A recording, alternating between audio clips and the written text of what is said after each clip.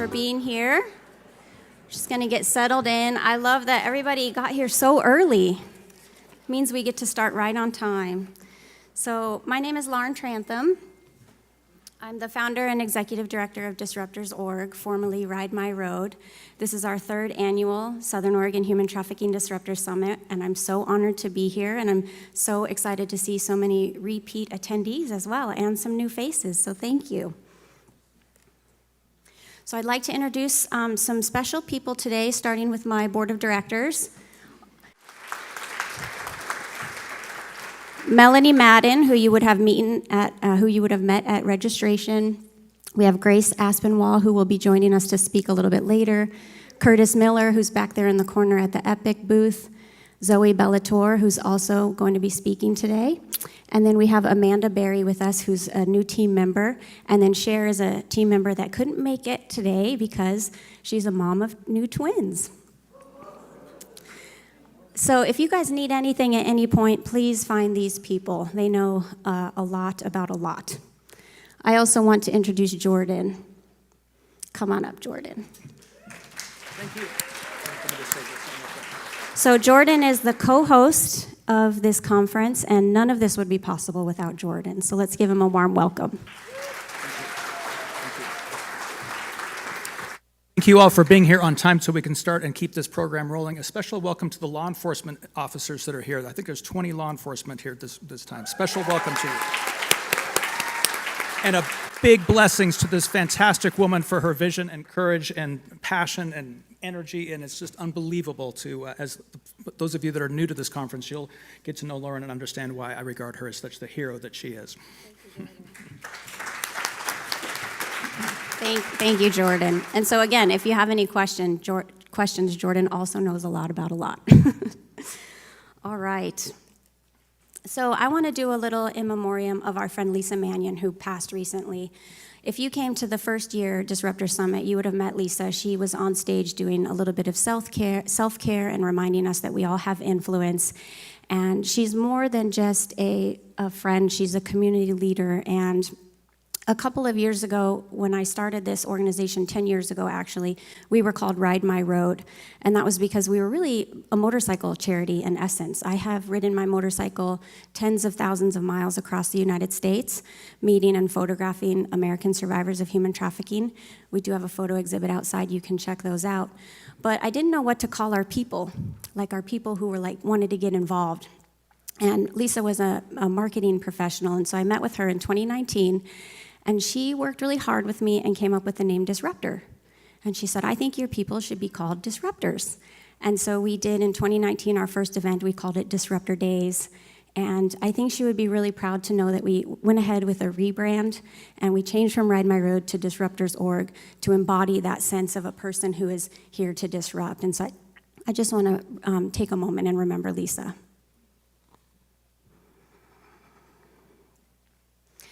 I also want to introduce my mom. Where are you, Mom? There she is. She's at my table.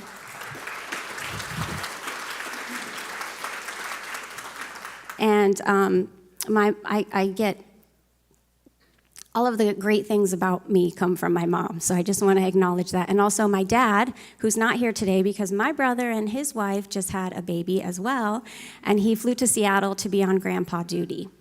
My dad is also my in-house proofreader, so if there are any typos, and I know there are, I've already found a couple, we can blame that on the absence of my dad being here today. So that was our rebrand from Ride My Road to Disruptors.org. And I really want to talk about what we're doing here today. This is a quote from a friend of mine, Shamir, who I did photograph 10 years ago. And she just happened to put this quote up on Instagram last week. And of course, it caught my eye. And she says, traffickers depend on invisibility, and our attention disrupts that. And so I think that's really what we're doing here today. We are taking something that has been in the shadows, and we're bringing it to light. I'd like to thank our sponsors and supporters. None of this is possible without our sponsors and our supporters and our partners. So first of all, I want to thank Architects of a New Paradigm, which is Jordan. He is the conference extraordinaire and helps make this possible. Our next level is our silver sponsors, which is Southern Oregon Subaru, Fred Reichenberg CPA, and Namas Suncrest. So thank you all for being silver level sponsors. We want to thank People's Bank, Rogue Valley Financial, Assurient, Ashland Insurance, and Harry and David for coming in at the bronze level. And you'll notice a lot of goodies from Harry and David. Please take those truffles. We have 750 of them. Same with the Moose Munch. So we have an abundance of delicious truffles. Please, if you run out, we will just put more on your table. We also want to thank our table sponsors and supporters. So we have Ashland PD, Central Point PD, Black Flag Armory, RVML, Medford School District, Edward Jones, and we have 2 Edward Joneses tables. We have Greg Bassett and Mike Williams, so thank you, and United Way. And last but not least, we have our supporting sponsors, which are Phoenix Automotive, Ashland Automotive, Boise Cascade, and Siskiyou Vital Medicine. Can we please give our sponsors a round of applause?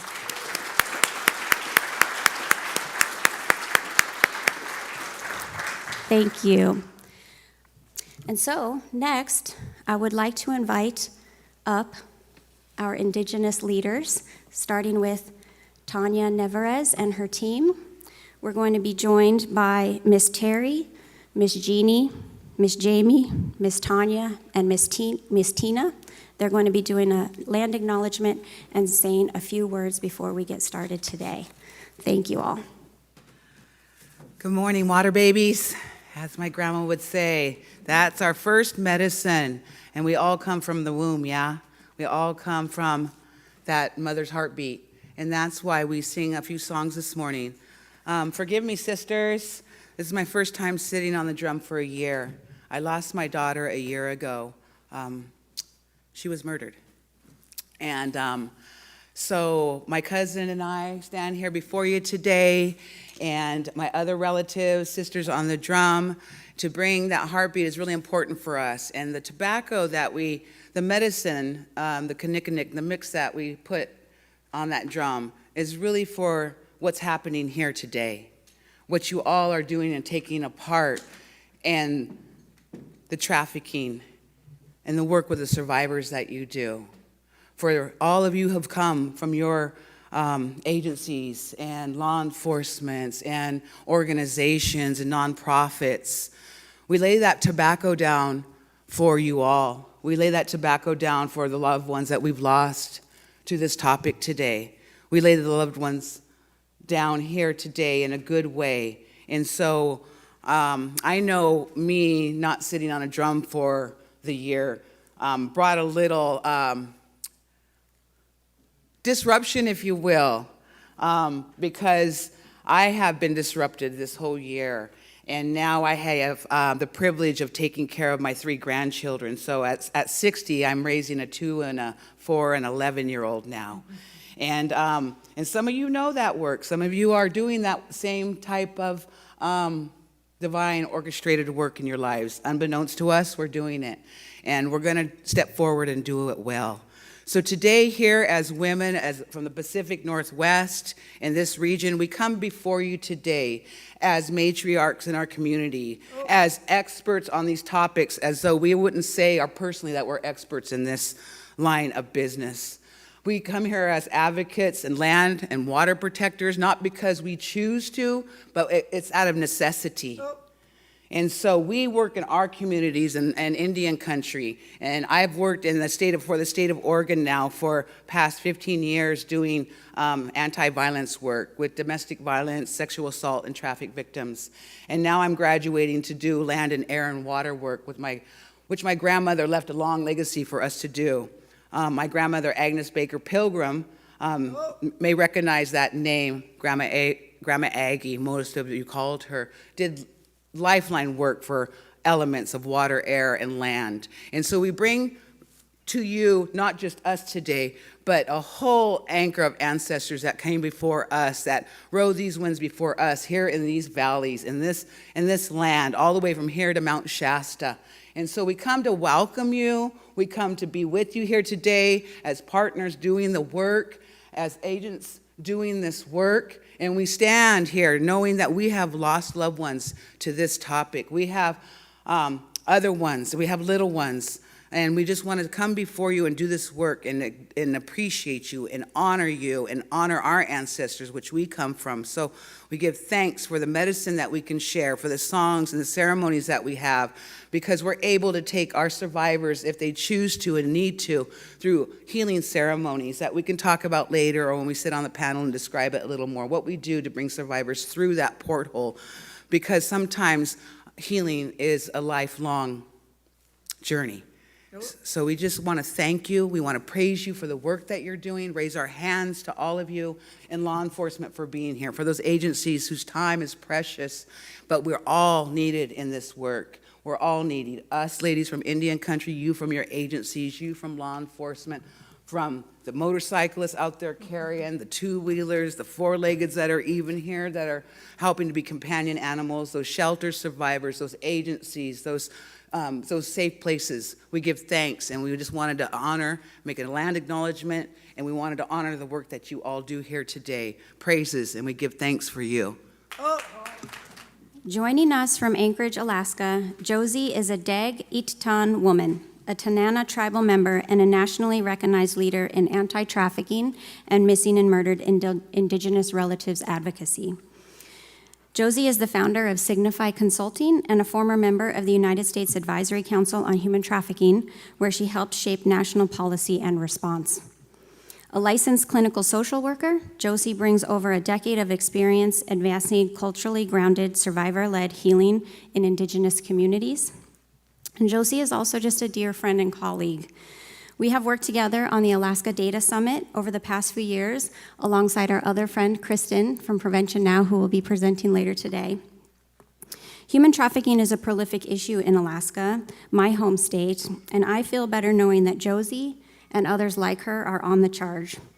Over the years, I have personally grown to admire so many things about Josie, including her ability to stand firm in her strength and her profound sense of community. I'm confident that there is nothing in this world that can stop Josie Heyano, not even the double knee replacement she had just a couple weeks ago. So please join me in giving a warm welcome to the Southern Oregon Human Trafficking Disruptor Summit keynote speaker, Josie Heyano.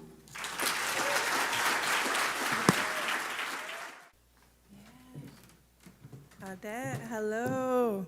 It wasn't a replacement. That would have been a little bit more heroic of me to be here in heels.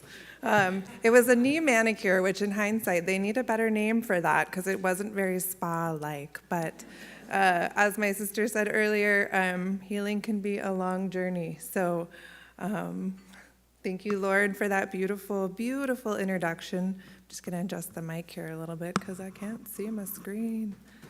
Can you guys hear me okay? Cripes, I can't see hardly any of you. Look at the spotlight. I feel like I just came down from the heavens or something. All right. Oh, the tech guys got everything good to go already. We are rolling. Well, good morning.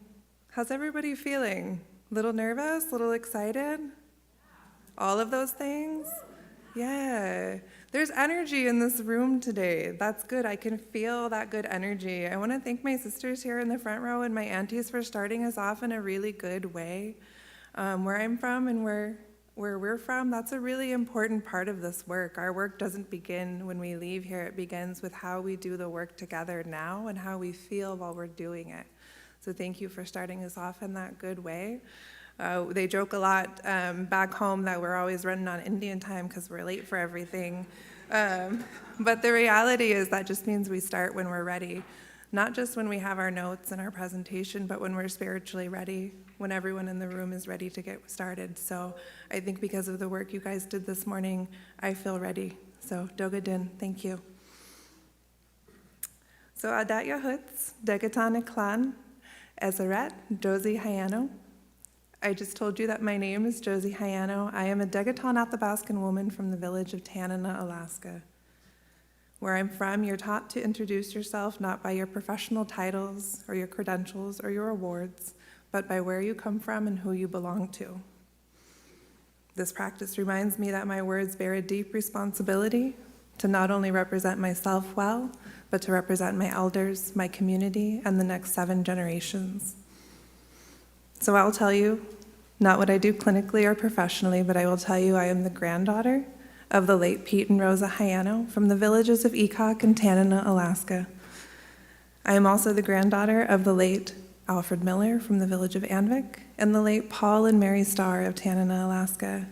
I am the beloved daughter of Nina and David Heyano of Tanana and Epik. Today, I live in Anchorage, Alaska. Show of hands, anyone been to Anchorage, Alaska? Yeah? Okay. Those of you who haven't, come visit me.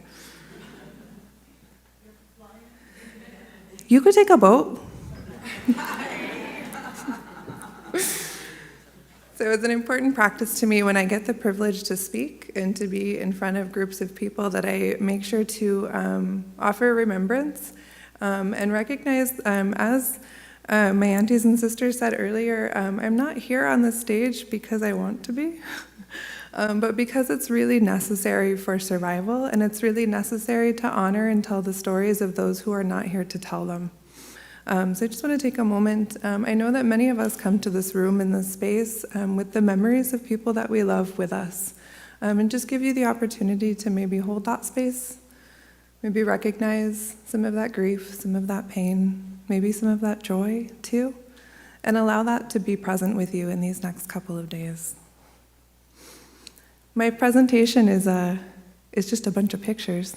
But the pictures, some of them come from my personal experience to help kind of give you a visual from where I come from, but many of the landscape pictures represent the traditional homelands of many of my murdered relatives that are not here with us anymore today, so I hope you'll enjoy those photos. That one's me, though. So one of my favorite stories to tell, I think some have heard this story before, is about my grandpa Alfred, one of the strongest, funniest, kindest men I've ever known. In this picture, he's teaching me how to make a flute out of a willow. He was one of 8 kids. He was the oldest of 8 kids. And his mother, an Alaska Native woman born in the middle of nowhere, Alaska, right actually near the center of Alaska, had him when she was 13 years old to a Polish fur trapper. She spoke no English when he showed up to her village and took her by boat to the mining camp. She raised her children in the middle of the woods in a tiny little cabin. When he passed away, the church, knowing what was good for those children, or believing to know so, took all 8 of the children and placed them in government-run boarding schools. My grandpa, at the time, was 16 years old and was already working in the mines.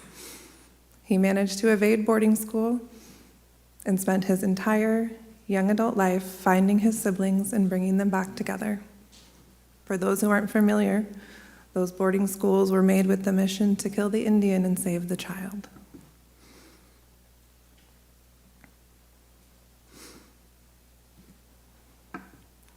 My grandpa had a really hard life.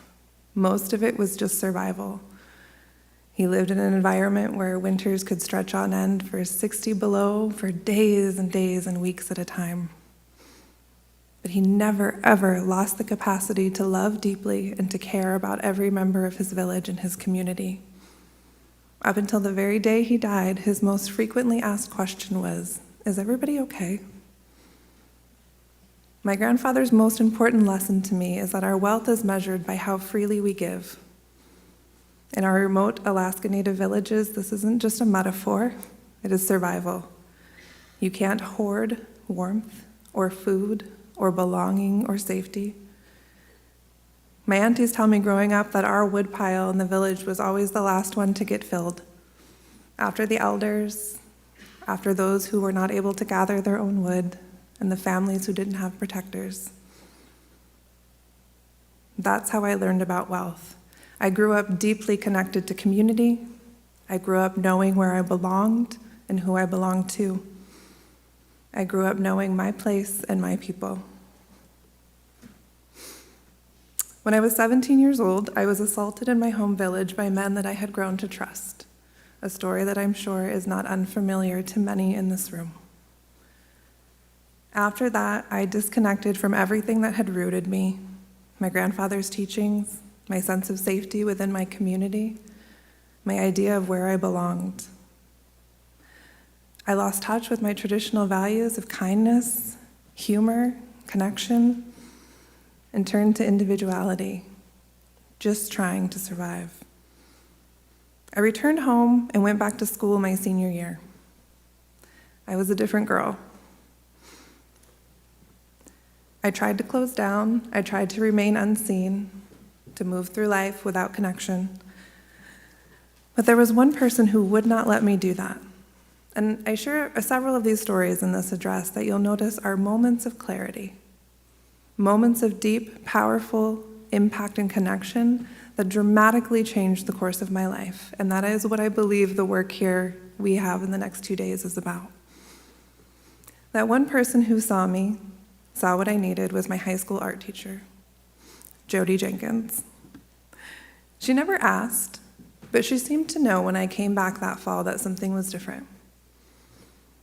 What she offered me wasn't counseling, wasn't therapy, wasn't someone to tell my story to.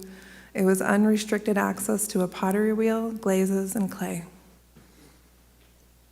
So for a year, I created, I destroyed, I molded clay, I got dirty, and I spent every day hunched over a wheel. And I remember that time, I can still see her out of the corner of my eye, kimono flowing around the room, 5th or 6th cup of coffee, always Beastie Boys playing for some reason. I remember that dark, muddy jumpsuit that I wore, cool feeling of clay beneath my hands. Her gift to me was staying by my side, in my pain, and offering the only thing that she could, her gift of art. It took me years, literally years, to fully understand the importance of what happened in that art room. That she knew whatever was going on with me, I was working it out on the wheel, and that was all that she needed to offer me. Things got a lot harder after graduation. By 18, I was couch surfing in Anchorage, not speaking to my family and barely avoiding the streets. The world around me was reinforcing beliefs that I had become familiar with and began to believe about myself, such as that I didn't matter, that I didn't have belonging, that I wasn't worth much. These weren't things I made up in my mind, they were things that were communicated to me every day. I saw it in people's faces. I saw it in the way that people looked at me or didn't look at me. I felt it in the unsheltered bus stations, in the unplowed sidewalks, in the freezing cold. It was around this time, this is a real picture of the bus stop, by the way. This sign is about eye level. During that time, I met a man who communicated my value in a way that felt really familiar. He communicated belonging, told me that he had a place for me. I still think about how I might not have been so convinced to get into that car if someone had plowed the sidewalks ever. If I hadn't been cold, if I hadn't been hungry, if I hadn't been so weary of being unseen. It is really hard to recognize manipulation when it looks and feels like care and love. What came next took me years to understand. The man I thought reflected back to me a memory of who I used to be actually ended up being a gang member from San Bernardino, California. He and several others were part of a carefully orchestrated criminal enterprise that profited from selling drugs and girls. Before I knew it, I had a roof over my head and I had no way out. I always want to be a little more stoic when I talk about this part of my life because it is serious and it was scary. But I do think, and I've shared this with Kristen, if I ever wrote a memoir, it would be pretty funny. I think that maybe I'd have Kristen Wiig play me in the movie adaptation. Thinking back on the memories of those really dark experiences and how I somehow survived, what plays in my head is almost that Leslie Nielsen montage of kind of a Mr. Magoo scenario, where I survived, but it was pretty goofy along the way. The trauma was really real, but the subplot of that story was a little bit ridiculous at times. I recently trained members of the Anchorage Police Department, and I told them about my experience in forced criminality. I told them that I was forced to drive the vehicle at all times so that no members of the gang were ever behind the wheel. What I didn't tell them is that I didn't know how to drive. So here I was, in a very serious criminal enterprise, hitting every curb in town, running most stop signs, and making 20-point turns in parking lots with gang members fully armed in the back seat. I told them that I was forced to transport, measure, and distribute narcotics. In hindsight, that's a bold admission in a room full of cops. Do we have cops in here? Hypothetically, I did these things. During this time, who I thought I was really disappeared. There was one moment that stuck with me, though, and I think back on this moment a lot when people say, "What kept you going? What gave you hope?" I remember driving down the highway in the Kenai Peninsula, a little bit scared, not driving very well, and there was a woman in the backseat of the car. I didn't know her well. She ran with the group that I did, and she was about 30 years my senior. She was tired, weary from the life that she lived, at the time on quite a bit of substances. A lot of the things that she said didn't make sense. Her behavior was erratic, and I didn't pay too much attention to her. There was a moment in the car where she caught my eye in the rear view and held my gaze, and she simply said, "You don't belong here." Those were the type of moments that kept me going. That in the midst of all of this, I had the sense that this wasn't for me. This wasn't where I was supposed to be. And her being able to say that to me made me realize that there was truth in it.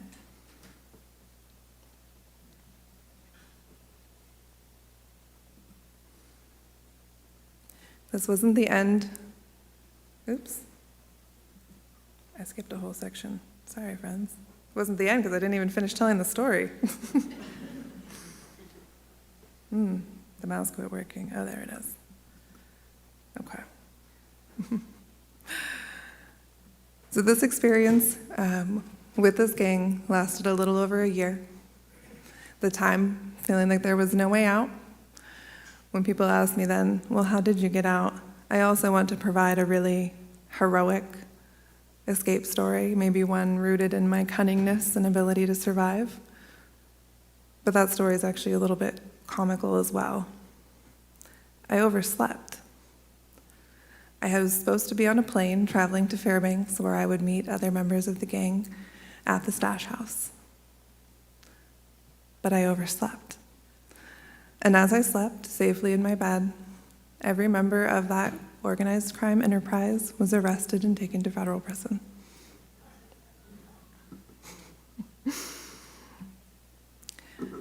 So, at 19 years old, having just survived one of the scariest ordeals of my life, I did what any person would do, tasting those first minutes of freedom. I went to Wendy's. I ordered a spicy chicken sandwich, and I threw my burner phone in the trash. Again, I think that the book, if I had one, might have to have some fabrication to make these things a little bit more heroic. So to this day, when I oversleep, I offer myself that positive reframe that I must be sleeping through something not meant for me.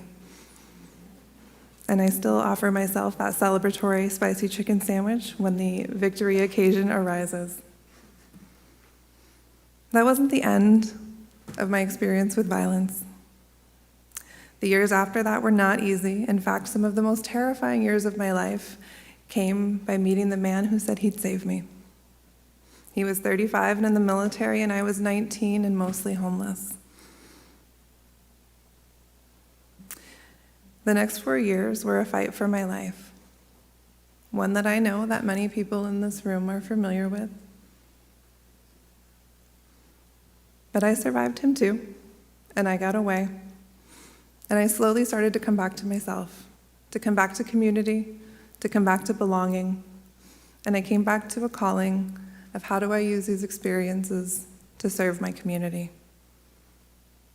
So I went back to school, got my master's, became a licensed clinical social worker, and began working in youth shelters. And I thought that was where my work would be, that I would work quietly in the background, helping people. You're laughing because you know, huh? That I would be the helper in the background, quietly, without a microphone, certainly not without the spotlight.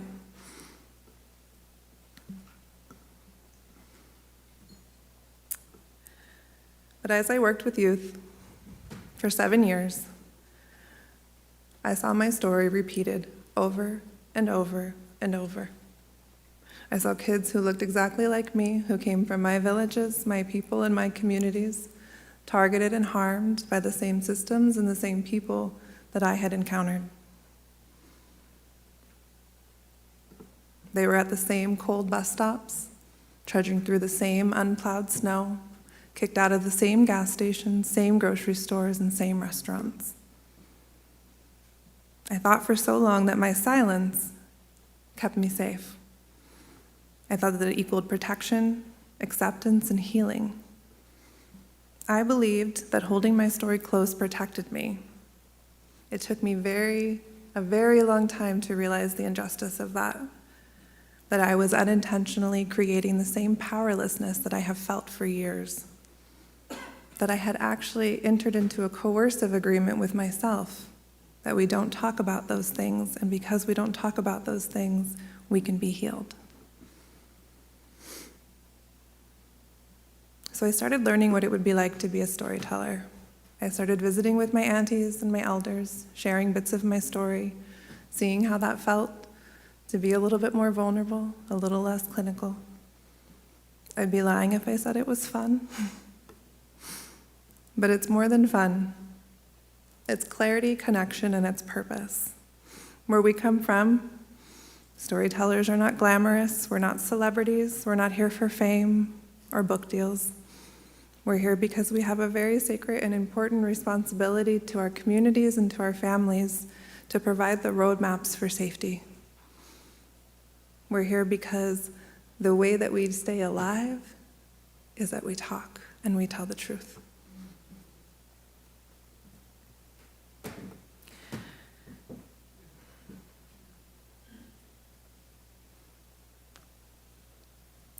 During my time in shelter work, I met a young girl from a northern village. She was fierce, funny, mischievous, and had a capacity to love that absolutely astounded me. The organization I worked for had assembled a team of professionals to be her care team. She called us her girl gang.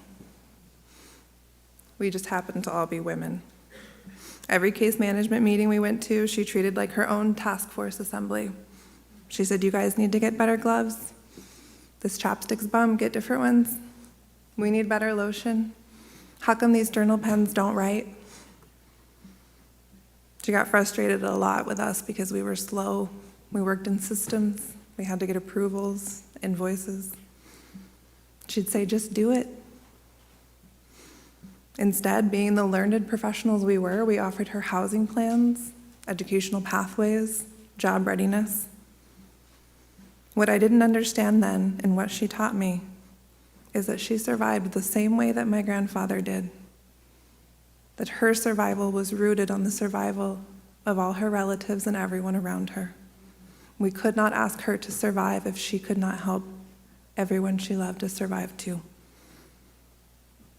In 2022, she was booked on criminal mischief and trespassing charges. She was likely just trying to find a warm place to sleep in the middle of winter. This was during Anchorage's mass reform efforts around homelessness, about the time they spent thousands of dollars to hang up signs that said, "Handouts don't help." She died a week later in custody on charges that never officially got filed. That same year, I created Signify Consulting.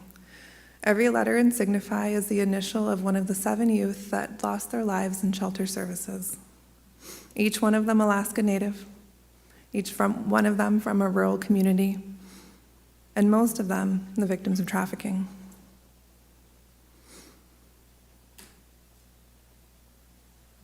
Signify means that they lived, that they mattered, that their stories will never disappear.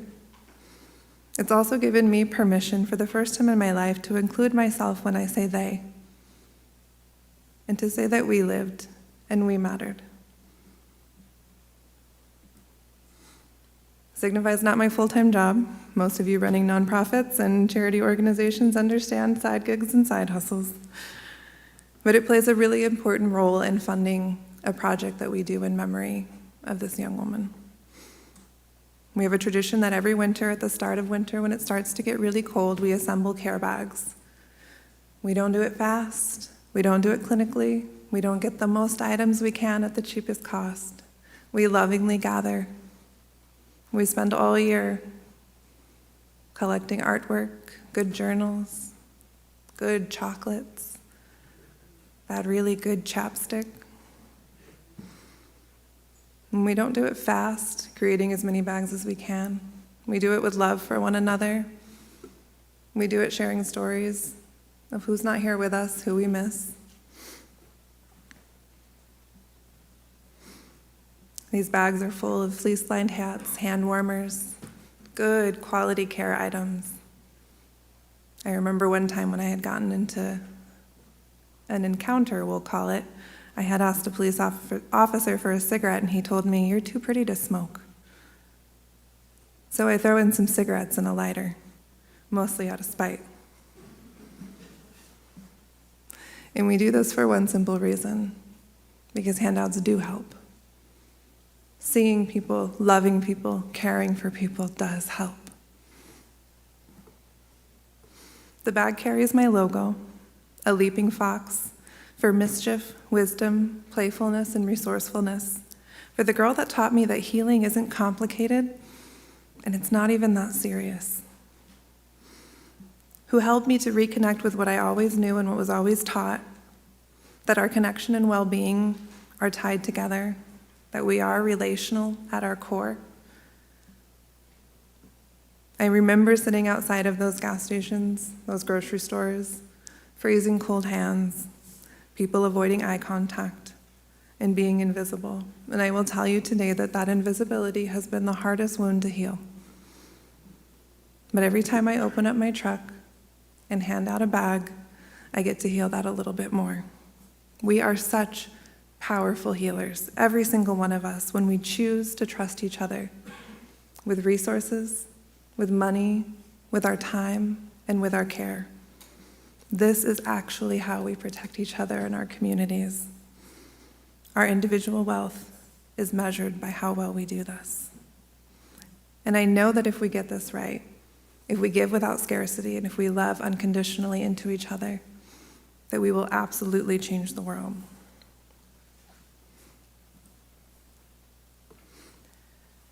So this is my second keynote in my professional career. How am I doing so far? Okay? Is time okay? I meant on time.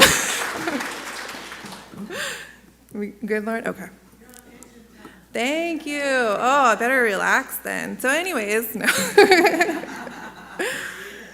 So I was asked to give my first keynote last winter.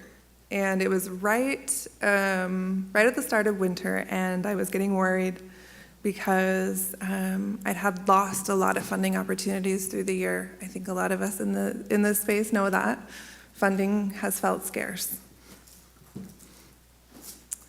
And this organization in Colorado reached out, and they said, "We want you to do this fundraiser, and this is how much we're going to pay you." And I said, "That's a lot of money, and that could make a lot of care bags." So, despite my tendency to only want to be in training capacities, I agreed to be at this fundraiser, even though I thought, what in the world would I possibly say to anybody that would inspire them to donate money? And it's a little bit of pressure to be the only speaking engagement for the biggest fundraiser of the year for a nonprofit. I wrestled through that, not only because I needed the money for those care bags, but because something told me that there was something here, and I didn't know what it was, but that this was an opportunity for me. So for the first time in my public speaking career, I didn't show up clinical. I didn't tell the experiences of others framed from my hyper-professional perspective. I told you the story that I just told here. I said my name, I said what happened, and I allowed myself to be seen, even judged. I walked away from that feeling not good, feeling very vulnerable, very seen, and very exposed. It's really interesting how that wound of invisibility can be so deep that years of being unseen somehow translates to being unseen feels safe.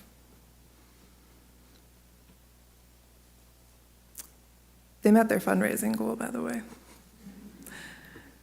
So I wasn't quite sure what that was for me, other than we put together a lot of bags, and we had a good winter. 110 care bags, actually, which we just handed out the last not too long ago. So a few weeks later, I was on a plane to Thailand. And during my layover in Taiwan, I checked my email. One last time. I promised myself just one more look, and then I'm going to put it away. And I saw that someone had reached out through my contact form on the website. The first line of a very long email read, "I went back and forth for a long time about reaching out to you. I hope I'm not overstepping, and if you don't want to reply, that's okay." And then she shared her story with me, that she had been trafficked by a man that she met when she was 17, a man who was much older than her, a man she thought would save her, and a man that she barely escaped. Her good friend had been at the event in Colorado and had heard me speak and shared my story with her. She told me that since hearing my story, that she had researched everything that she could about me, listened to the podcasts I've been on, watched the videos, and she was really inspired by the work I was doing. But most of all, she was overwhelmed with an emotion of knowing that I had actually survived. Because as it turned out, the man who trafficked her was the very same man who forced me into marriage when I was 19. I know, that's what I said. He had told her all about me. Except in the version of the story that he told, I didn't survive. His version was rooted in some truth. He had made multiple attempts on my life. And for her, I was a cautionary tale. I was a story of what happened if you tried to leave. Somewhere out there for this young woman was Josie Heyano, who had lived this life, tried to leave, and didn't. Despite that fear, despite knowing the risk, she ran. She started over, she rebuilt, and she recently found love. We have met multiple times now, on Zoom, over FaceTime, and we text constantly. Since her first email, we have become the greatest of friends, our kinship rooted in our survival and our pure awe at the universe that we live in. Our visits are filled with laughter, camaraderie, and tears, but not tears for suffering, tears of relief. That every time we laugh, every time we gather, every time we get to be in the same room with each other, we feel so powerful. And every time that we feel that power, this man that used to hold so much fear becomes smaller and smaller until he's still there, but almost in a comical and pitiful way.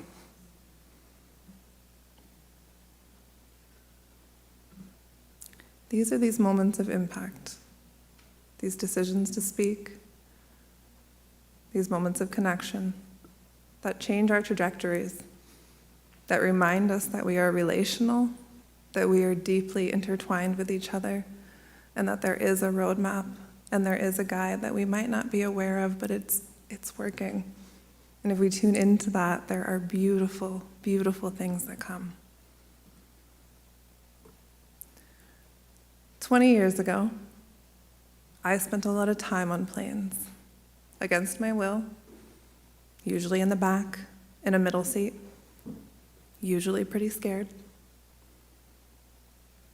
Traveling was risky, it was coercive, and it was dangerous. The Anchorage to Seattle leg was one that I took frequently.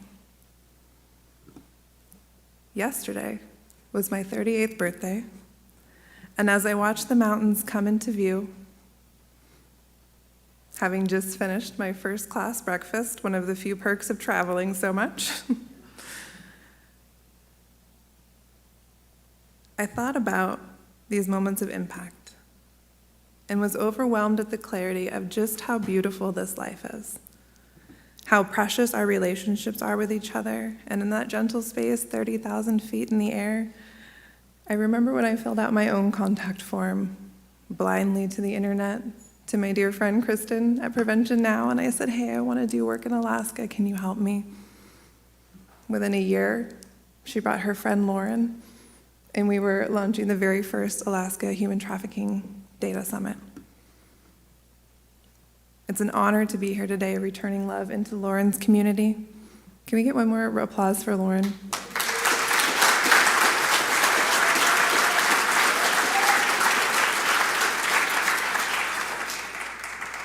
So I'm here again today offering story, offering a message that our work is relational, it's small, it's incremental, and it's life-changing.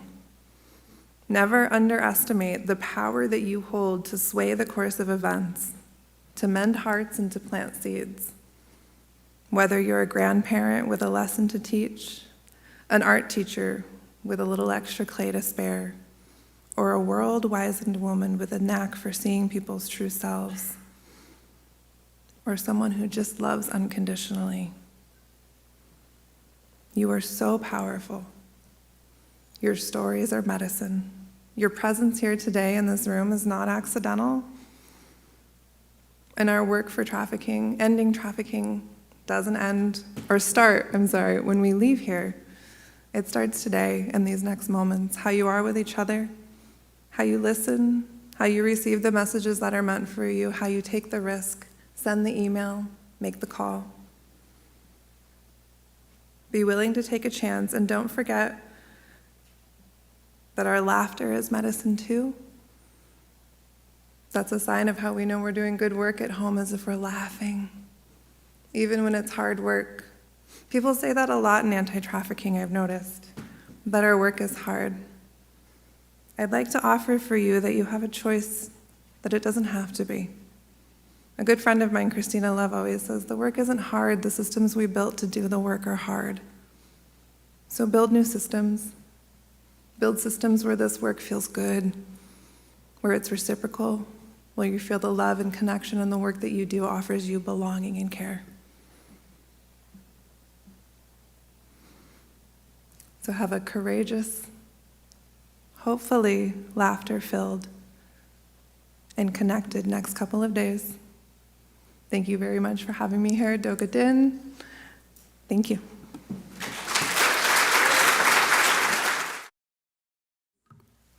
I know for me that was a very emotional keynote, so powerful and so well-spoken, and just so many incredible points. I loved how she closed and spoke about building new systems, and that's what we're doing here today as a community in Southern Oregon. So I'm going to do a presentation now, just a short walk through a little bit of the foundation of what human trafficking is, what it is not. It'll be brief, but it's going to set us up for the rest of the speakers today. So you probably already know the content warning. Just a reminder, also have grace for yourself today and others. We are challenging beliefs and understandings of a very complex issue. So before we talk about what trafficking is, I'd like to take a moment to talk about what trafficking isn't. So a common misconception is that smuggling and trafficking are the same thing, right? We hear a lot about smuggling across the border, particularly our southern border, but we have to understand that they're not the same thing. So smuggling does include crossing a border. This is primarily like a voluntary type of situation where someone wants to get across the border. When they get across the border, the relationship with the smuggler ends and people go about their business. Trafficking, however, may not include crossing a border. A person can be trafficked in their own home, right in their own neighborhood, never crossing a border, never getting taken across state lines or country lines, and typically it's involuntary. This can look like where a person does get maybe smuggled across the border and they have this relationship with the exploiter and they think they're just going to get across the border and they'll be free, but the person who took them across the border then maybe holds their passport, maybe says, actually, you owe me a lot of money, or maybe they just get sold immediately right into some sort of forced labor or sex trafficking. And so that's really just an important distinction for us to understand that smuggling is not the same as trafficking, particularly when we're talking politics and making sure that we're educated on what the issue actually is. So most of people who are trafficked in the United States are United States citizens.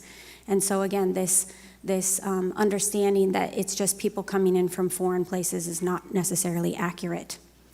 So moving on from smuggling to kidnapping. So I have a question for you all.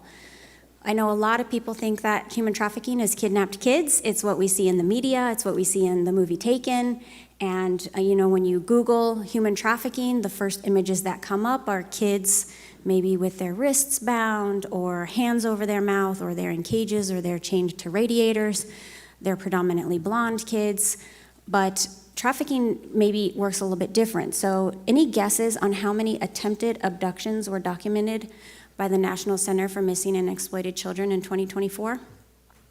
Shout out some numbers. 100,000? None? I can't hear you all, but I know it's a couple hundred. Wow, okay, 553,000. It was actually 712. So a lot lower than a lot of people assume. And I highlighted in orange attempted because these were not actually successful kidnappings. They were just attempted. On the other hand, how many online enticement reports do you think were documented by NCMEC in 2024? Let's hear them. 1 million? 100,000? 456,000, right? So if we're just looking for kidnapped kids, we're missing the whole point. And if you're not familiar with online enticement, it's where people get lured away. Maybe someone meets them online and lures them away, and we have a whole session this afternoon with Special Agent Bone and Grace Aspinwall, and they're going to talk to you guys about how this happens, why it's important that we know. So non-family abductions are the rarest type, and they make up only 1% of missing children in the United States. Is that shocking to you guys? Law enforcement's going, no. The rest of us, yes, that's definitely paints a different picture than what, again, media will have us believe about human trafficking. So if it's different than smuggling and it's not happening with kidnapping, how is it happening? So the Polaris Project has identified 25 typologies of how trafficking looks in the United States, and this is just a couple of them. And so there's a lot of ways that it happens in our country. It could be modeling services, through pornography, landscape businesses, strip clubs, traveling sales crew. I know in my generation, I remember when kids used to come to the door and they would be selling these magazine subscriptions. Do y'all remember that? Well, we've learned a lot about those, and that's quite often those are human trafficking situations. And I remember those kids because they were my age when I was, 13, 14, 15, and they'd be selling these magazine subscriptions, and if they filled this quota, then they would win a trip to Hawaii, and it was sounded very glamorous, and I just didn't know at the time, right? So it happens in domestic work and cleaning, commercial cleaning services, and so it happens a lot of different ways. At the summit today, for the next couple of days, we're just going to go over a couple. We're going to be sticking primarily to familial trafficking. Oops. This is where people are trafficked within their own homes, and you might be surprised to find out that nearly 50% of children who are trafficked in the United States are trafficked by their family members. So again, they're not kidnapped. We have a whole session on that this afternoon with Zoe Bellator. We're also going to learn about online exploitation, which I talked to you guys about already. We're going to hear a little bit about pimp-controlled trafficking. That's similar to maybe some of the stories that Josie was telling. Also some gang trafficking. And then we're going to learn tomorrow about illicit massage businesses. And this is a big one in our community, and I hope that y'all stick around for day 2 because tomorrow is going to be incredible. Epik Project will be presenting on what are illicit massage businesses, what are the massage parlors, and what can we do as a community to combat that. I also will, if I have time, which I think I do, I'm going to show you a little clip about labor trafficking. We're not overtly covering labor trafficking today, but it does exist in our community. So just a general scope of the issue, we're looking at a $150 billion global industry. Estimated between 25 and 35 million people worldwide are affected by human trafficking, but we also understand that it's grossly underreported. A lot of people just don't disclose, they don't have the vocabulary, or like Josie was sharing with us, there's a lot of shame and identity, and so their stories aren't being told, and those statistics aren't being collected. So the federal definition of human trafficking was enacted in the year 2000. We call it the TVPA, the Trafficking Victims Protection Act, and it has been reauthorized by almost every administration since that time, and it's always getting beefed up as we continue to understand what trafficking looks like and how we can better prevent it as a country.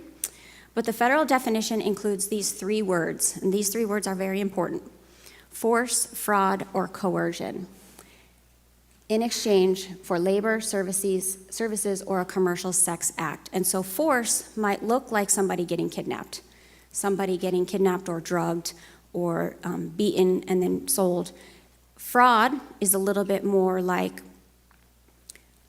what Josie was talking about, where somebody shows up and says, plays the Prince Charming, and I will provide you with food, and maybe we'll be in a relationship. And so we call that, like, if a Romeo pimp or a lover boy pimp comes and promises the world, they're actually defrauding that person because they are, they're grooming them, they're seeking them out, grooming them, and then turning them out into the commercial sex industry.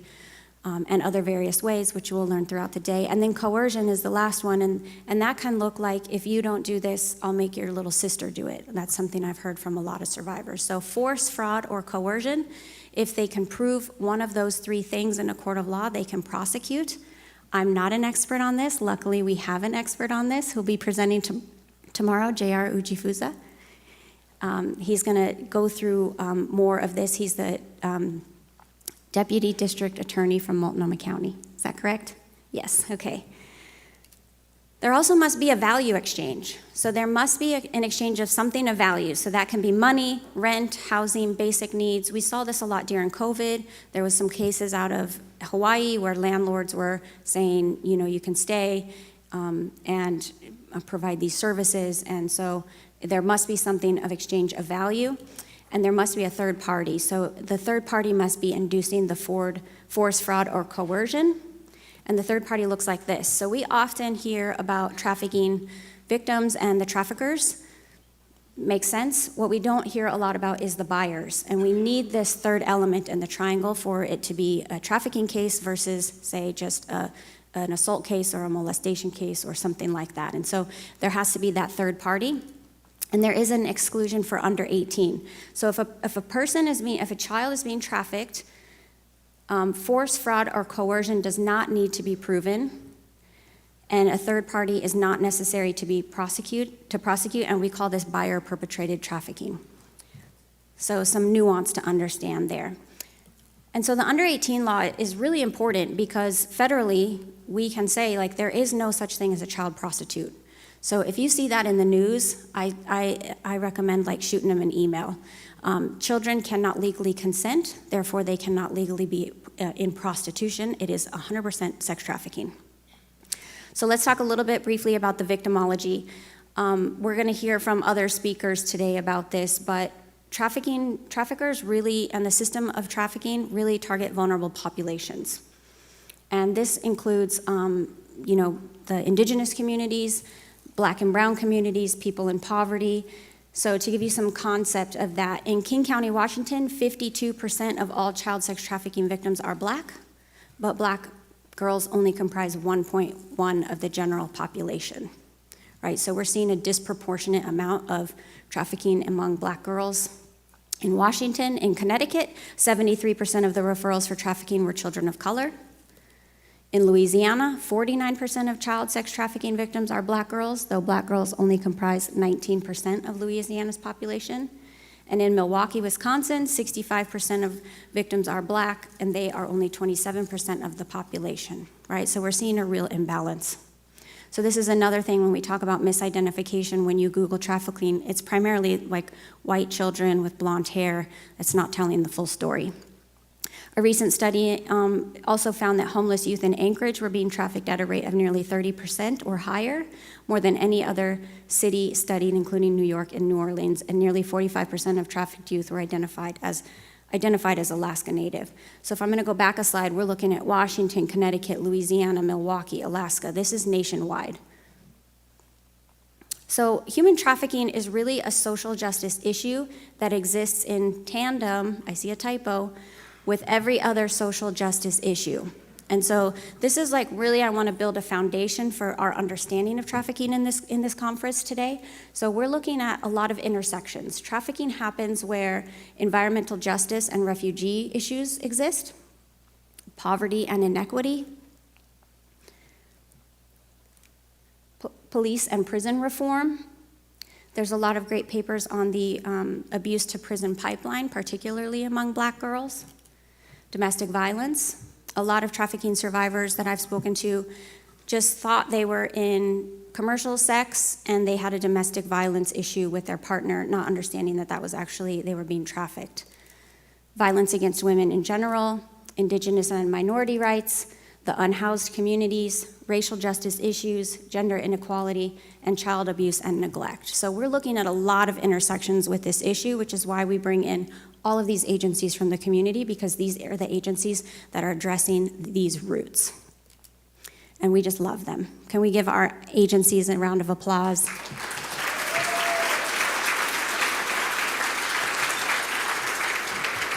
So thank you. I said this before. These are the agencies that are preventing trafficking in our community, and we ask that you support these agencies.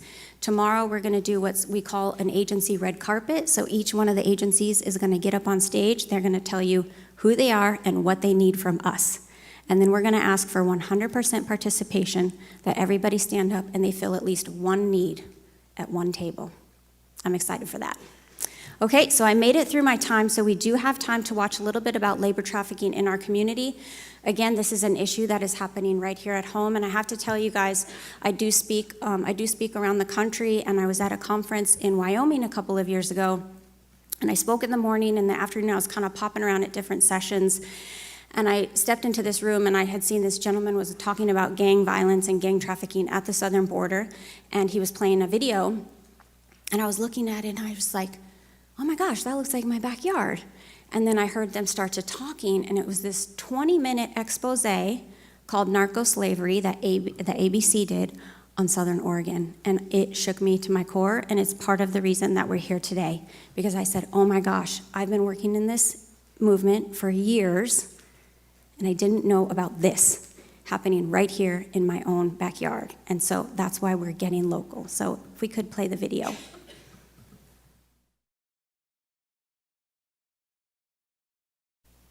All right, that's a 20-minute expose. We're just doing the first couple of minutes, but is that shocking to you guys? Did y'all know about that? I'm seeing some nods. We want to definitely thank the Jackson County Sheriff's Department for helping to tackle those issues. But continuing to speak about local ways that people can get involved, I would like to invite Sophia up here to the stage. Sophia Rivas from the Human Trafficking Intervention Coordinator, the Jackson County Coalition Against Trafficking under Community Works. We're very lucky to have Sophia. We're lucky to have the coalition, and Sophia's going to talk to us a little bit more about it. So welcome, Sophia.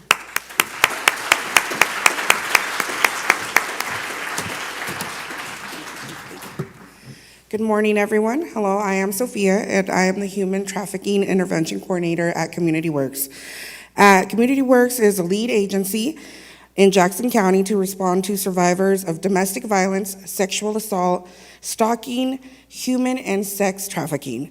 Also, we provide a hotline 24/7 where you're able to call if you have any type of crisis or need some advocacy in the community. As well, Community Works also runs the Jackson County Coalition Against Human Trafficking Task Force. This task force is an opportunity for victim service providers, law enforcement, and community members to recognize, respond, and learn more about human trafficking in the community of Jackson County. Also happening, if you are interested and are wanting more information in regards to Community Works and the coalition, please come to table 13 so I can provide you guys with more information. Thank you for being here. This is very personal to me and many of us here in this room. Thank you. Next up, we have our Indigenous Leaders panel, and we are going to have this moderated by Tom Perez. And so, aside from being one of my favorite people in the world, Tom is a thought leader, advocate, and founder of Epik Project, a groundbreaking initiative that has disrupted tens of thousands of online attempts to exploit vulnerable individuals by targeting demand. We're going to hear quite a bit about Epik Project tomorrow.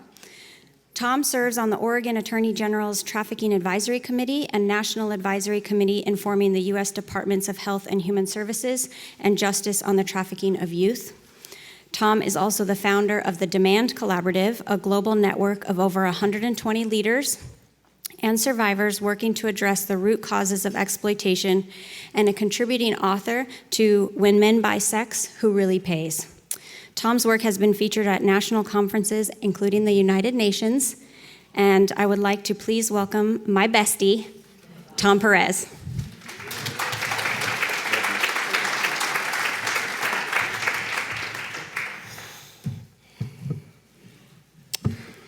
Thank you, everyone. Thanks for showing up to have these conversations. I think they're critical.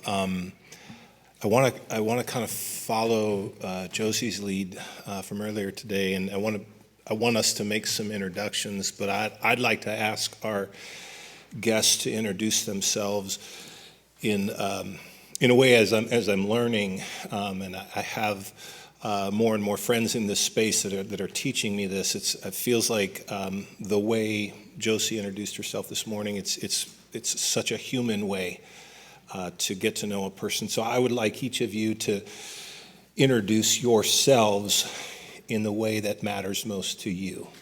So if we could start with Tanya, just introduce yourself. Aikwi Niknau Tanya. I am from Yurok, Northern California, native descent, and I'm a member of the Confederated Tribes of Siletz. I live here in the region. I was born in the Pacific Northwest, and I'm raised in the Pacific Northwest and been to a lot of other beautiful places, and still remain here in the Pacific Northwest. I love it out here. I have worked in the field of this work with domestic violence, sexual assault survivors, and trafficking for 20 years. Was outstationed for 15 years at the Department of Human Services in Grants Pass. And I actually, nice to hear that Tom is with the Attorney General. I was the first Native chair voting position with the Attorney General Sexual Assault Task Force for Oregon, and did that for many years and worked on policy for the state of Oregon. And now, as I shared earlier, I am continue to be an advocate, and also following my grandmother's legacy of being an advocate for our land, air, and water as well. And now raising my 3 grands, Sequoia, Keziah, and Kaimari. And I will be leaving here and maybe even right after this panel, and I get to fly with my mother and my sister to Sedona, Arizona, to be with the remaining 13 Indigenous Grandmothers Council from around the globe. So I'm really thrilled for that and looking forward to that reset. It's my first time to Sedona, And I hear it's an actual beautiful and spiritual place. So thank you all for being here with us today and in doing the important work that unfortunately is still really needed to do. Thank you. Thank you, Tanya. Jala Gushet. I'm Tina. I'm the granddaughter of Daisherie Agnes Baker Pilgrim. I'm the daughter of Daisherie Keith Taylor and the daughter of Daisherie Catherine Beecham. And I come to you as Tututni, Shasta, Tillamook, and Takelma, an enrolled member of the Confederated Tribes of Siletz, Oregon. It's an honor to sit next to my cousin. I know our grandmother would be proud. I work in Humboldt County. I'm the director of an organization called EPI. It stands for Empower, Protect, and Invest. And we provide services for individuals that have been trafficked or identify as some form of trafficking.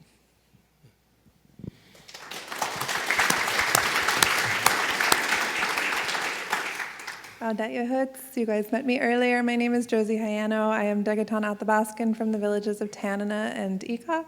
As I introduced earlier, I am the granddaughter of the late Pete and Rosa Heyano, the late Alfred Miller, and the late Paul and Mary Starr.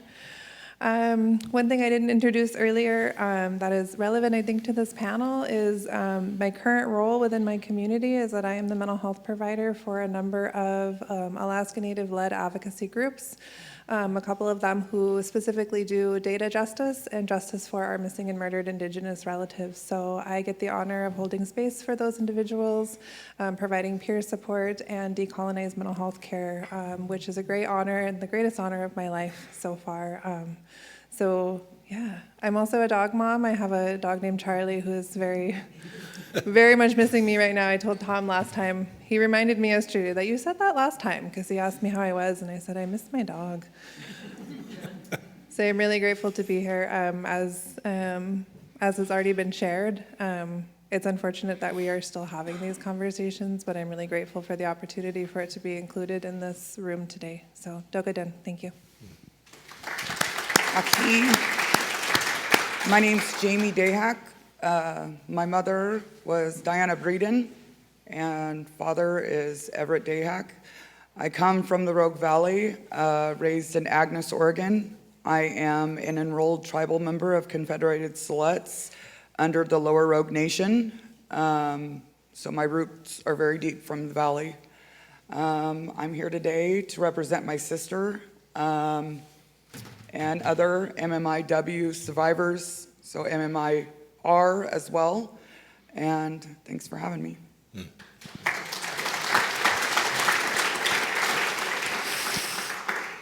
Thank you. Before we begin, I want to just take a second and acknowledge what should be the obvious fact here, that I am an older white man moderating a difficult conversation centered around Indigenous women and a really important shared lived experience. It's not lost on me.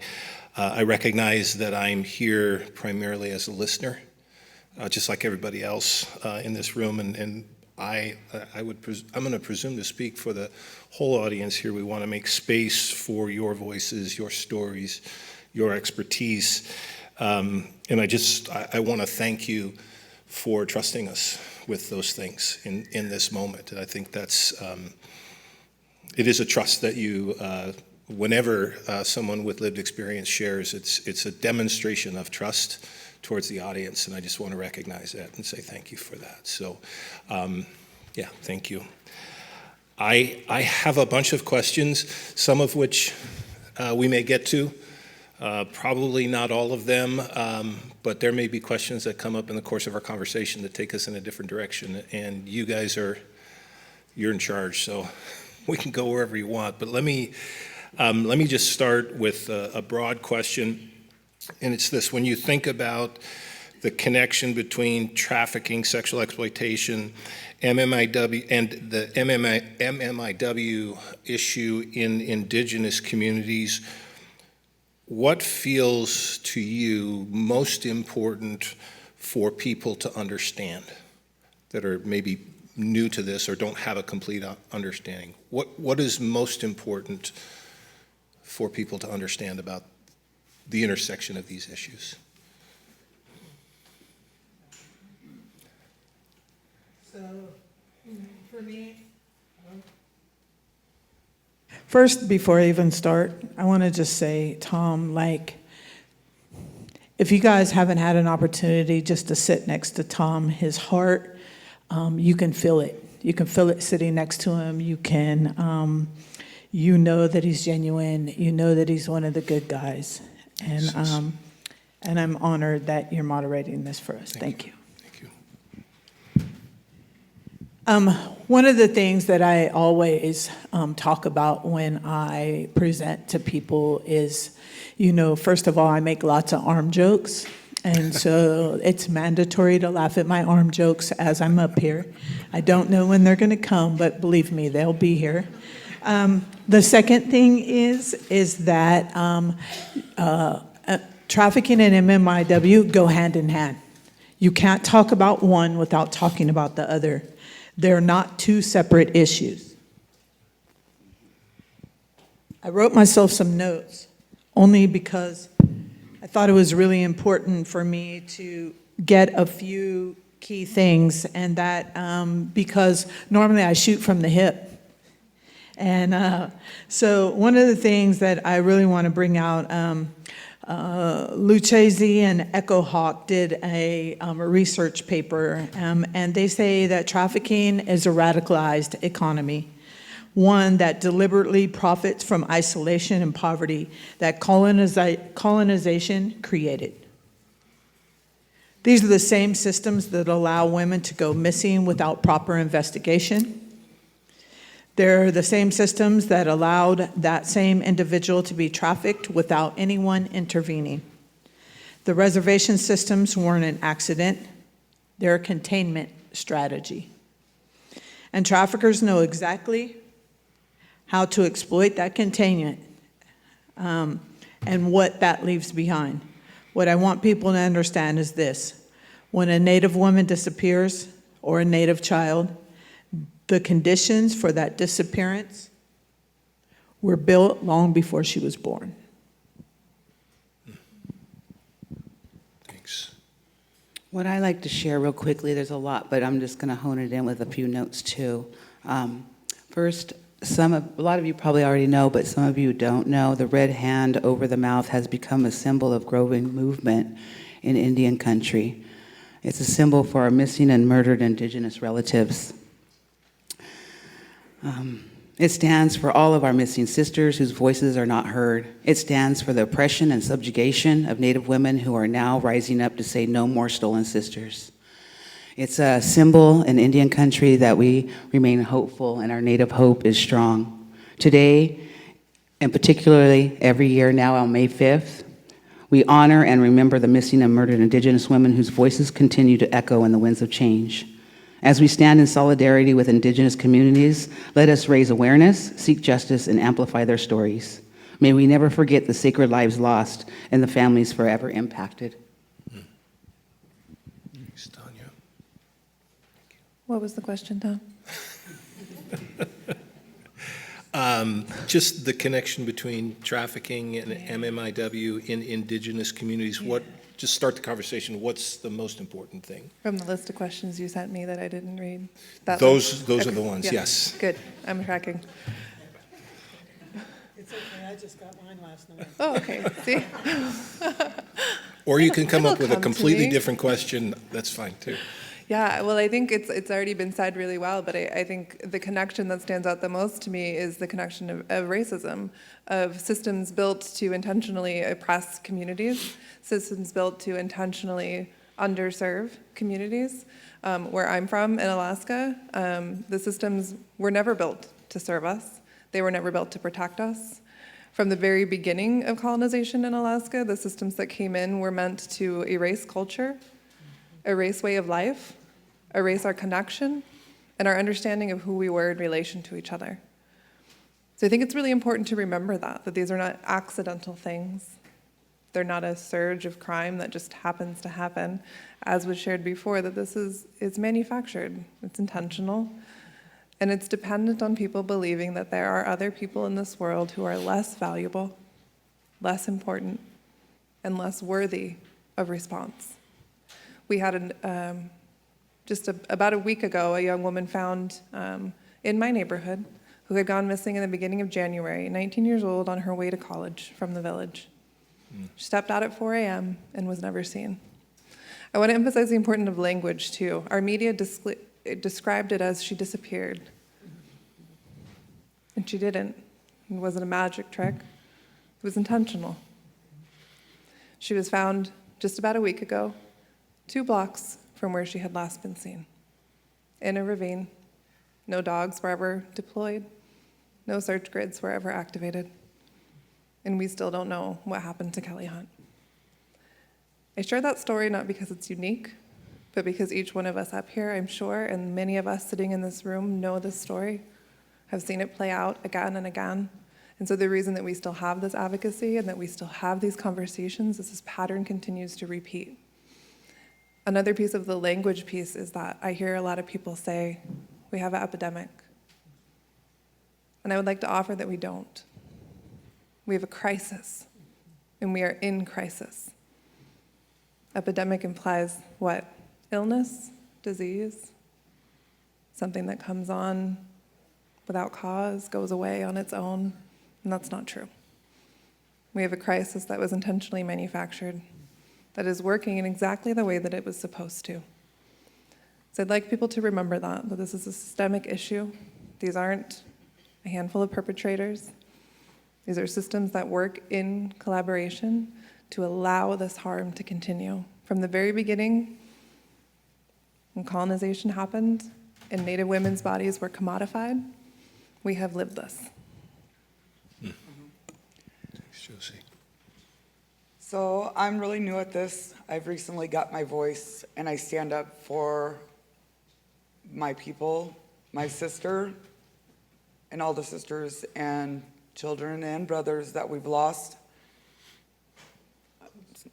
Sounds weird. Okay. And I do want to say something about what really started me on this journey is my sister. She was murdered in front of her kids, and it started out human trafficking, and she got away with it, got away from it, and the man ended up stalking her and taking her life in front of her kids.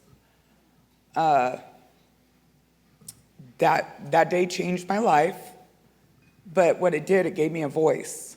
It gave me a voice to stand up for other women and families, to get it out in our communities due to the fact that they want to suppress it. They don't want to hear about us. It's easier to quiet us down or, lock us away. It's going to take a lot to quiet me down and lock me away, because trust me, they've tried. But being able to be here today and stand in honor for something that was unjust and never really looked into, just overlooked, because she was just another Native. It reminds me of a story when I first started my journey. A little girl, she was Apache. Her name's Emily Pike. And she got put into she was taken off the reservation and put into a white group home, which is a lot like my story when I was young, because I went from Agnes, Oregon. If you guys know where Agnes is, where's Agnes, right? And she was put into the white man's world, taken away. She was harmed. She was taken away, put into that colonization, and she was hurt. And she ran away trying to go back to her people several times. It's a horrible story, because the last time, it was the third time she ran away. They found her dismembered along the highway. Never found her head, just pieces of her body. She was 13 years old, and that was the age that my life changed completely. Not for the better, but for the worse, and I always just fought to go home. So it hit me hard, and I knew that I had to be able to stand up and be that voice for the next 13-year-old, 10-year-old, 20-year-old, just being able to know that I don't have to be silenced, that I could say it and not be afraid anymore. Thank you.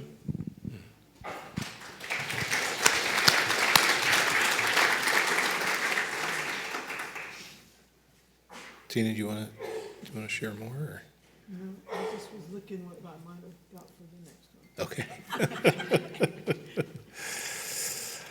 Thank you for sharing. Yeah, thank you. As I look around at this room, it's a room full of people who, by just virtue of being here, like, we're all activists. We're all here with a desire to do something good and helpful in this space. I'm curious how these issues for you all have shown up in your life, in your family, or even in your communities in ways that people like us might misunderstand or miss. Like can you, it's a nuanced thing, but can you help us understand a little bit better how this impacts all of you so that we can be better informed and equipped to use whatever agency we might have to advocate alongside you? I think I have the mic, so I'll start. Yeah, the first thing that comes to mind is we need to all collectively deeply understand substance use and why people use substances. And in connection with that, we need to deeply empathize with that. I was recently at a conference where I was offered a different perspective about my own life experience, which was I don't have to have shame and judgment for the substances that I used to survive the pain that I endured. And that gave me something that I didn't know that I was missing. Permission to feel gratitude for the days that I don't remember, for the experiences that don't live in my body, for the times when I actually experienced pleasure when there should have only been pain. So I would ask you to do the work to understand substances, to understand why people who are suffering, who are disconnected, who are in pain, use chemicals to have a different experience. And through that lens, understand how that impacts trafficking, how that impacts people's overall well-being, and approach that work with empathy, understanding that sometimes substance use is survival. Yeah. So that brings me to, I have 149 days in sobriety walking the red road. Yeah.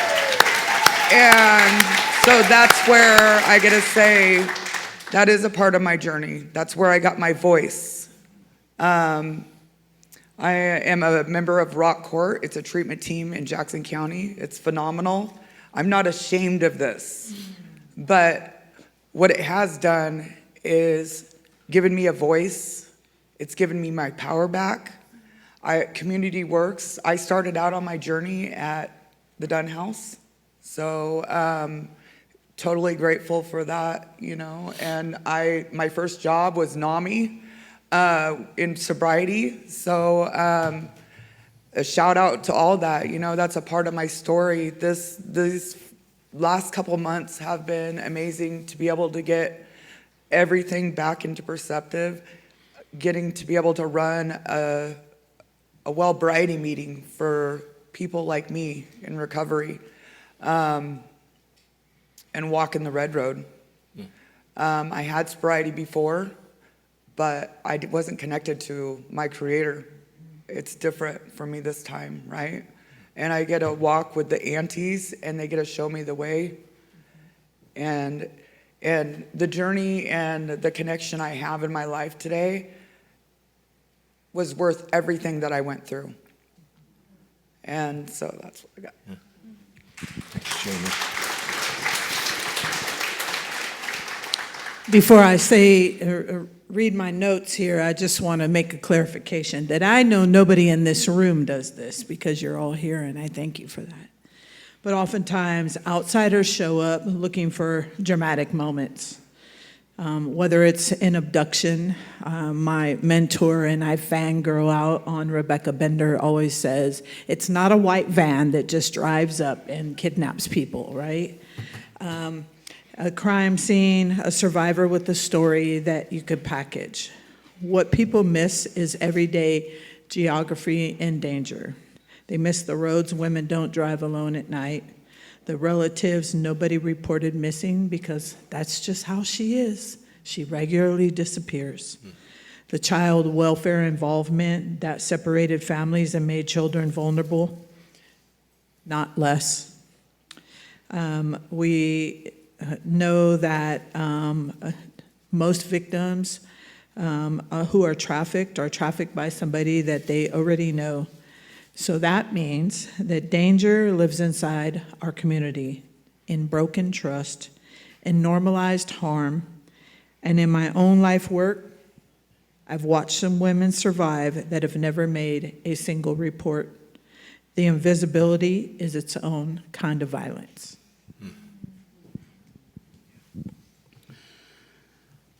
Just briefly, how's it shown up in life and in community? I've seen it both spectrums.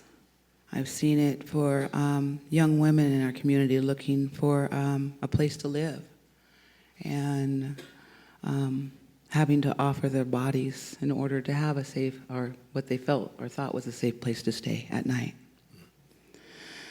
I've seen it in families in our communities and little ones being trafficked, maybe leasers at the ages of 4, 5, and 6. And when leasers sometimes come to town, that means, you know, who's paying the rent for that house, or who's paying the utilities for those individuals to stay there.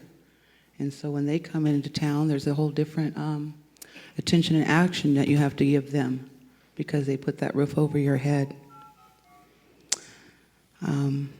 I've also seen it in other beautiful ways when it comes to survivors that have been able to either get away or come home, and the healing power of culture. And the individuals in community that are cultural leaders that take these individuals into sweat lodges or 4-day sexual assault healing ceremonies to deal with the trauma and the nightmares and the tremors of the trauma. I've seen culture really heal the spirituality of a broken spirit. And those are really powerful when the leaders in your native communities are able to offer those healing aspects to survivors. So I see the full spectrum.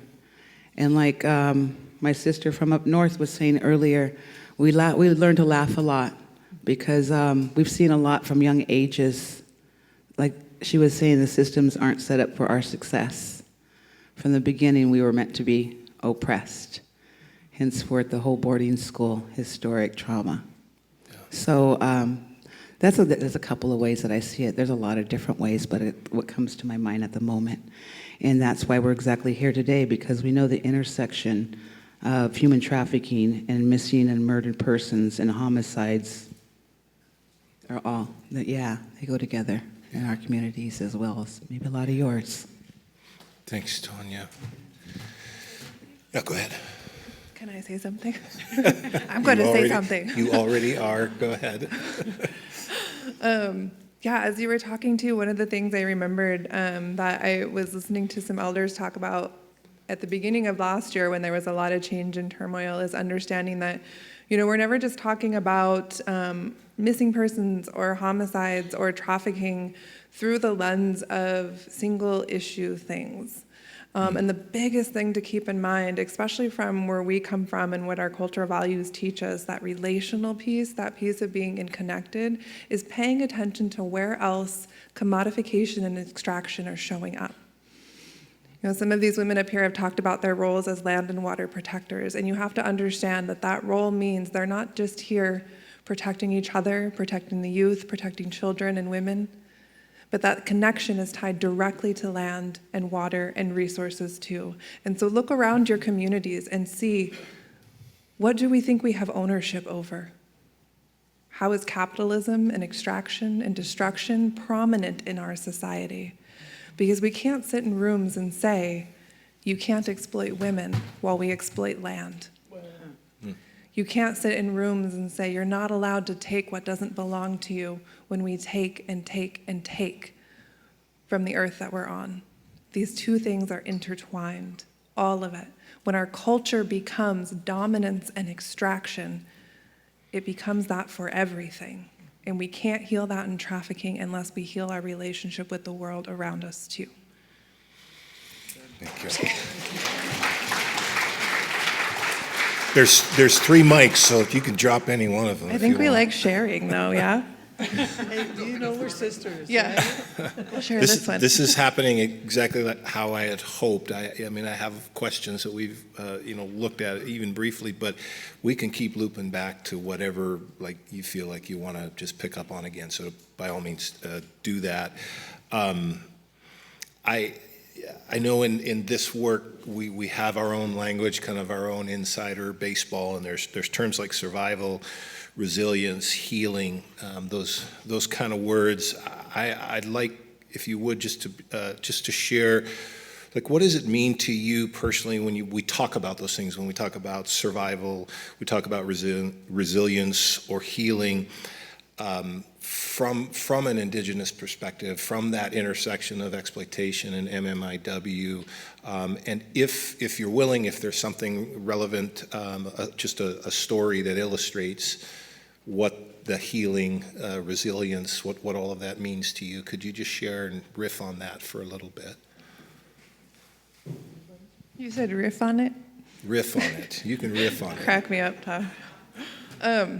Or you said you had a dance prepared earlier. Yeah. So. They asked me what kind of mic I wanted earlier, and I was like, do you have like the Britney Spears one?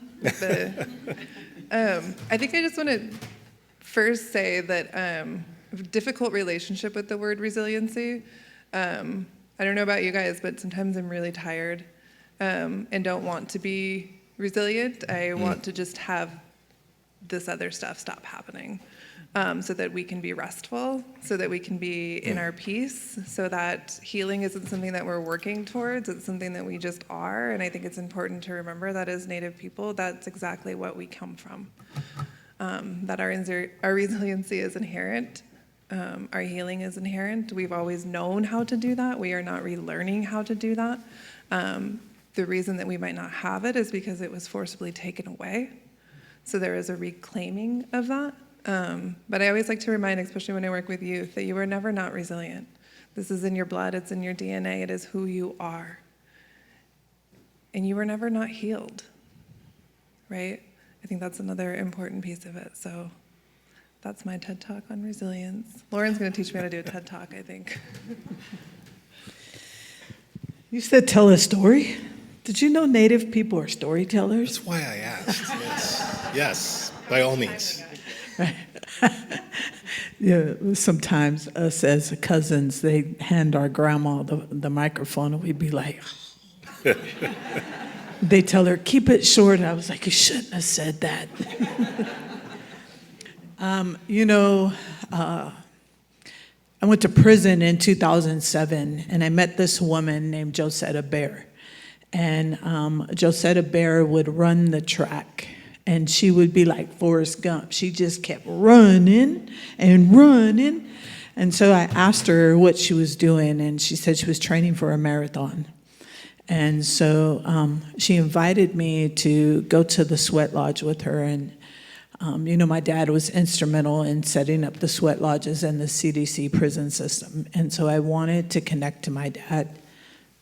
And so I went to the lodge with her, and then they tell me, well, you can't go to that place on Sunday you've been going to because you open yourself up and mix in 2 medicines. And then, I don't know what they're talking about. So I go to church on Sunday, and they tell me, you shouldn't go back over there to that place on Saturday. You're opening yourself up to other spirits. But I tell you that I sit here today with almost 19 years of sobriety because of connecting back to culture. So survival wasn't a moment, it was a practice.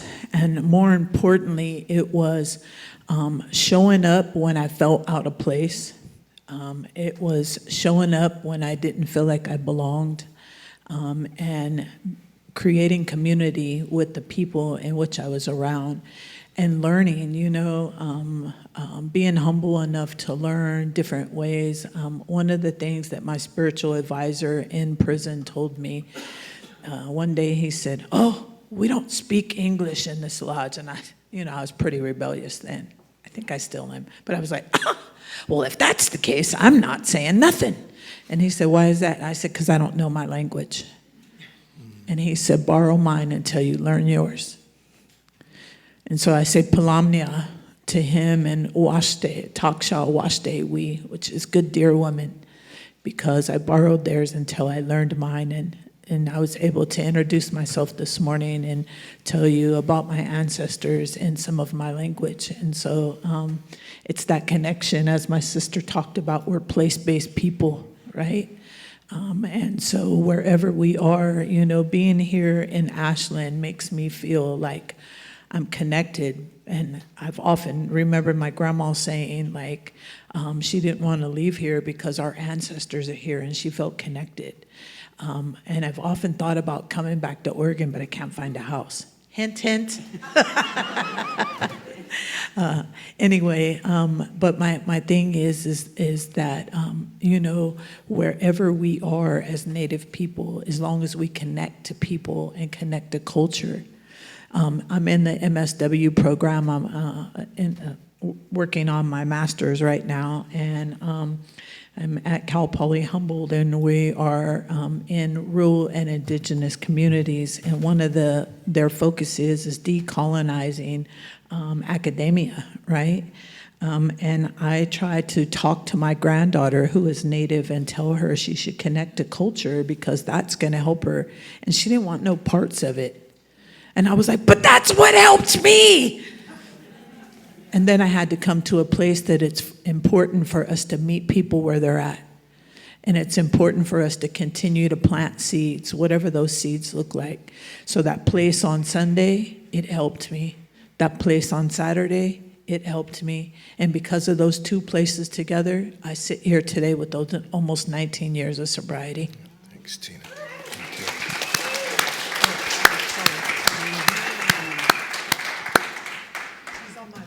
Aha. Our elders used to say, welcome to those crossroads where we have those aha moments. And that cousin's testimony just made me think of that aha moment, that crossroad. So Tom asked us about resiliency. Indigenous people, First Nation peoples are resilient in their core being globally. We have that in us. And we've had to survive historical trauma, for sure. But trauma-informed and resiliency in Native communities will look different. It will look different for each and every survivor. Recovery, the needs are complex, right? If you work with survivors, their needs are very complex. It's not like an A through Z cookie cutter, for sure. They're unique. And 15 years ago, missing and murdered Indigenous people wasn't on the radar of trauma response or first responders. And that's why it has become like a movement and very important for us.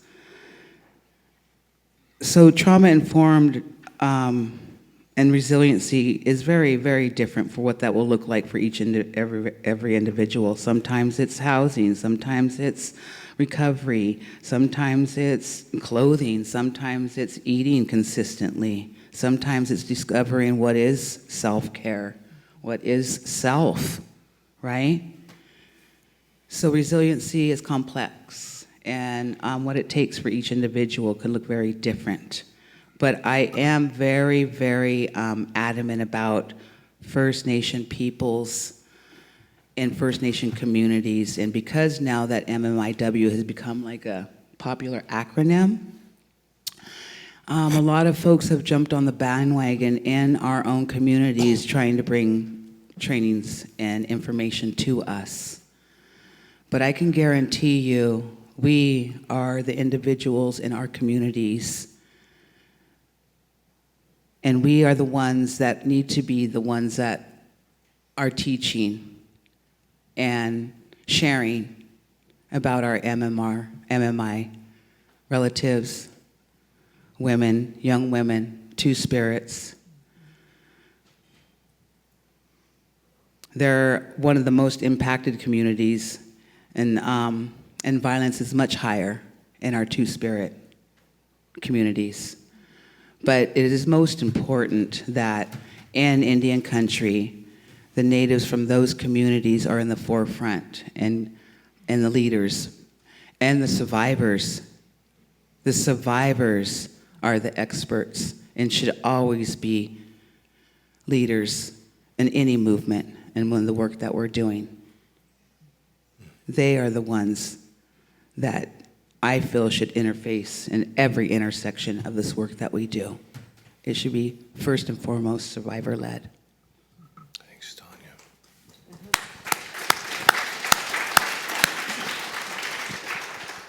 So when I think of resilience, I think of my people. I think of them getting away from the white man on Table Rock and going downriver. When I think of resilience, I think of my great-grandma, Tucka Tucka Nutcha, which is Little Robin, her and all the other family taking space in Agnes. My family has had their property there for over 250 years, and that's where my family's buried. There was many tough times there, and so when I think of resilience, I think of everything. I love to go rafting down the scenic part of the road, right? Because it's very spiritual for me, because that's where they went to get away from the bad things that were happening to the rest of our people, my people. Also, when I think of resilience today, I think of myself in December, broken, done, being tired of being abused, spiritually, mentally, physically. I was sick.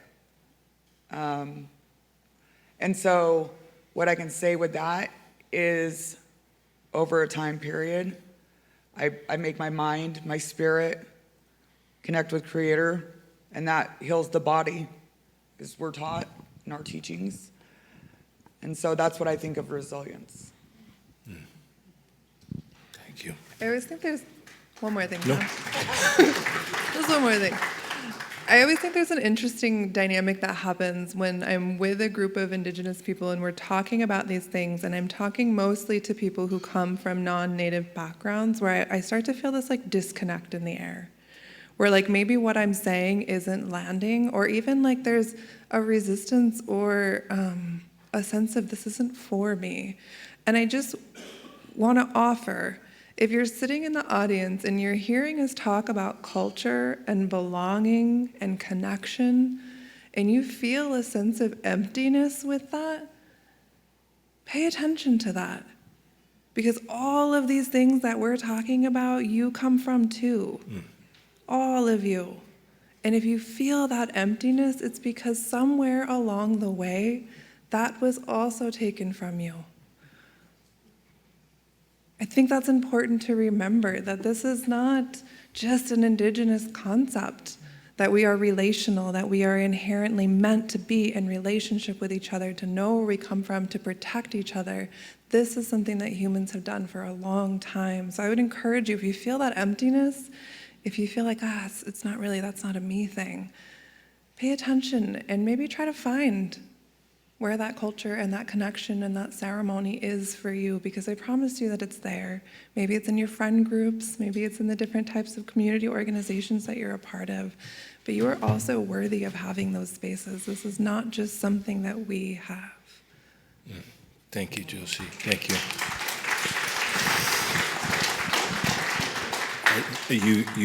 You put words to something I felt in my gut often. So thank you for doing that. Just this last round, what you just shared, Josie, and there's several other things that I think are worth us hanging on to. These are just really helpful things. We talked about, Jamie, you talked about resilience and how it's connected to a shared history. And like I think that's a really what I see you doing. What you're doing for me is linking ideas that I hadn't really considered. So resilience and shared history is important. Josie, you also linked rest and resilience. Like, I think those are really important connections there. We talked about, Tina talked about survival is a practice. That's an ongoing thing. It's super helpful. And then Tanya, you asked the question, like one of the things in healing is answering the question, what is self? Like, so it's an identity question. I'm so grateful for that kind of insight. And yeah, Josie, to your last point, these are human things, not inherently or exclusively indigenous qualities, but it feels like your communities have kept this alive for much longer and have curated and cared for these things. So I'm grateful for that. I want to zoom out just a little bit. We've touched on this a little bit already, even in our time earlier this morning, but the question is this: where do you see the greatest overlap between the systems that allow trafficking to happen and the systems that allow Indigenous women to go missing or to be murdered? What do you see? Where do you see that overlap? So it's a systems kind of a question. Okay. Uh-oh. I could go into like this conspiracy theory, but I won't. Maybe later. My cousin said I'm going to. Josie said, do it. One of the things that I see most often, I live in a community where one of our relatives is missing, and I just want to say her name. Her name is Emily Risling, and one of the things that happened to her family was a jurisdictional failure. That can be the short answer to his questions, but oftentimes people are often pointing the finger the other way. Can I borrow your hand? Point it that way, that way. So it's their fault. Or it's their jurisdiction. Oh, it's their responsibility. Oh, over there, that they should handle this. And so often what happens is Indigenous women, this was studied by Lucchese and Echo Hawk, and they said Indigenous women experience triple disappearance. They leave the reservation boundaries when the media ignores their cases, and when law enforcement never files a report. I have relatives from Siletz missing right now, and we don't see it on the media every day. We don't have people having like not conferences, what's the news thing that they do? Press releases about it. It's not on every single channel. So there's a huge issue with that. Hold on, let me go back to my notes. Oh, you'll be my right-hand man? Oh. There we go. Let me see. Oftentimes, rural law enforcement has had less trafficking training. There's fewer resources, and a cultural tendency to deny that the problem exists at all. So I can go back to the conspiracy theory, but there's a problem when reports fall through the cracks, or when agencies often point the finger at other agencies to take the report. Between tribal jurisdiction, the federal responsibility, and state, the overlap is the gap. Traffickers live in that gap. Violence hides in that gap. And our women disappear in that gap. I often default to women, but we have brothers missing as well. Thanks, Tina. I just have one sentence for that, and that would be, unfortunately, the aiding and abetting is still alive and well.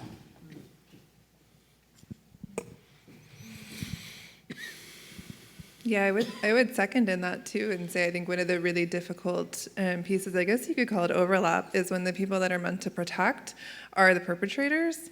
We have a huge problem with that in our communities, whether it's our tribal leaders, our law enforcement, our legal aid. We have seen anything you could imagine, and this goes way back in history, from the priests at the boarding schools, to the priests in our communities, to the leaders who are meant to bring spiritual healing and wellness, that we have a long history of the very people meant to protect being the perpetrators. I would also say, what else would I say? I had it in my head for a second. What was the question? The gap, the overlap. It'll come back to me. Maybe you go. Well, I think they covered it, but yeah, I don't have much to say on that. I was just like, kind of, yeah. Yeah. Okay, what was I going to say? Something probably. What she said. Something good, I bet. Can I throw something in, and maybe this will jog it loose? Yeah. We've touched on this a little bit too, but the intersection, the overlap of extractive industries and exploitation. How does that play? You know, it's really funny. I got asked recently by a big mining organization, Big Shots. You know, these are huge organizations, and they said, we're going to be going and drilling a new mine in Western Alaska, and we hear you're really good at this trafficking education. Could you come in and train our employees? Because the local community is worried about the presence of man camps. Man camps are what we call the camps full of men. I think that was self-explanatory. It's a clever name. It is. And they said, we'd like you to come in and train so that we can reduce the risk of that happening. And I said, you know what would really reduce the risk of that happening? Don't build the mine. But that question, that statement, that what if we didn't build the mine? Well, that's millions of dollars, billions probably, right? That's big dollar deals. And that's not worth it.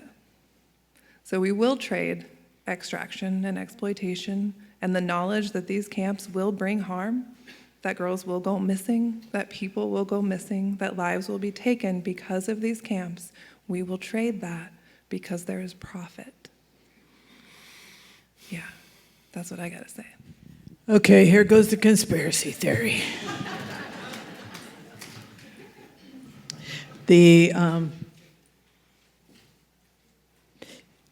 I promised I'd never get political, but here I go. The current administration basically said, drill, baby, drill. That's 100% extraction.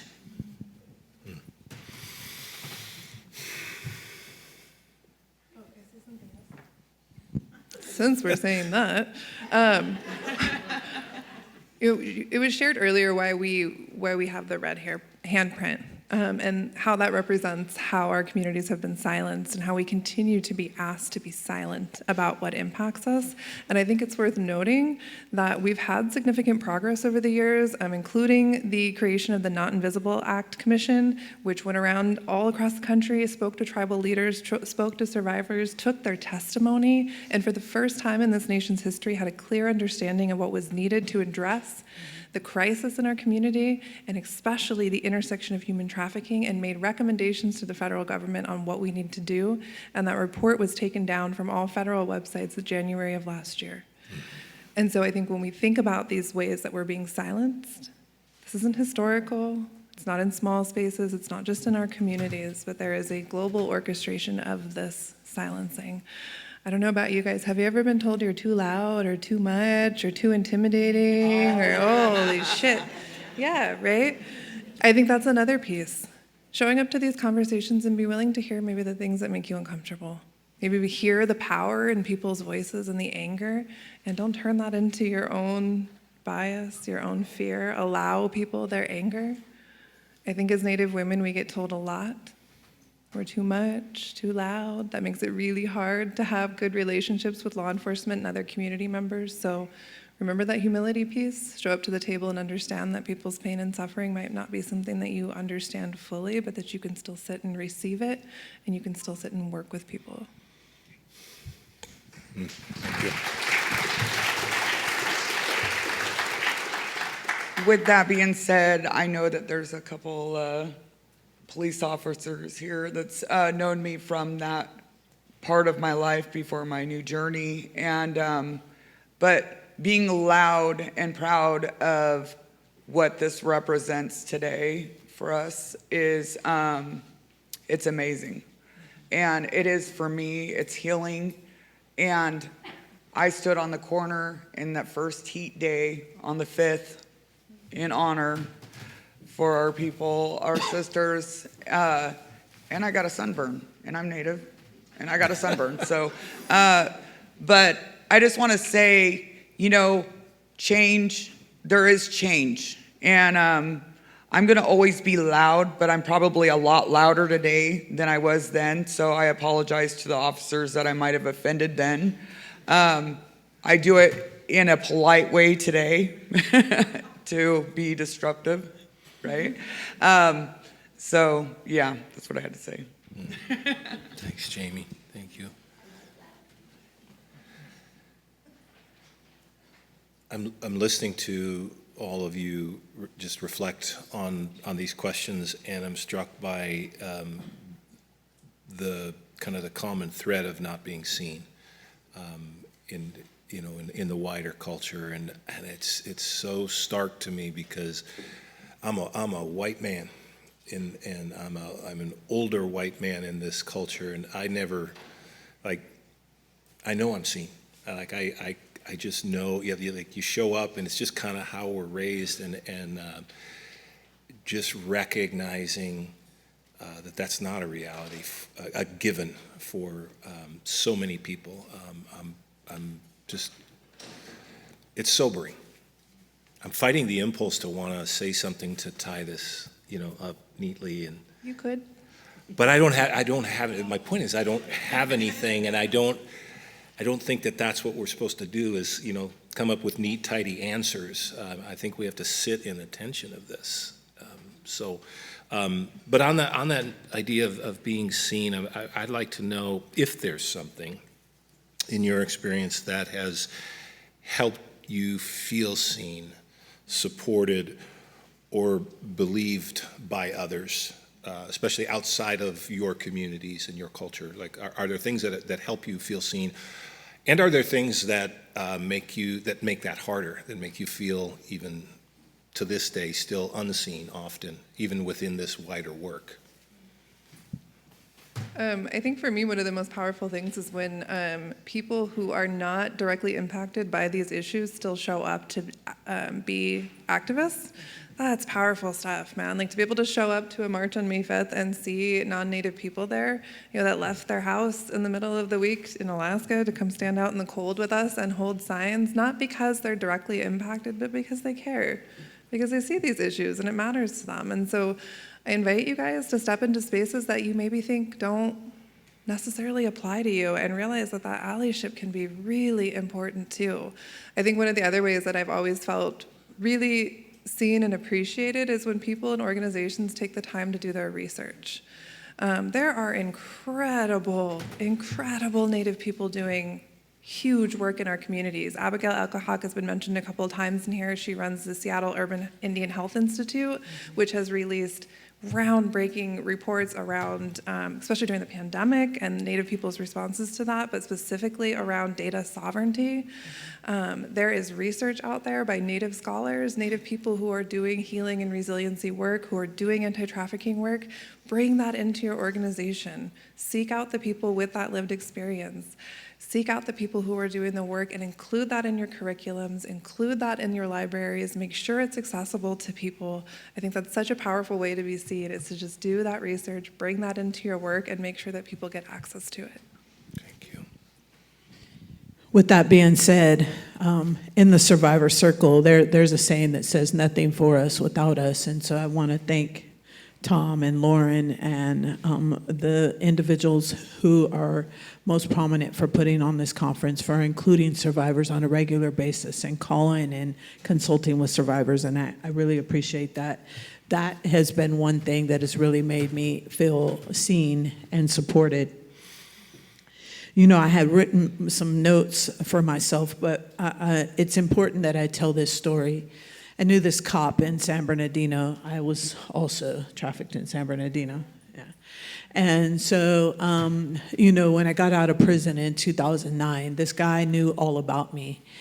He was a San Bernardino County Sheriff, and he, he knew that all I wanted to do was run a marathon. And he came and he picked me up and put me under his wing, and I still had an ankle bracelet on my ankle. And he took me to this veteran marathon running club, and he paid for my entry into the Los Angeles Marathon, and he rallied people to help me buy tennis shoes because you can't run without good shoes, right? But I learned so much from that. But one thing that he did that I hope I can inspire you to do is to look for places to plant seeds, right? And to go that long haul with somebody, because trust me, traffickers are going to look for places where they can plant their seeds, and it's in that vulnerability and in that place of need. And so I encourage you to look for places where you can find somebody where you can plant a seed. And then, I wish that I had my befores. And then, you can look at my befores. When I often do presentations, I always put my befores up there. And I like to say, because it's okay for me to say, I clean up pretty nice, right? Let me see if there's something on here I should say.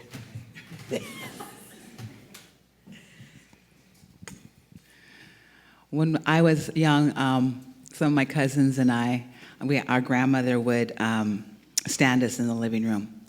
And she would make us put that big fat Webster dictionary on our head. And she would make us, it would be on weekends, we want to go out and play, and we were just little, and she'd make us stand in the living room. It was pretty long. It was almost back to the coffee water table. And she'd make us stand there with that dictionary on our head. And we just hated this, but she'd make us walk down and then turn around and come back. And if we couldn't go out to play or do anything else until we could go down and turn around and come back. And we were always a bunch of crybabies about that.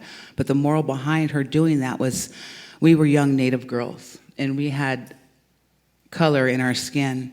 And that as we grew up in this world, unfortunately, it was going to treat us all kinds of ways. And they weren't going to be nice ways. But that was no reason to hang our head or drop our shoulders. We came from a resilient family. We came from a family that stood all kinds of oppressions. And so there's no way that you girls are going to go into your future hanging your head because of people making you feel bad or looking at you by the color of your skin and tearing you down. And I love that. And I remember that, although we hated that when we were young. And it stayed with me to this day. And that is our grandmother, Awak Agnes Baker Pilgrim. And so I leave the panel today with a quote that she left for us. And that when we're not seen or heard, the power of prayer for us is huge. And this is a quote by my grandmother. Handed down from my people was the story that the only duty left to us from the ancient ones was the duty of prayer. So I became a prayer person. And when we're not seen or heard, we're reminded we need to pray. And when we pray together and when we work together, outcomes are stronger and better. Thank you. Thanks, Tanya. Thank you. I need to double dip. My grandmother, you've heard my cousin say that she was a water protector, and my grandmother would say, men, you need to thank us women. Without us, you wouldn't be here. So I was sitting here and I was thinking, identity, direction, and purpose. And why I say that is because in the midst of the storm, I didn't know who I was or who I wanted to be. On my journey, I've learned that I'm learning who I am, but I know I am a strong Native woman that is not going to disappear. I'm going to be heard. Have fun with My direction has brought me in several ways, all the way from NAMI in the mental health field to addiction to human trafficking, being able to be part of this.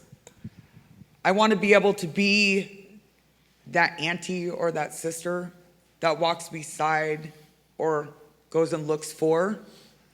I know that that's my direction because I've had a lot of jobs before, and they just didn't do that, what it feels good, what Creator has that purpose and direction for me. So what I can say, if you're trying to hide them, or if you think you're going to get away with it, I'm putting all that energy that I put in that toxic, in that destruction of my past, in that healing form. And so if you didn't like me then, you're really not going to like me now. That's so good. This is also happening the way I thought it would. We're running out of time. I have one last question. I want each of you to have a last word. What does justice look like, not just in terms of policy, not like from a legislative or a legal standpoint, that's obviously part of it, but what would justice look like in your communities going forward?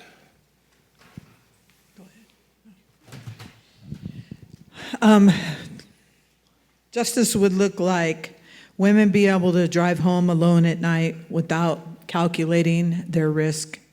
It would look like a family getting a call back when they report someone missing. It would look like a survivor walking into a service provider and being believed at the first try. It would look like children staying with their families because those families have housing, not because housing was built as a condition of keeping their kids. It would look like systems that caused harm, child welfare, law enforcement, federal policy, being accountable to the communities that they spent generations damaging. I think justice would look a lot like, say something clever. As you were talking, I was thinking about kind of a more recent sense of healing and justice that I've experienced when I think about the individuals who trafficked me. Crazy that they were from San Bernardino. That's crazy. See, I knew I was supposed to be here. Yeah, and I was thinking about something that happened that would feel like justice for me was not that they went to prison. Is that they had never been trapped in the same cycles of oppression and violence that I was. Is that we would live in a society where the fact that they were born in a poor community and born with a skin color that allowed them not the same privileges as their neighbors, and actually made it much more likely that they would be incarcerated, that they would have criminal activity, and that they would be gang involved. Justice to me would look like that never happened. And because that never happened to them, it wouldn't have happened to me, and that all of these cycles are broken, and that people are able to live their lives freely and without oppression. I think that's what justice would look like to me. I think another piece would be that we drastically change our language, and we're careful and intentional about how we talk about people. I shared the story of Kelly Hunt earlier, and I want to share just the headline of how that news story was told. And the headline read, "Kelly Hunt disappeared at 4 a.m. in Anchorage, Alaska." And the next line was, "After she went out for a drink." And I want you to think about the power of those words. What difference they made to the story or her disappearance, and the profound impact that had on the response within our community. We have a very important responsibility to be careful and intentional with our language, how we talk about people. All of those words make impact. I think justice would mean that we use language that is healing, that is centered on our connected humanity, and that provides people their dignity, always. I love what you said right there. That was amazing. What justice looks for me, I would say growing up in a small area. So let me back up. I remember being told by my mom when she was younger, because they would cross the river in a boat to go to school in a 2-room schoolhouse in Agnes. when they finally went to school in Gold Beach, but they would be put in the back of the bus and stuff, and people were very racist. But I remember when the separation, talking about when they would take us away from our families. So what justice looks like for me is to be able to keep the families connected in a non-judgmental way, offering every service equally to all of us, not just some of us, sympathizing with the poverty and maybe not being educated to the fullest, but maybe helping with a hand up, not a handout. We don't need handouts. We've been proven that we can survive on nothing for hundreds of years. I don't know if I'm saying that wrong, but I know that, so for justice, in my eyes, would be being able to be treated equal as the white man or a dark-skinned man or any other person, because we do have the shorter end of the stick, and I've dealt with it my whole life. Whether it be assaulted by the cops or hurt by a man or removed from my native land and put into the white system. And that's what I call it. I don't want to sound racist because I'm not. So that's all I got. Thanks, Jamie. We're out of time, and I'm bummed. But dear friends, your trust in us and sharing your stories is a gift. So I want to say thank you. Thank you.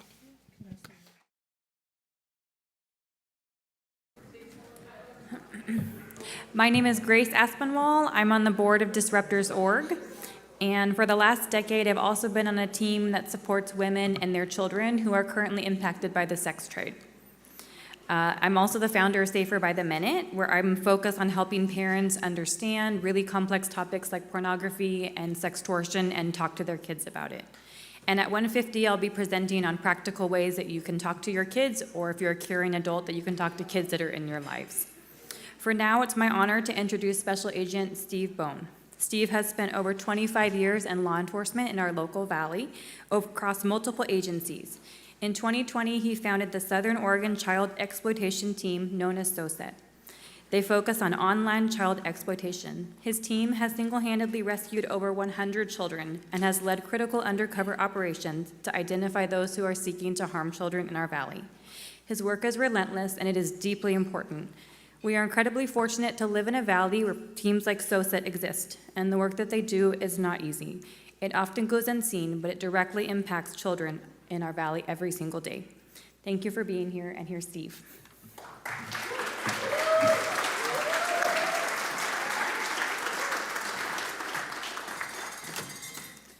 Thank you. That was very nice. That was a nice little hero page, so thank you very much for that introduction. So my name is Stephen Bowen. This is bright. I definitely am an Aurora here. So I'm going to talk about child exploitation and how it works, how we can do to prevent it from happening and protect yourself from happening.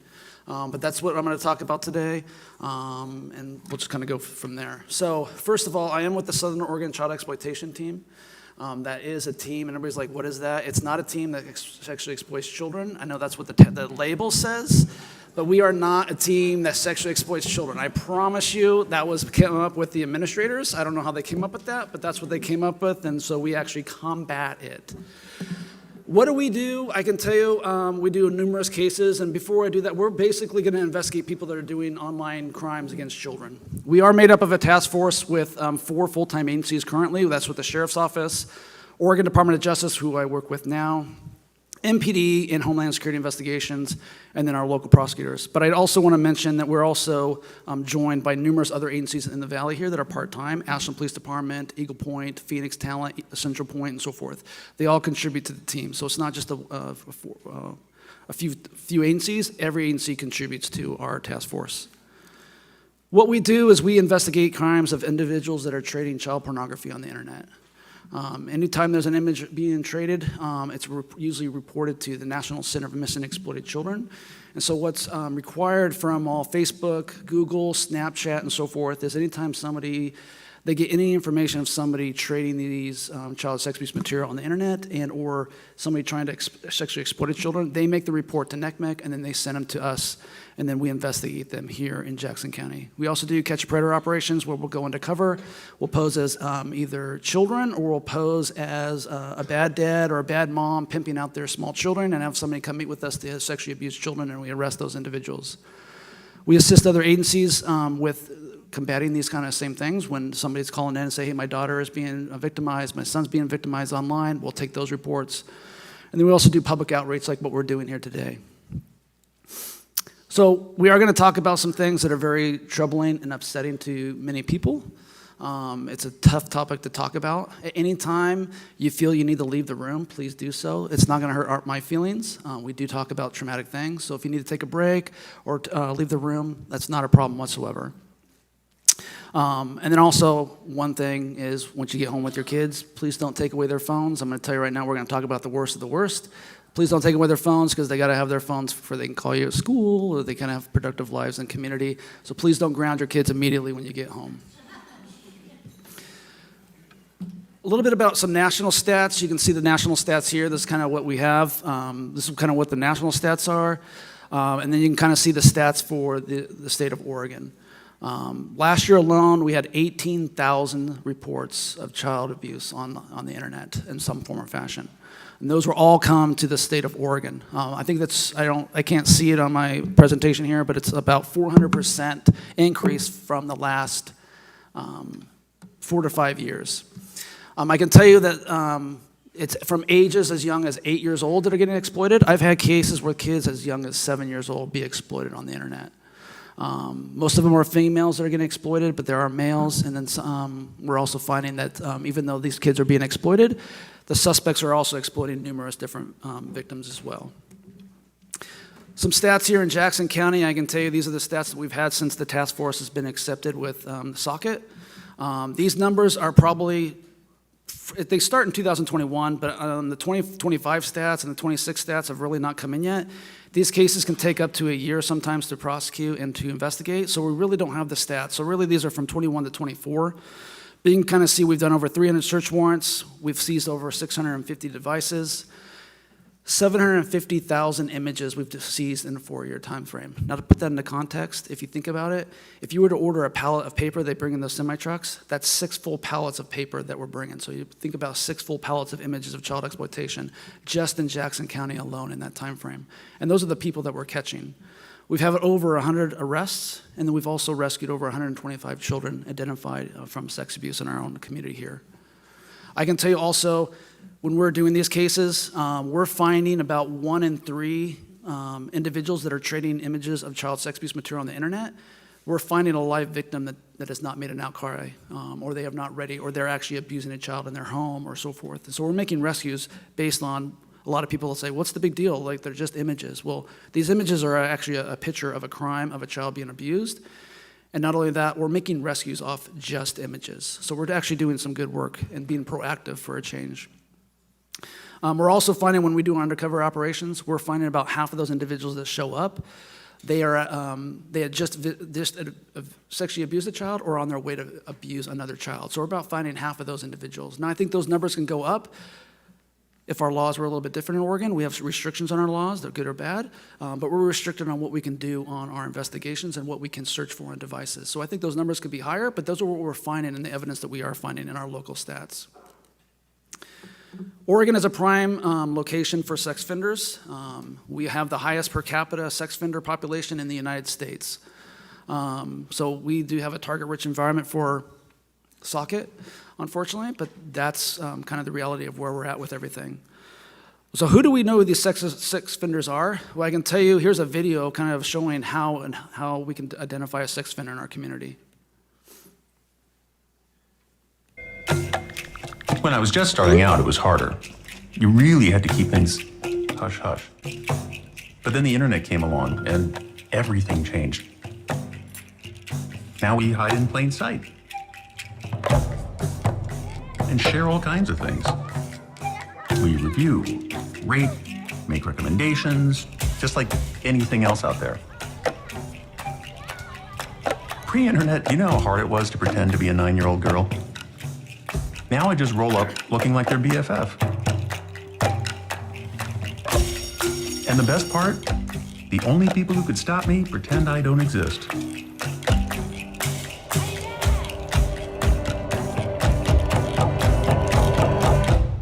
You ask me, there's never been a better time to be a monster.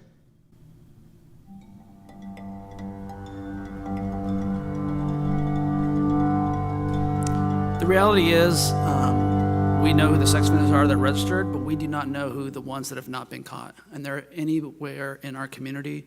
I've arrested prominent figures in our community. I've investigated police officers, teachers, community figures, the Boys and Girls Club Father of the Year.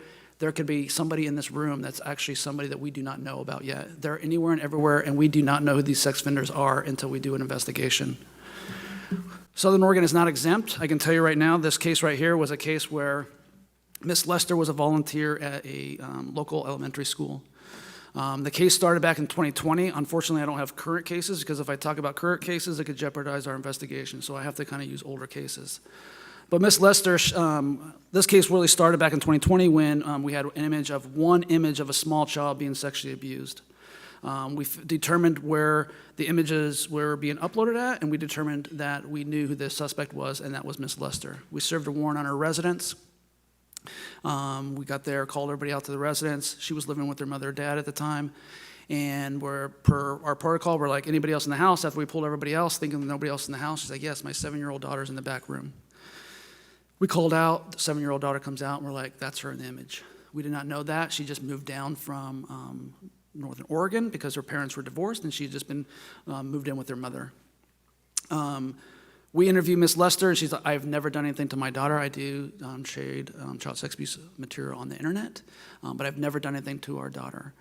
During the course of the investigation, we brought the daughter in. We threw the picture down for her to view, and she's like, that's not me. We further investigation, we go through her phone. These are the actual chat messages on her phone. These are not the most gruesome messages that she had on her phones, but she was basically meeting individuals on the internet, taking her daughter to meet with them to have sexual contact with her daughter, and then she was also meeting up with additional individuals to have sexual contact with their children. After we found the additional images, we brought the daughter back in for another interview, and to this day, she's not made any disclosure of abuse. And that's fine. That's her story to tell when she's ready to tell the story. But we did charge her. She was arrested, lodged. When she got lodged, the judge let her go out on bail. As she was out on bail, she continued to offend and trade child sex abuse material on the internet, and she got re-lodged, and they held her. And she eventually got charged with 13 years. In the federal system. So we don't know who these sex offenders are. We don't know where they're at in our community. Really, the tide has turned. We used to be told all the time when we were a kid, I'm probably dating myself, watch out for that creepy white van. We still need to watch out for the creepy white van, but the creepy white van is now sitting on the table in front of you. It is your phone. These individuals are going to be contacting your children and trying to exploit your children with the phone. They are going to go where children are going to be, and the easiest contact for them to be is on their phones and on these websites where these children are at. And this is kind of a good example of why our phone is the new white van. Long ago, the Greeks and the Trojans were at war. They fought for 10 years, but the Greeks could not penetrate the walls protecting the city of Troy. So they built a wooden horse, a horse so big they could hide their soldiers inside, and they left it in front of Troy. A symbol of peace, the Trojans cheered as they brought the horse into their city. In the night, while they danced and drank, the Greeks climbed out of the horse and opened the gates.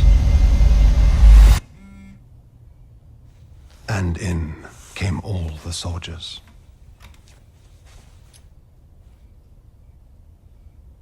True story. I mean, we'll talk a little bit later on in the presentation about what you can do to protect yourself, but we're really allowing our offenders in our home now because of the fact of the phone. Now, we still need the phone. We need to still have electronics because it's very crucial to our society today, but we need to be aware of the dangers that we're bringing into our home, right? I think that video really depicts of how that works. I can tell you right now, when I go online as a child or a bad dad, I'll be talking to 30 different people within 10 minutes about wanting to come sexually abuse me and or sexually abuse my child. It's quick and instantaneous. We're not exempt here in Oregon. This is a case back in Southern Oregon. We were actually doing an undercover operation back in 2023. This individual was communicating with an undercover officer who we believed to be a 15-year-old female. Met with her online, communicated with her online, and talked about wanting to meet and have all these sexual contacts with her to include rape play. He basically wanted to come, rape her, give her a safe word, and basically wanted to rape a 15-year-old. The undercover's like, nope, not willing to do that. I do not want to do that. I only want to meet and have sex. So he kept pushing it. He drove, we identified him from Central Oregon. He came from Central Oregon, but he was working here at the time. He was a local contractor. And basically, we weren't quite able to identify him, but we knew that he was going to come meet with us. He was one of the smarter ones. He would kind of evade us and so forth when we were trying to make the apprehension. He shows up at our meeting location. We identified him as Ruby Harvey, and he had a rope, a loaded firearm in the vehicle with a knife. And we believe that he was probably going to rape that 15-year-old if it was actually truly a 15-year-old. That was his fantasy. That's what he wanted to do, and he was all set up in the car to grab her. When we went through his devices, we found that he'd been victimizing numerous different, meeting numerous different women all over Oregon. He was victimizing girls all over the United States, to include Tennessee and as far away as Australia. We found that he also met up with a young underage female in Burns, Oregon. Burns, Oregon, we all know, is less than 10,000 people. I don't know the exact population, but that's a rural community. It doesn't matter where you're at. It's going to be in your rural areas and as well as your populated areas. And we were eventually able to charge him and convict him for 10 years federally, and he'll serve days for that. Really, how does this work? How does the exploitation work? Really, the offenders are going to go to wherever your children are at. It doesn't matter what platform they're on. My own child was solicited on a random text message. How do you prevent that? Well, that's education, talking to your kids. But the exploitation is all simple for them. They're just going to meet with you, with your children, go to where their children are at, and build a rapport with them. They're going to try to isolate your children from you, their friends and family, and they're going to try to connect with them.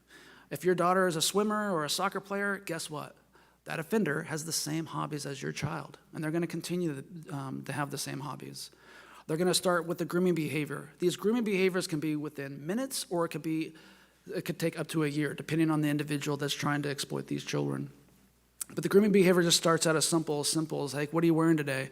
Well, I'm wearing a suit and tie. You're not wearing any underwear? Who asked that question in a conversation, right? That's not normal conversation, but that's the conversations they have on the internet. They're breaking down barriers.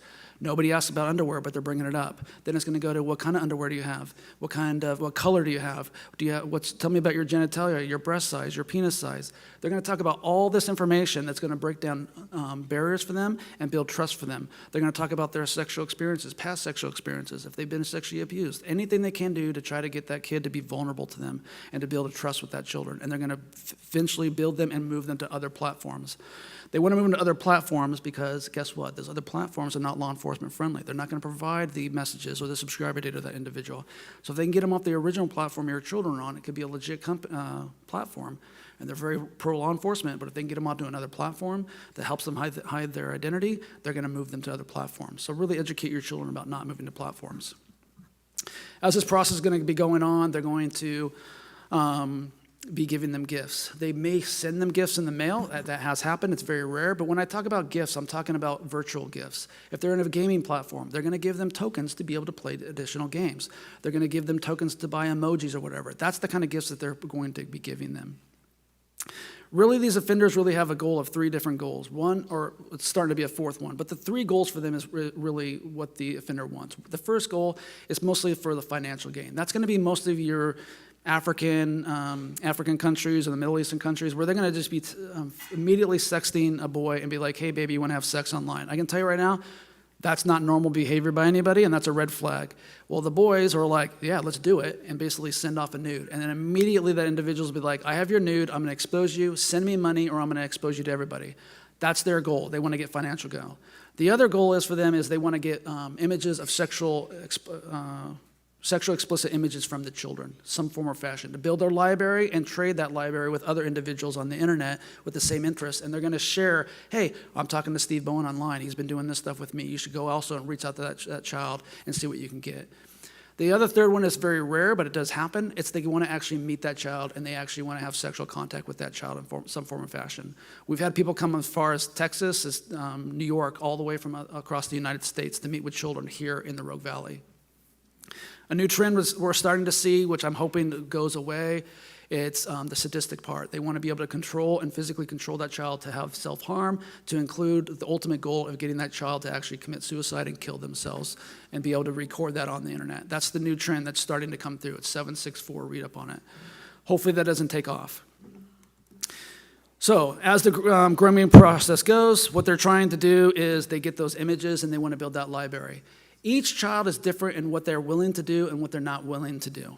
That individual wants to get those images some form or fashion from them, and they're going to try to get some kind of a risque photo from them. It could be as simple as a child in their underwear, or it could be a full-on video of a child doing some kind of a sexual act because that's the child's okay with it. It really depends on that child's comfort zone of what they want to do. But eventually what's going to happen is there's going to be a red line drawn by that child. Nope, I'm not willing to do that. But if they've already have some kind of an image that's going to be able to exploit that child, they're going to use it and coerce them into doing things they don't want to do, no matter what. That's their goal. Once they get that risque photograph, and then when that child gets to that red line, it will always turn coercive. The only time I've not seen it gone coercive is when the parents have intervened sooner than later, and they found that their children were communicating with adult men, and the law enforcement was called before they got to that red line. It happens every single time I take over an account. Every time we take over an investigation where somebody's reported it, we've always seen that day in and day out. I can tell you that's kind of how the process works. We are not exempt. Back in 2022, we had a 16-year-old female in Weimar, Oregon. For those that are not familiar with Weimar, it's a small community outside of Rogue River. Probably it's like one little minute market and a gas station. It's very, very rural. This 16-year-old was on Facebook. She just got Facebook, and because her mom wouldn't let her have any electronics up until she was 16, and she got a random message from a Sammy Gray. Sammy said, hey, I'm looking for friends. You want to start talking? They start talking, and Sammy's like, hey, do you have any brothers and sisters? And our victim says, yes, I do. I have a younger brother. And this individual says, you know what? Isn't it annoying when your brother walks in on you in the bathroom? And she's like, yeah, it is. I wish it would stop. And he's like, don't worry. I'm going to make that stop for you. She's like, oh, really? How's that going to be? I have already called the authorities. They're going to come, and they're going to remove your brother, and he won't ever bother you again. She's like, I don't want that to happen. I love my brother. Please don't take him away. All right, I'll tell you what. Send pictures of your breasts, and I won't tell the authorities anymore. She sends pictures of the breasts. Nope, not good enough. The lighting's bad. Nope, lighting's good. Can't see your face. Nope, not good enough. You're crying in that picture. I actually want to see you smile in the picture. By this time, she's crying. Brother hears her, tells mom. Mom comes in, interjects, and takes the devices, and then they call the authorities. We get the case. We start our investigation. We serve a search warrant on the suspect's accounts. We did 1 month before and 1 month after the abuse, because this all happened within a 30-minute time frame with her. We found that he communicated with over almost 2,000 different individuals. I think it was like 1,890 individuals he communicated with in a 2-month time frame. He had the same MO, pretty much like would start talking to these kids, and if they didn't start biting, he would move right on to the next. He did talk to a couple boys, but mostly girls. We found an additional 28 victims throughout the United States in a 2-month time frame, this individual, and you can see the map there of all the states that he victimized girls. We found the victims from 11 to 17, and basically we moved forward with our investigation at that point. During our course of investigation, we found the individual in Mill Shoals, Illinois, and that is about maybe like 2 to 4 hours, maybe, don't quote me on the time, out of St. Louis, Missouri. We had him identified, we got him identified because these cases are pretty easy to investigate.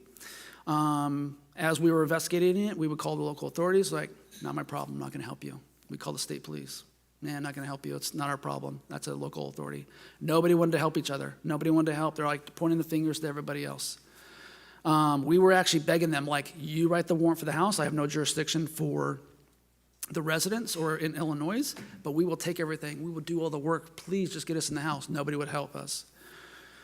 So this is where it's important for us to be partnered with Homeland Security Investigations. We partner with them, we told them about our case, and they said, hey, I don't know anybody in Illinois, but I do know I have a friend up in the Chicago area. Maybe he might be able to help you with that. So he put me in contact with an agent up there in Chicago, and he's like, I'm like, that's 8 hours away from us. I don't really do these child exploitation cases, but let me put you in touch with an AUSA and a USN attorney. She's won all these awards for all these child sex abuse cases. Maybe she can help you. I call her. She's like, yeah, I don't know if we can help you or not. Send me what you have. I'll look at it, and I'll let you know what I will do. The next day, she calls me back. She's like, this is the worst case I've ever seen. Now, this was a pretty bad case, I'll admit. But I'm like, you've won our awards, and this is the worst case you've ever seen? Come to Oregon, because I've seen much, much worse. She's like, I'm going to run this case. She put me in a case with an agent. We were able to serve a warrant. We got this guy, and we found, after we seized this device, we found an additional 29 different victims from the time we were trying to get somebody to help us to the time we actually got him. He victimized another 28 victims. So that's about 60 people in a 4-month time frame that he victimized throughout the United States. We charged him federally. It was a good trip for me. I got to go to St. Louis on your guys' taxpayer dime, so thank you very much. But I did have to work every day. I did sneak away to not the Golden Arch, because that's to be McDonald's, but the single arch. Trial did not go our way. As we were in trial, the judge, every time we objected to the defense's motions, the judge ruled in the defense's favor. Every time the defense objected, the defense won. We won no arguments at all. The jury, thankfully, convicted him and found him guilty on all charges anyways, which is a hidden, I guess, being that the judge found against us for everything helped us in the long run, because now he has no appeal issues, so that worked out. But he did get sentenced to 75 years for what he did to all these girls throughout the United States. I can tell you that this case is that what these people are doing are having a lasting impact. I'm probably not going to go into it because I think we've heard a lot of how that has impacted everybody here already, and I think that they are probably the best advocates for how this impacts victims of sex abuse. But I can tell you, you can see a list here on the form or on the screen of all the stuff that can possibly happen to a victim or a survivor of child sex abuse and or online exploitation. I can tell you for the last 15 years, all my victims have some form of trauma, and I can tell you I can check off every single one of these boxes to include successful suicide with a local victim here in our area. And I can still remember them day. It sits with you. You remember these kids every time you go to your kids' birthday parties, your Christmas parties, you realize, okay, there's a family out there that doesn't have their child because of what happened to them. But it affects them deeply and it really harms them in these forms. So that's the bad stuff. What can we do to protect ourselves, right? What we can do to protect our children? We're going to talk about that. First thing you need to know is these images are out there forever. They will not go away. I'll give a good example. As we had a case when I was working at the sheriff's office. I got contacted by our general crimes guy. He's like, hey, I'm working this arson. I interviewed this person. They basically burnt down this house. We seized their phone. We went through their phone, and we find child sex abuse material on the phone. And so like, hey, that's your alley. I don't really work child sex abuse material. I'm just going to do the arson, but can you help me with the child sex abuse stuff? Bring the arsonist back in for another interview. We say, hey, we found all these images of children being sexually abused. And he's like, okay, I did it. I burnt that place down, but I did not send that image of child sex abuse material to anybody. I swear to God, I spot that phone about a month ago. It was at the U.S. Cellular. The guy manufacturer, he sent it to me. He gave it back to me. Did some research. We come to find out he was right. The person that had the phone that he sold it to him, he manufactured reset his phone. We were still able to recover those images off his device, even though they were manufactured deleted. So you got to realize, once those images are out there, they're never going to go away. Now, there's some tools that we can do to take them down. There's things that we can do to kind of prevent them from being traded, but they're still always going to be there. Hash values change, the DNA to the photos change. They're still going to be out there, and they're still going to be traded. So realize that the images are out there forever, and you're not going to be able to keep that from. You're going to lose control of that. If you are getting extorted, stop communicating with the suspect. Really emphasize this with your children. Our children have a brain that is not fully developed. I can tell you, everybody in this room right now has probably been on social media and they're like, I need to get off, and they're still scrolling, still scrolling, still scrolling. It's the same thing with these individuals. These people have control over them and they can't walk away. But we need to realize and have the children understand that it's okay to walk away. They're gonna make empty threats. Walk away, put it down, stop talking to these people. And then also teach your kids about grooming behavior, about how if you're not going to have a conversation at the dinner table, you're getting together with all your friends and family, you're having a conversation at the dinner table, and that's an inappropriate conversation. If you're getting that on the internet, that's an inappropriate conversation. Because I guarantee you, at the last dinner that I had with my family, I didn't ask my nieces and nephew what color their underwear is, or if they're wearing underwear, or what sexual experiences are, or if they've had what their menstrual cycle is. These are all stuff, these are red flags. We need to educate our children about that. Talk about the dangers of moving to other platforms. I talked about that a little bit earlier. And then I also talk about good and bad secrets. This is mostly for the littler ones that get younger. As they get into their teenage years, they kind of know what a good and bad secret is. But like I tell kids all the time, what's a good and bad secret? And they're like, I don't know. Well, a good secret's like your Christmas present, right? It's a secret that everybody knows about except for the person who's getting the gift for like a week or two. After that week or two, everybody knows about that secret. It's no longer a secret. It's a good secret. The bad secret is when it's kept there forever and it never, ever gets out. That is a bad secret.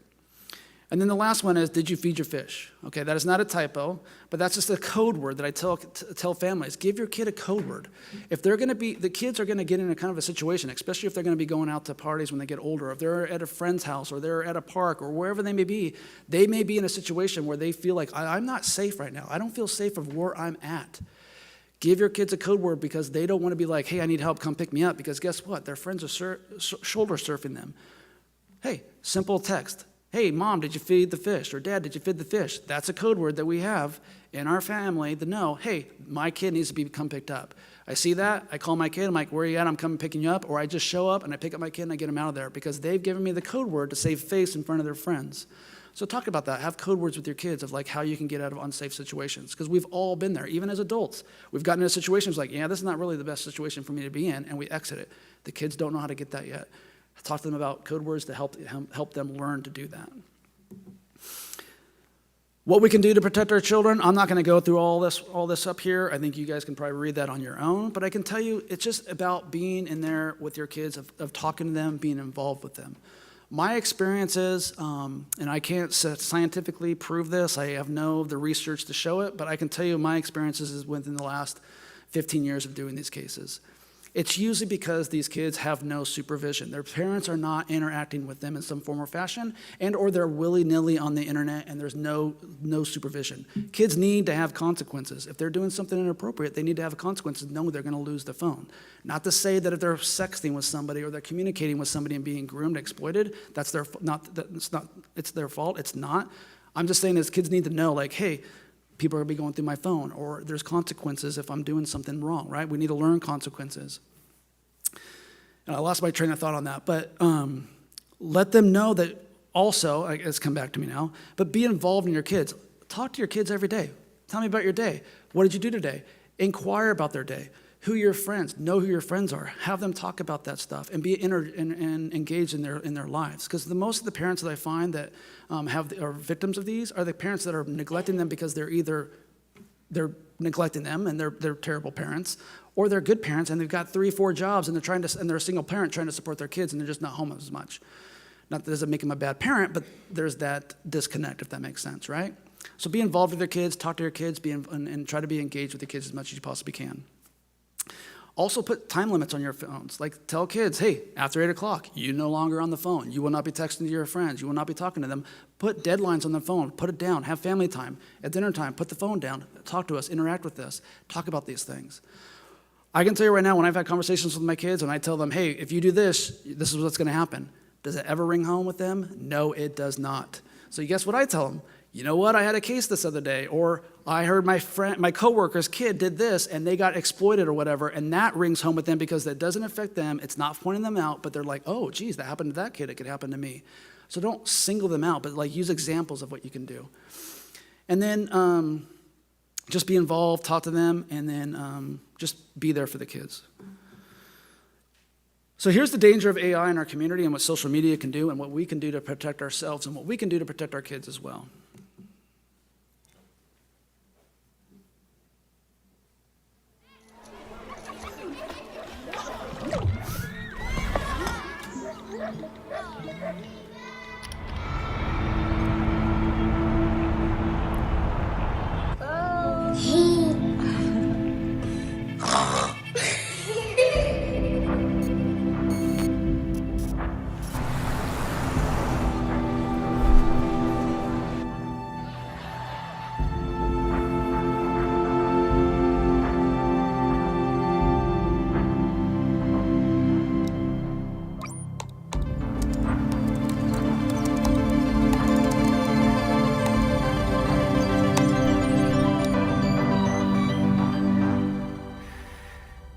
Hey, Mom. Hey, Dad. It's me, Ella. Well, a digital version of me. Just a bit older. Amazing what technology can do these days, isn't it? All you need are a couple of pictures, like the ones you share on social media, where they can be taken and used by everybody. I know, for you, these pictures are just memories. But for others, they are data. And for me, maybe the beginning of a horrible future. A future where my identity can be stolen just like that. Where I can go to prison for things that I would never do. Imagine my credit score being destroyed, Dad. Or my voice copied to scam you, Mom. Mom, I'm in trouble. I need you to send me money, please. I don't want to become a meme. Humiliated by everyone at school. Kill yourself, you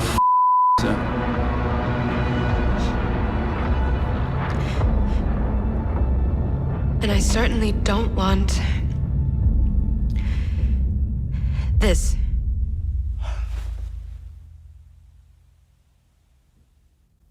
What you share online is like a digital footprint that will follow me around for the rest of my life.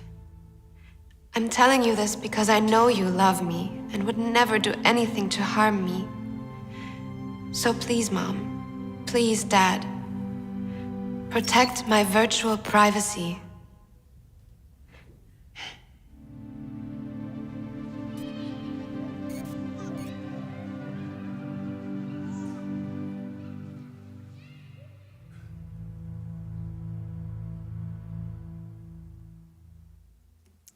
So I know that's like worst case scenario, I'll be honest with you, but we really need to know what we're putting on the internet. Because what we put on the internet and what our children put on the internet could come back to harm them as well as you. Obviously, AI is a revolutionary thing. AI used to be able to check, oh, that's AI really easy. It's getting better and better and making it harder and harder. These perpetrators are now starting to take, even though when they exploit these children, they build these grooming things with these children to build their trust and send those risque pictures. These offenders are now taking a normal picture of these kids and making them nude and threatening to send them to their friends to get them to get what they want and making empty threats to harm them. And so what happens is they will take these images, what you put on the internet, they will use that against your children. I can tell you that right now. I had a case where a young girl, she was being exploited online by this individual, and he was trying to get her to also exploit her younger sister. And this individual lived in the suspect lived in our jurisdiction, but the victim actually lived in another state. This individual had no financial means to go to the other state. But he was able to tell her, like, I've been by your house, I know it's yellow, I know you guys have a red car. I'm gonna come slash, I'm gonna burn that red car. How did he have this information? Because guess what? Her parents and her would post pictures of them outside their house. They'd post, hey, I got a brand new red car. They were using the information they would put on their normal internet, they would normally use, that you would normally post on the internet or on your social media, and he used that information against that child. Because those children, as much as we want to protect children, they will also do what they need to do to protect you. They will also do what they need to protect their parents. We brought one little girl in. She was being a victim of sex abuse. We suspected her uncle. We sat down, we interviewed with her, and we're like, tell me why you're here. And she's like, I don't want to tell you because my dad will go to prison. And at that point, we're like, okay, we thought we were here for uncle, but now we're here for dad. And so we talked a little bit more about dad, and she's like, well, tell me about why your dad would go to prison. She's like, if I tell you what happened, my dad will go kill my uncle, and my dad will go to prison for murder. Because guess what? Kids are concrete thinkers. So she didn't want to talk about it, and we had to get past that barrier of her not wanting to talk about it because she wanted to do everything she could to talk about saving her dad, right? So we got to be careful about what we're putting on there. Think about that stuff. I went off a little topic there. But here's how we can protect ourselves. The pictures with the 2 phones on the left, that's Instagram. The one on the far left, I redacted it, obviously, because obviously I'm trying to respect other people's privacies, but that's a mode setting for they have no restrictions on their account. Anybody and everybody can look at that account. They can go to that account. Any strangers can look at it. The one on the right is one that's shut down for only the people that they're allowing people to follow them and have authorized them to be able to be on their accounts and see their information to be in that account. So don't just be friending anybody and everybody. I'll tell you right now, I have an undercover account, and I've got over 2,000 friends, and I don't know any of these people. Well, I know some of them just because of the fact I've arrested them, but I can tell you, the majority of them, I do not know them, and I'm seeing all their life stories unfold right in front of me. So block your stuff on social media. Who has Snapchat? I'm sure a lot of you have Snapchat. Your settings. If you are a friend on Snapchat, you can see exactly where you're at. So if I'm talking to somebody who wants to come grab a kid or harm a kid, and I'm friends with them and talking to them, but they're not willing to meet that threshold of going and meeting that individual, but now they see on my social media where I'm at and where I live at based on the geolocation stuff on the app, they know exactly where you live and where you're at. Put your stuff private. Get in your account settings on your phones and put everything private for nobody gets your information and your device, your location, and protect yourself on that. XF data, the stuff on your photographs. Take away the stuff that's on your photographs. Go into your settings and take away. In your photographs, every time you take a photograph on your phone, it's going to embed the information regarding what device you have, the serial number, the pixels it used, the make and model of your phone. It'll also geolocate or put a GPS location on that photograph. It has all that information, and you send that to other people, you've now just given all that information. So if you take a family picture at Christmas with everybody and you text it to somebody you don't want to have, they're going to know exactly where you live. Good example is my cousin. He's a big avid hunting fan. He goes hunting every year. Last fall, he came back, he's like, hey, check out this buck. I got this big 5-point whatever. I'm like, hey, where'd you get that? And he's like, I ain't telling you. That's my secret hunting spot. I'm like, oh, cool, let me see the picture a little bit more. Look at it, pull it up. I go, was it here? And he's like, how did you know that location? Because it was all embedded in that photograph. It's the same thing. These offenders know that, and they want to come harm your children, or they want to know that you posted a picture on the internet, and they don't have anything with your kids. They can still find your kids based on the fact of what's embedded in your pictures. Go in there and change that information in your phones. Here's kind of an example of what is embedded in your phones. You can see the geolocation there. You can see the device information, photos, all that stuff. That's all the information that's embedded in your photograph that you take on your phone. So just be aware of that. How do we protect ourselves? So how do we set ourselves to private?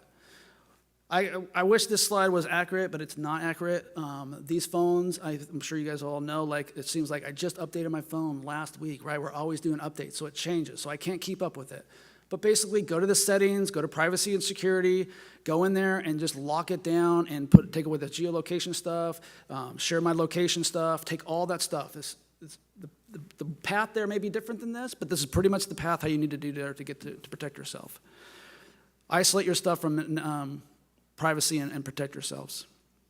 There's also features if you have an iPhone. If you have an iPhone, an Apple phone, you can go in there and you can set the settings for sensitive content. So anytime that somebody sends you a photograph, your phone is that may be violent or sexual in nature, your phone will automatically blur it out. You can see the picture on the right.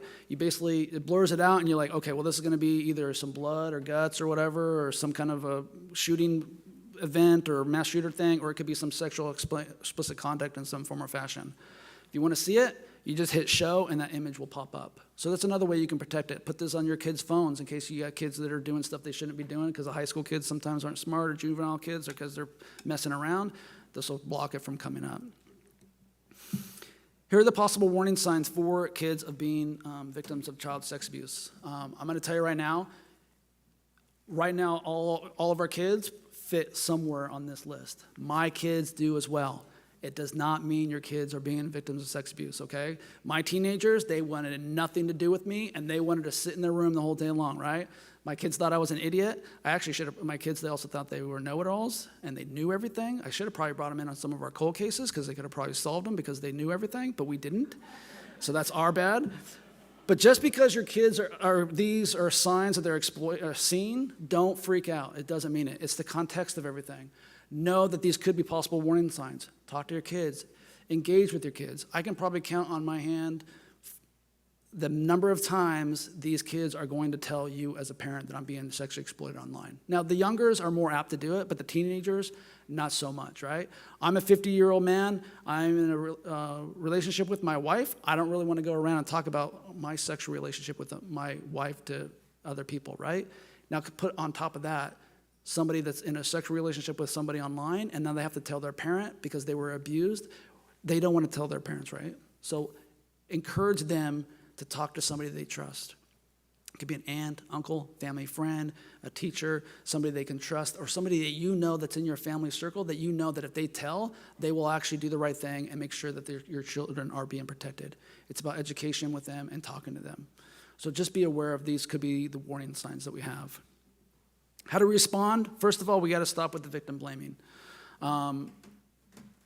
In our society now, it's just so fast to like, oh, this didn't happen, or yes, it did happen. Or we like to blame the kid because, oh, they shouldn't have been online talking to this person, and it's their fault because they sent the pictures off to this individual.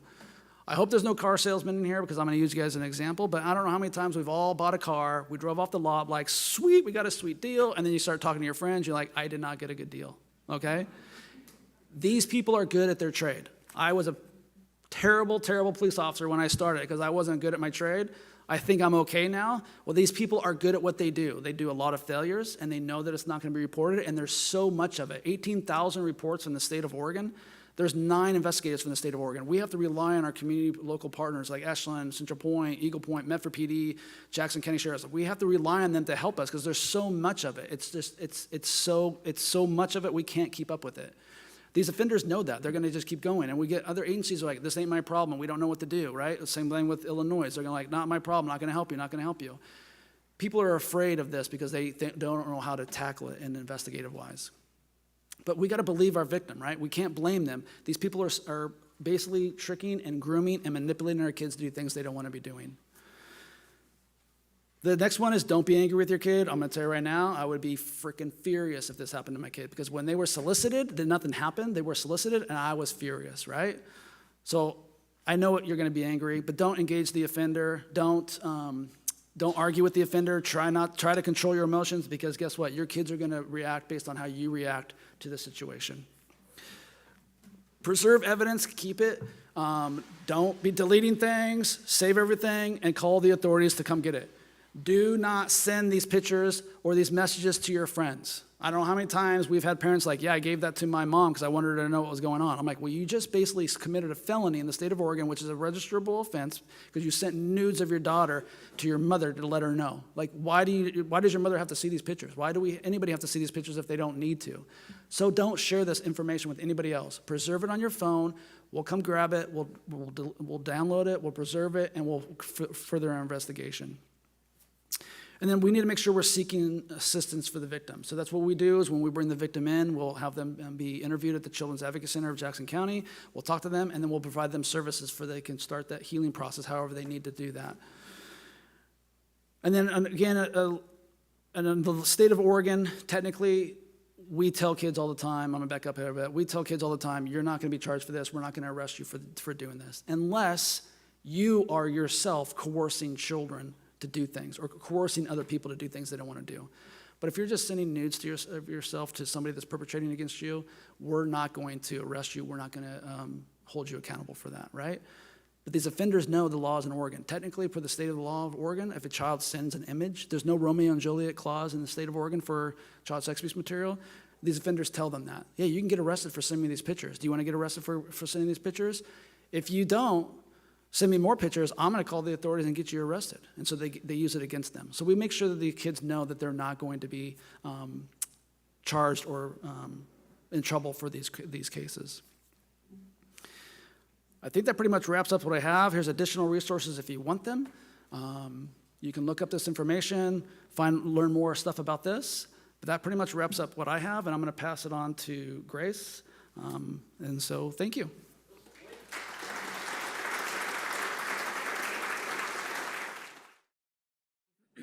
We're really lucky to have people like Steve in our valley protecting our kids. He's doing really important work.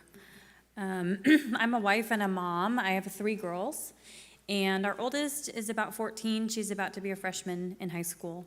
And every night she comes home from gymnastics. She trains almost every day, several hours a day, and she's very gifted. And she comes home around 8 every night, and she takes off her grips and she puts her chalk away, and she's in her Leo, so she runs and takes a shower, and then she sits at the counter and she tells me about her day, and we have dinner, and it's a really nice part of our day.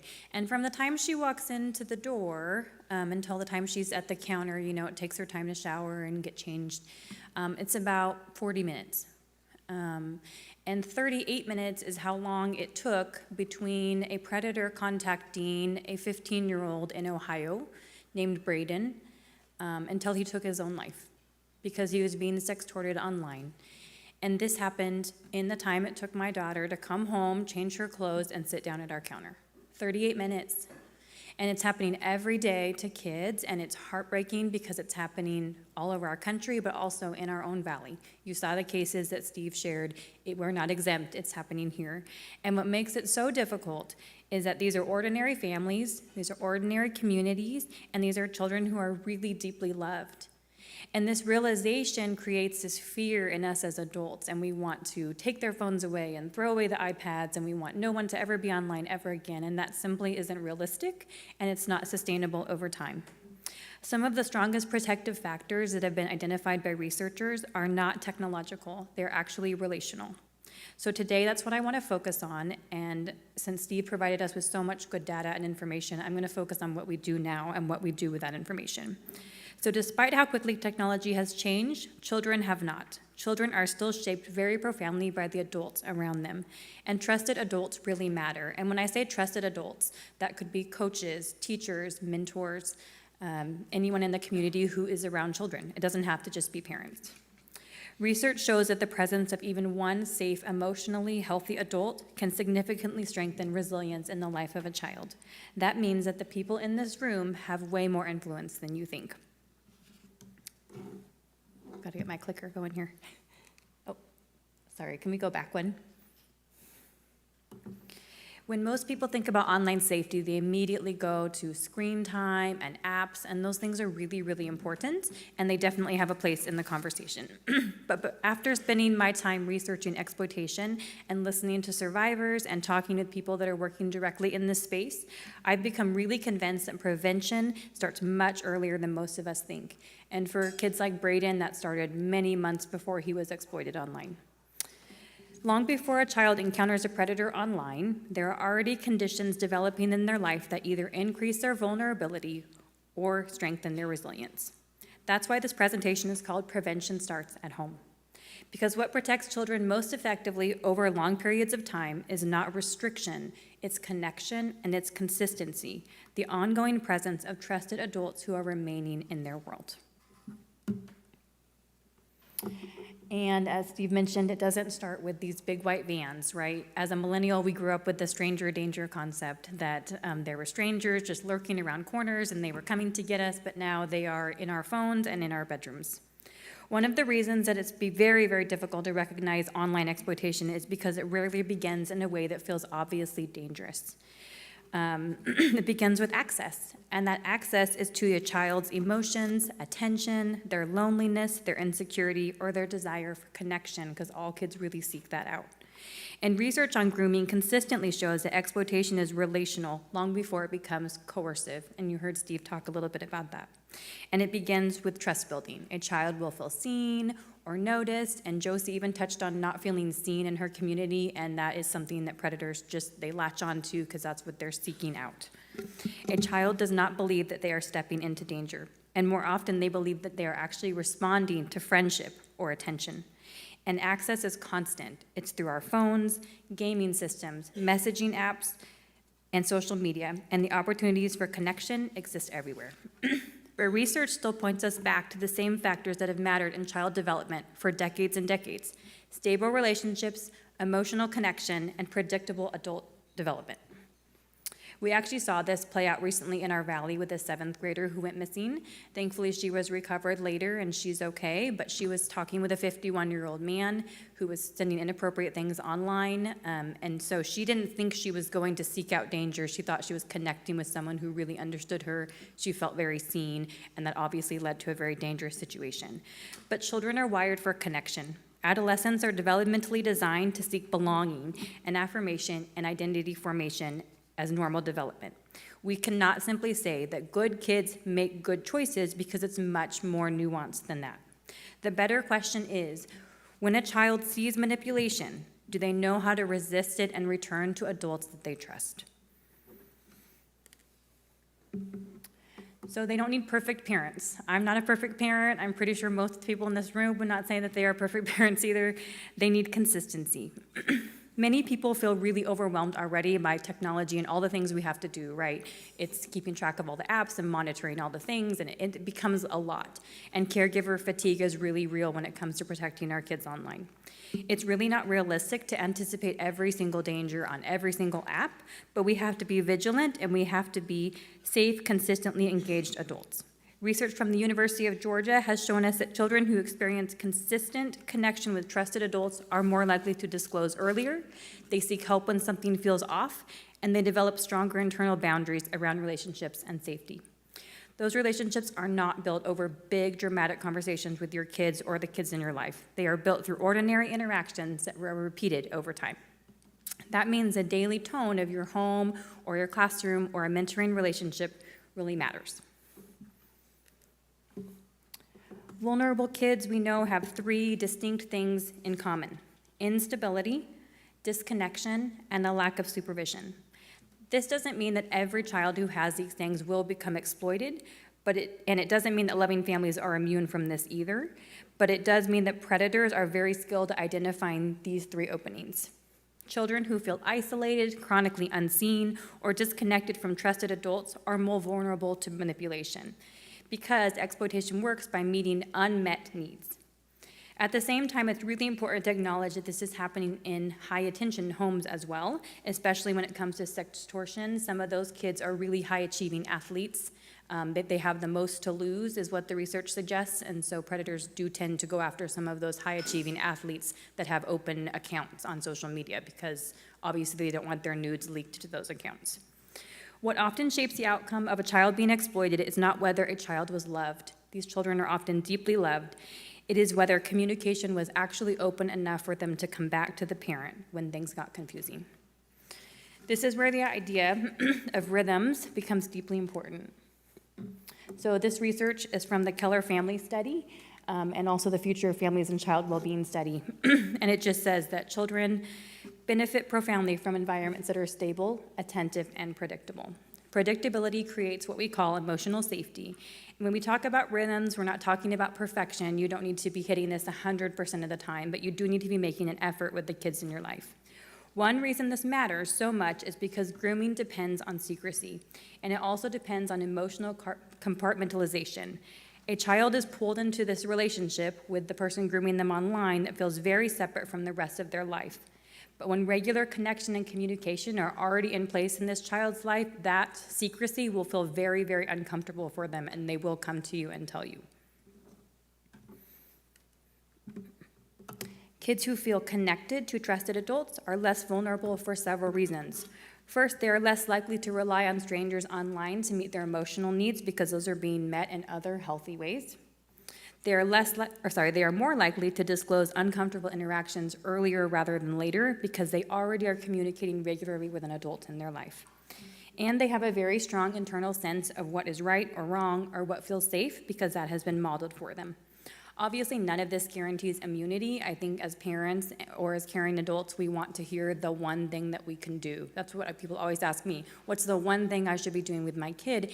And it really isn't one specific thing. It's a series of decisions made over time to stay really connected to that child's life. One phrase that we use in trafficking prevention work is that exploitation thrives in instability. Children who are chronically isolated are physically and emotionally easier to manipulate because they feel very alone and they lack that strong attachment. It doesn't mean that every child who's in an unstable environment is going to be exploited, but it also needs to be noted that instability does not mean extreme dysfunction. It can be homes that look relatively healthy from the outside. It could be emotional absence of parents, inconsistency in parenting, or chronic distraction on our phones. Many families today are very exhausted and adults are very overwhelmed. Our attention is fragmented by work, schedules, and technology. But it does mean that intentional connection is super important because if we are not engaging our children, someone else is. So how do we build this connection in person? These are just some of the ways we can do that. For me particularly, and on my platform, Safer by the Minute, I talk a lot about car conversations because you are side by side with the child and you are not staring right at them and it's not an interrogation. They're more likely to open up to you. And this can be driving to practice or driving home from other things. Kids are way more likely to open up to you in the car and it just feels less threatening to them. Some questions like what was the best part of your day, what's the drama everyone's talking about, can really open doors to important conversations. And family meals matter a lot, and that doesn't mean you need to sit down with the fine china every night and have this whole spread. For our family, it looks like spaghetti every Friday. Our kids know they can count on that. It's part of our routine. We sit down as a family, and we have spaghetti every Friday, and it's just regular old spaghetti. It's nothing fancy, but they count on it, and it's part of our routine, and they know that they can talk to us about important things during that time. So prevention is going to look a lot like noticing. Noticing when a very social child will suddenly become withdrawn, noticing increased secrecy around their devices, noticing changes in their sleep or anxiety or emotional regulation. They may cry a lot. They may want to hide their phone or their iPad. They may not want you to look at anything. And another practical way to strengthen that connection between the two of you is by staying very involved in their physical world as well, knowing their friends, inviting them into your home, being the house where kids can gather safely. But our adult presence has got to extend into their digital spaces, which is what we're going to talk about here. And one of the biggest mistakes that families can make is treating their digital life as separate from their online life, from their physical life. These, for children, are one and the same. Their friends and their social life is online, so there really aren't two separate lives for kids. They're one thing. And research from Florida State University shows that children do much better when expectations are really clear and not given after something goes wrong. So you don't want to wait until your kid has been caught doing something they shouldn't be doing on their phone. You should set these expectations really clear from the get-go. For our oldest, she has a smartphone, and we had her sign a phone contract that just outlined very specific behaviors that we would expect from her, including bullying and not sending inappropriate photos. Which seemed very obvious, but as we went through that list with her, we realized she didn't necessarily know about some of those things, and it was really important to verbally state what our expectations were. It also might look like delaying smartphones or social media until a child demonstrates readiness, keeping devices out of bedrooms overnight, putting them on common areas to charge, things like that. For us, we use a family account on Apple, where we have set up teen accounts for our children. They can't download any app without us seeing it. We actually have to use a fingerprint for them to download any app, and that includes calculator app, the Bible app, things that seem really innocuous. They actually can't download any of those without our permission. And for young children, obviously adults should know every app that are downloaded onto a device because many of them feature chat features that parents don't realize are on there.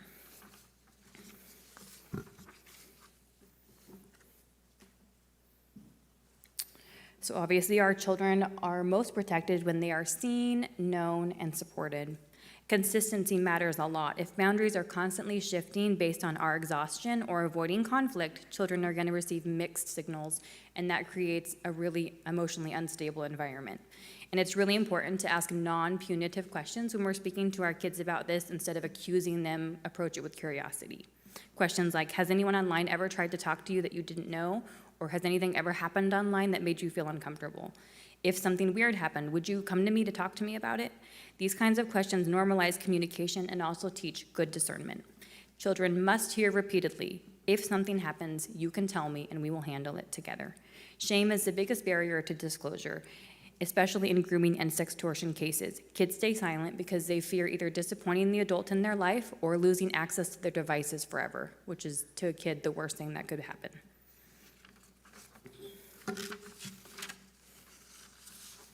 Sorry, I lost my Indy. As we close today, I want to leave you with this. Children, again, do not need perfect adults in their life. They need connected ones. They need homes and schools and churches and community spaces where they are safe, and where trusted adults will remain engaged even when a child backs away or makes a wrong decision.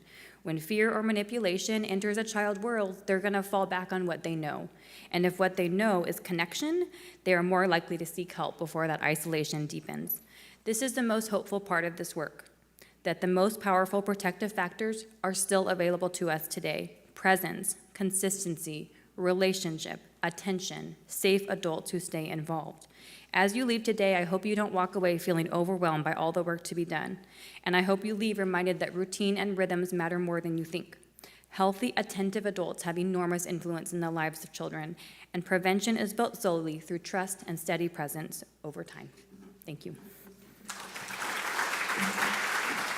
All right, so we're going to get started with something new. We've never done anything like this before at the summit, and it's something I've been really looking forward to, sitting down and having a conversation with my dear friend Zoe Bellator. So thank you, everybody. So Zoe has joined us every year for the summit to talk about familial trafficking, and she traditionally does a presentation for us. And I always invite her back, not just because she's an expert and on our board, but because the information and wisdom that she brings is so important to understanding this issue. And so we're just going to get right into it. Hi, Zoe. Hi.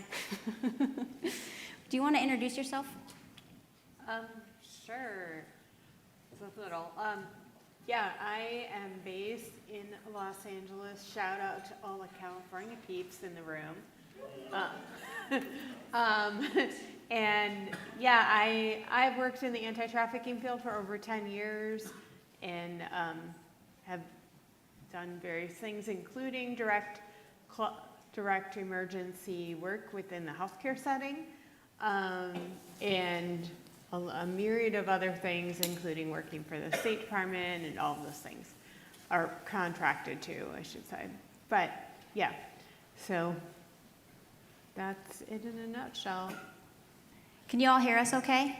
Can you hear Zoe okay? Great, okay. I mean, that is a nutshell, but you do so much more than that. And you have multiple degrees, and she's being modest saying she consults with the State Department, but she's been instrumental in getting published the reports with the TIP report, which is the Trafficking in Persons report, which is an international report that the the State Department puts out, that it really gives us the temperature on what kind of trafficking is happening around the world.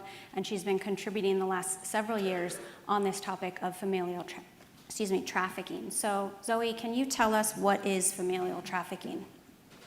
Yeah, so without just the definition, really is trafficking that is facilitated by a family member, typically a parent or other caregiver, or another caregiver, including a foster parent. They can be the one who's trafficking the child, or they can be the one who is selling that child to a third party. And it includes both sex and labor trafficking. What are some of the ways that it happens? I know you just mentioned a few. Yeah, I mean, familial trafficking, like all forms of trafficking, can take any form that other types of trafficking can take. If we're looking at familial labor trafficking, you can look at children working in agriculture, in their families' businesses, having to be a caregiver, any variety of things that would be familial labor trafficking. When you're talking about familial sex trafficking or child sex trafficking facilitated by a family member, that can be anything where the child is sold for sex. It can be in underground brothels. It can be in the back room of strip clubs. It can be arrangement for somebody to purchase that child, especially online,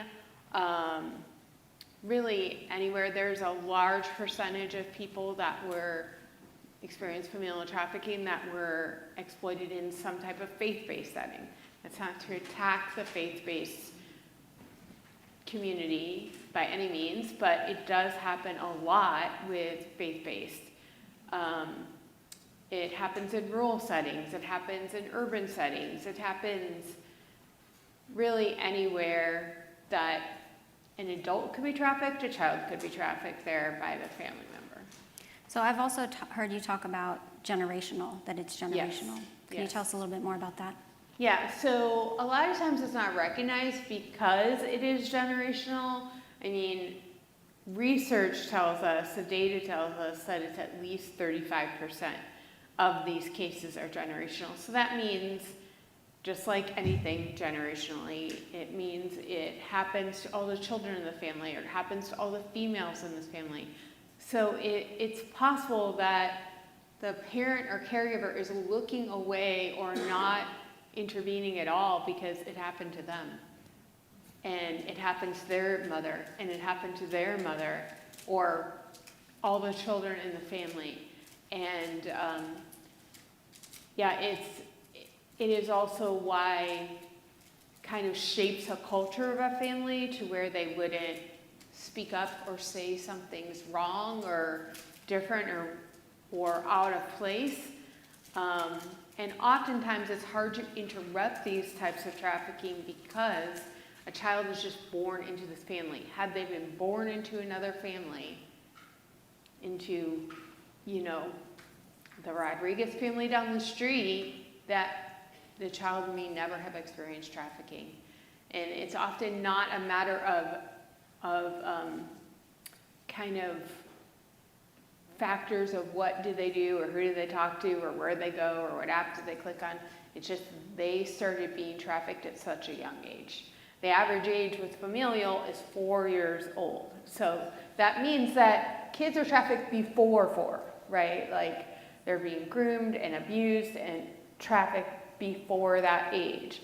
So it's much different than other types of trafficking because these kids don't have, often children who are impacted by familial trafficking, they don't have like a happy childhood to tell you when I was a kid and we went to school and we did this, X, Y, and Z, or when I learned to ride my bike or whatever. This was their childhood. And they didn't speak up often because it was the only experience I had. They didn't know they could speak up, or there's also a significant amount of violence and that goes along with this type of trafficking. And you think of your own kids or kids you know or working with children in church or school or wherever, you're often like helping kids more and kind of hand-holding, and even in a very literal sense when they're younger, right? Crossing the street or whatever, tying the shoes, all of that. But in this case, these children often experience, as all forms of trafficking are violent. Trafficking is inherently violent. But these kids often faced really severe violence, including their life almost being taken and all of these things. And the really difficult thing to swallow is that was at the hands of somebody who should have loved and protected this child. It wasn't a stranger driving by and kidnapping this child. It wasn't even a school bully. It was the people who really were put there to, protect this child. And so I think the culture and generations, it's really hard because you feel like you kind of lose yourself in a sense. Like earlier they were talking about the panel earlier was talking about not being seen. And I think this is the most underrepresented, least talked about type of trafficking. probably in partnership with the indigenous population, is also not talked about hardly ever at these conferences. So, or just in general, right? Protocols, all the things. So I think people almost have to break the cycle of violence. We talk about that a lot, in order to stop the trafficking within their family line. Or there could have been other types of violence. Maybe it was domestic violence or their own history of abuse. And so it is a very challenging topic to discuss. Yes, thank you for that. So in addition to generational, I've also heard you talk about the role that poverty plays. Can you talk about that? Yeah, I mean, poverty is at play, for sure, with these families. But I don't think that poverty is the main driver, particularly with sex trafficking. I don't think that it's not that, there's no research to show us that it's the main driver. Because even if you're poor, you don't have any money, you don't have a place to live, all that, most parents would do everything they could to protect their child, right? So if anybody that you know or you work with, people who are in house or whatever, they're not kind of sacrificing their child in order to be able to get the help, to get help or whatever. Sometimes desperation, there are cases where there are other survivors that said, yeah, this is what we did to make the bills, or this is how we paid for our rent, or this is, but as a child, I mean, you have to remember these are children, and so they don't have that cognitive, their brain isn't developed, they don't have that cognitive processing to understand why, I have to go spend time at this person's house, or I have to go with my parent to this place and this place and this place, and it's not, they don't necessarily know it's because they don't have money, right? So, but it does factor in. It is, as Kristen had just shared, it is a risk factor in these cases. But I don't think people, in all of my conversations with survivors and research and all that, I don't think people are waking up and thinking, I'm going to traffic my kid today. We need more money for gas. Is the economy and all the things playing into a person's possible vulnerability? Yes. It all plays in, right? But we can trace familial trafficking through the Bible. It's been happening since the beginning of time, right? So I think it is a dynamic, but I don't think it's a main driver as it can be with other forms of trafficking. That's my opinion for what it is. Thank you for delineating that. So would you be able to, or would you say that with certainty that this happens in every single community?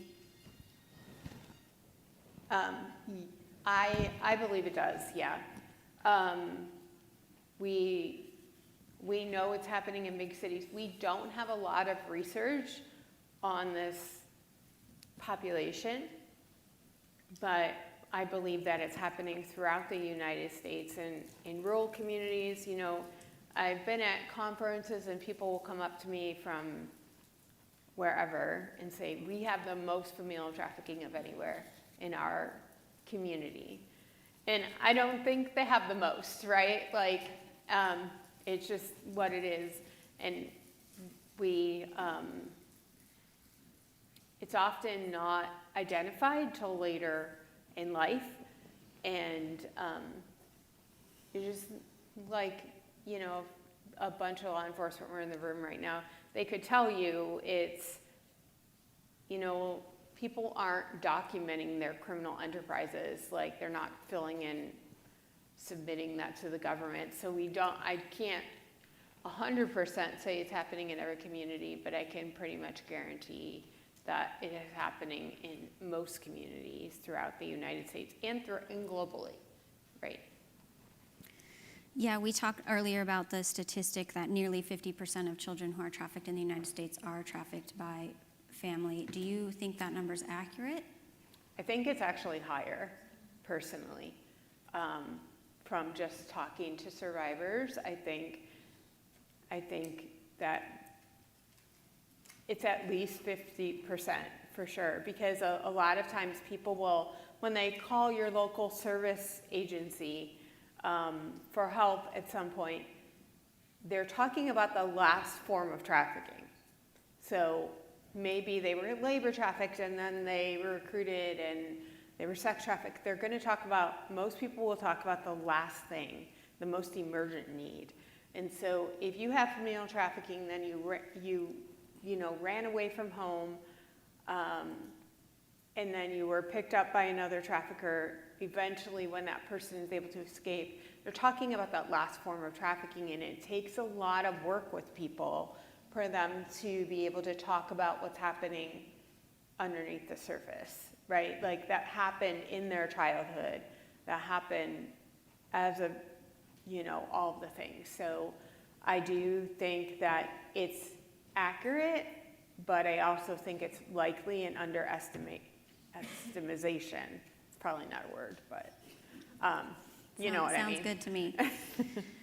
So, understanding that it's likely underreported, understanding that it's generational, and so children themselves aren't even identifying, understanding all of these factors that keep this type of thing in the darkness, in the dark, what can we look for as community members? What are some signs?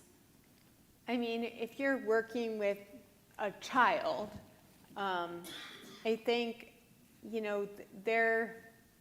it can look a lot of different ways, right? But I think some of it is a child who won't make eye contact with you. For some kids who were trafficked by familial trafficking, school is kind of a respite for them. So maybe it's, I know for myself, I was identified as learning disabled in school. And then I didn't find out till I was in college, I was in graduate school at Fuller, that I had a professor say to me, I don't know who told you were dumb, but you're not. You don't really know where the commas go, but, we can fix that. But they had told me, and I would sleep a lot in class. You might have a kid who feels like they're getting ill, wants to go to the nurse every day at 2 p.m. And maybe that's because their body, their nervous system and within their body is realizing, I'm going home to the abuse. I'm going home to the exploitation. So you might see a kid who's very compliant. So it kind of looks a little different than other forms of trafficking because this kid's very compliant. They maybe won't speak up, or they're always trying to please the adult in the room. They're maybe extremely tired during the day because they didn't sleep at night. They might go to school when they're sick. They might, because if they stay home, they're going to be exploited or they're abused or something, right? Kind of when you ask them how was your vacation? How was your summer? They're the kid who hates summer is approaching. Teachers often do this countdown on the board, and this kid hates these children. I mean, I'm overgeneralizing, right? But a lot of times they're dreading summer. Summer is the most time, or the vacation time is the time when they're getting severely exploited.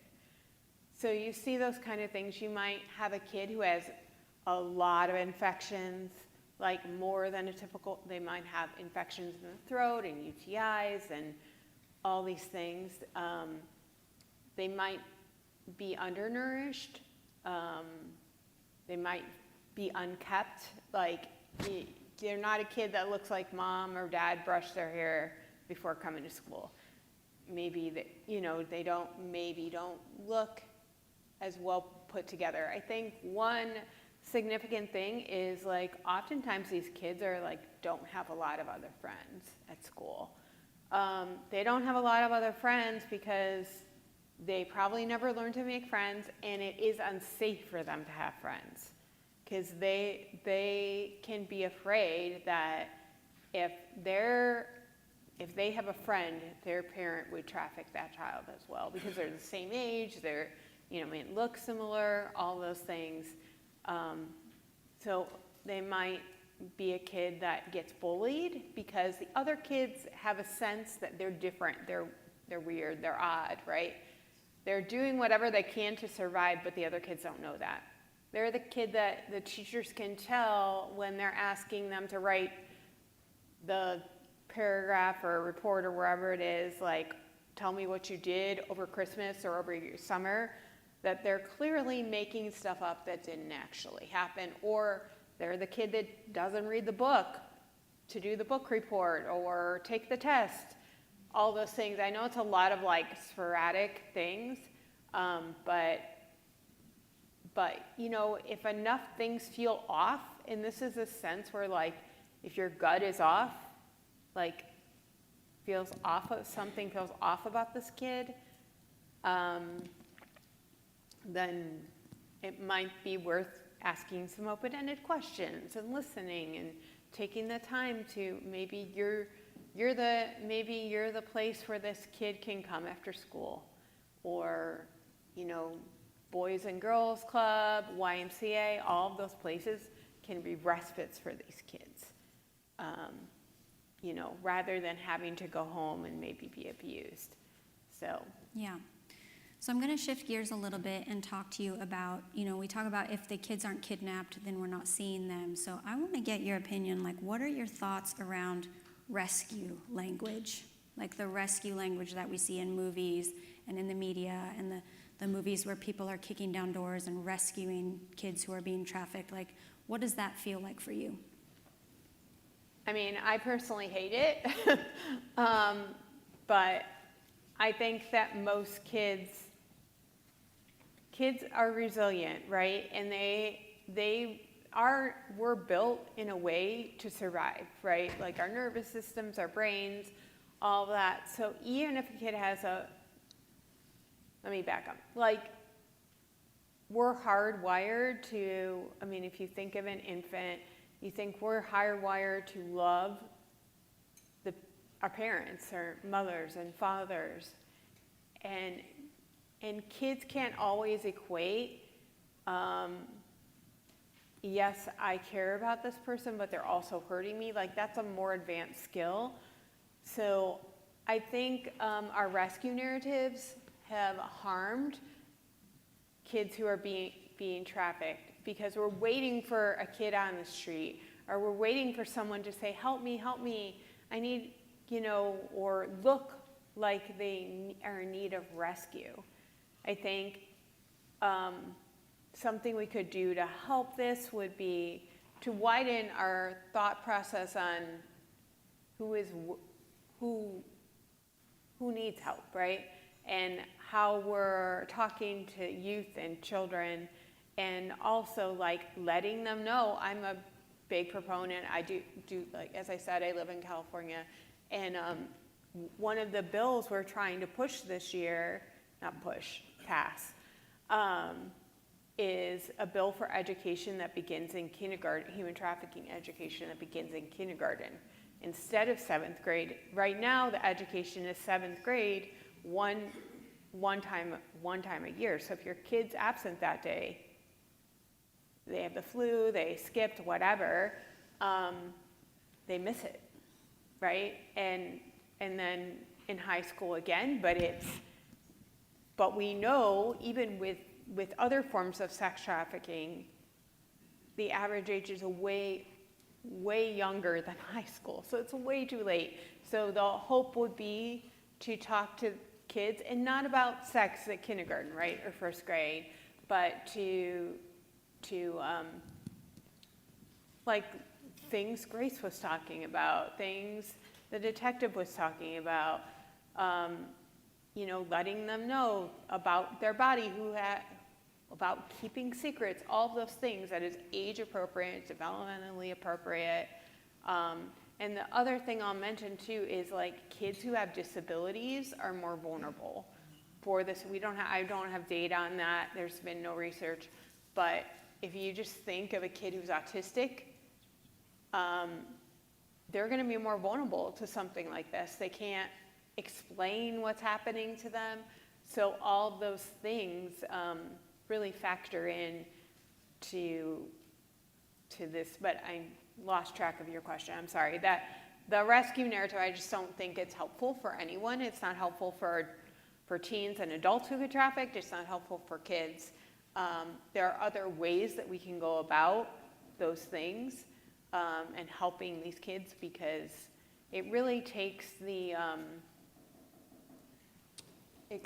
takes the empowerment away from the kid to be able to speak up. And you have to consider all the things, the development, the attachment to the caregiver. It won't be the case necessarily with foster parents, but kids are attached to their parents as we were supposed to be to survive, right? But it's all those things. That was very muddy, and I'm sorry about that. Thank you. So you spoke about this a little bit, but I would like to go a little bit deeper. Why don't victims identify as victims until adulthood often? Well, oftentimes it feels normal. It's the normal childhood. It's the normal for these children, right? This is what they have. Oftentimes they're being groomed from a very young age. And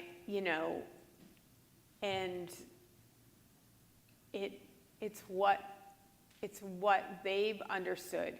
You might, like Grace talked about her family eats spaghetti on Fridays, and another family down the street might eat tamales on Wednesday.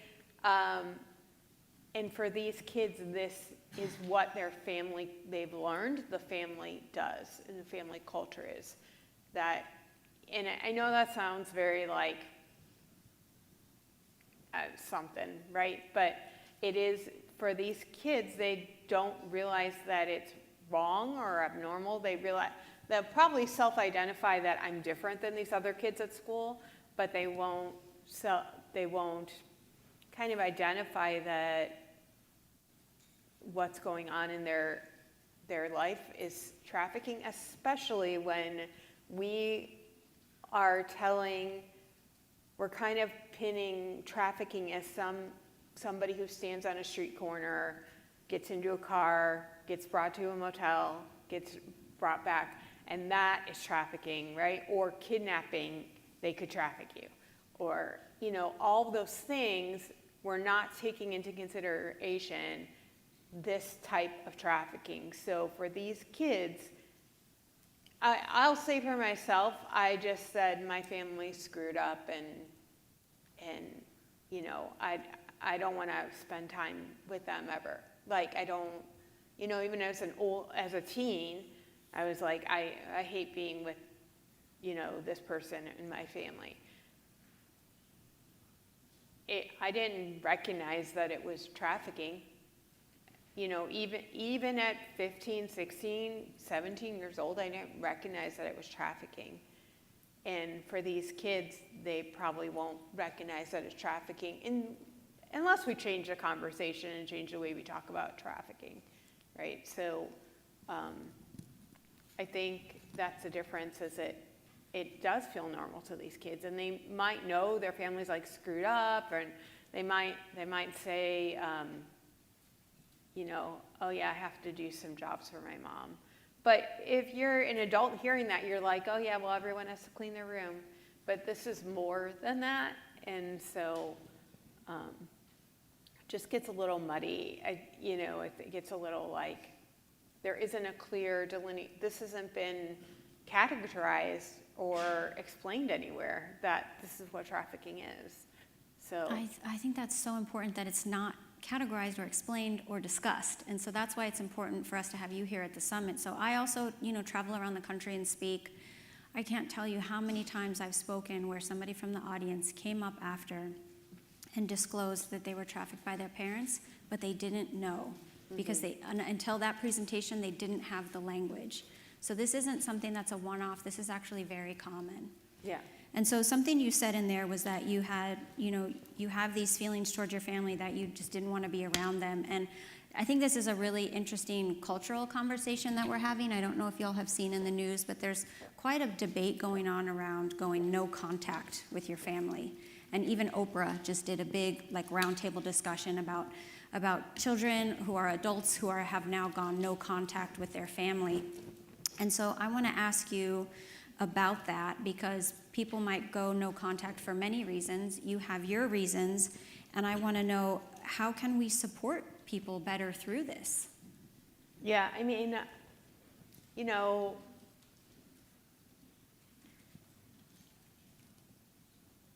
it's a situation which other forms of trafficking don't have to deal with.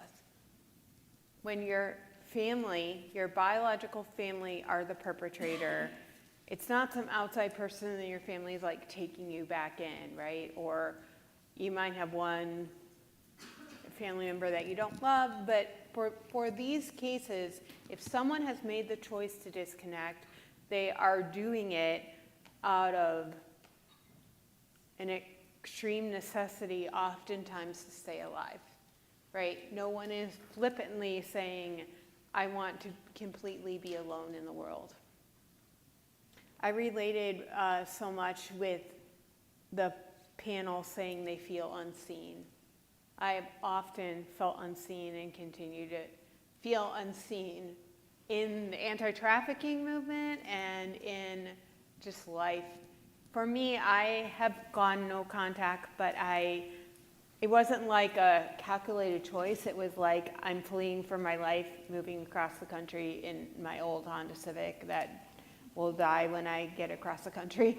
I didn't know that at the time, right?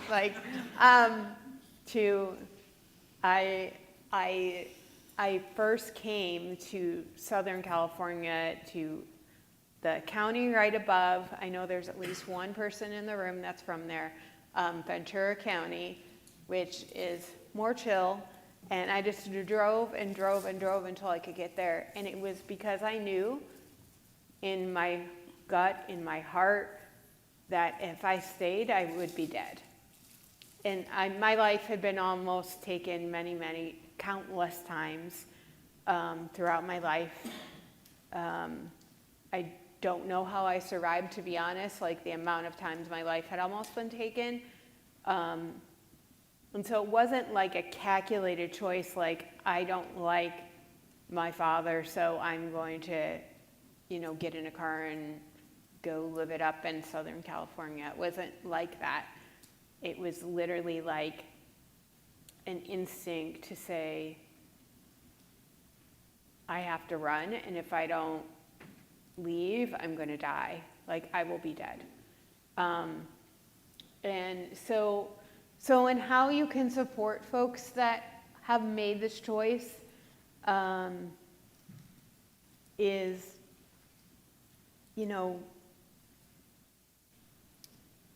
I think we've talked a bit about relationship and community and those kind of things, and our kind of family doesn't necessarily have to be the people we have shared DNA with. It can be the people who've chosen to love us, the people who've chosen to include us in. The people can be people in your church. It can be people that you go to the same gym with. It can be people you all do pottery together, whatever it is, right? Those people. And, it is the importance of celebrating people's birthdays, celebrating holidays, being a place where people can land on a Sunday afternoon, share a meal, your family shares a meal on Friday or Sunday or whatever it is, and there's someone in your community that doesn't have anyone, any family. You don't have to know why, you don't have to know what happened, you don't have to know their story, but can you pull an extra chair up to the table? I shared this my friend had shared this with me, but I shared it recently within the last year with the friend who's pastoring the church I attend, and I said, we don't need more tables. We need more, longer tables, people to pull up chairs to the table, to invite people who aren't there. Like, who's missing here? You know, who's missing? We need this kind of mentality, which I live in a big city, obviously, and it is very easy for people to just go about their life, go in their apartment, shut their door. But in this community, it's like, do you know the kids that are in the foster care system and maybe don't have anyone to celebrate their birthday, or maybe they age out of foster care, and then what happens to them? So all of those kids, all of those things, it's kind of like breaking from the concept of the nuclear family to that we need to know we're loved and cared for and seen and valued. And sometimes if someone like myself has made a choice to have to disconnect from their family, it came with a lot of tears. It came with a lot of pain. It came with a lot of suffering. You don't come to that decision easily because you don't like the way they want, you know, they do something flippantly. It's not a flippant decision, you know. So I think it's the concept of I do need to help my neighbor. Like, I need to help my neighbor. I need to take care of my neighbor. I need to do what I can to help them, right? Maybe you know this person doesn't have food, so you bring them over and you say, oh, this is just some extra. Maybe you know they really like this certain thing and you brought it to them, and they might never know. I mean, you might never get the applause, but that's okay. You know, it's not about getting the applause. It's not about being on stage. Yeah, and for folks that are like me, who have had this as their history, it is also about creating new memories. And maybe you didn't have the opportunity to have the good childhood, but maybe you can create a new memory of going someplace or doing a thing or getting a phone call every couple weeks from somebody you care about. It's being included in their family celebrations, so you feel known, seen, loved, and valued. That's all we want, and that's what traffickers prey on, right? Whether it's a family member or not, they prey on that. Yeah, I love that idea of community care. So you mentioned in there also feeling unseen. I understand that part of that is also being not believed. And I think that I've heard that that's a common thing, is that it's an unbelievable thing that somebody would do this to their child, and it's easier sometimes to just think like, oh, that couldn't have happened. So part of not being believed can also mean that your perpetrator is not held accountable. And so can you talk about the difficulty of not seeing your perpetrator held accountable? In my case, I was not believed. And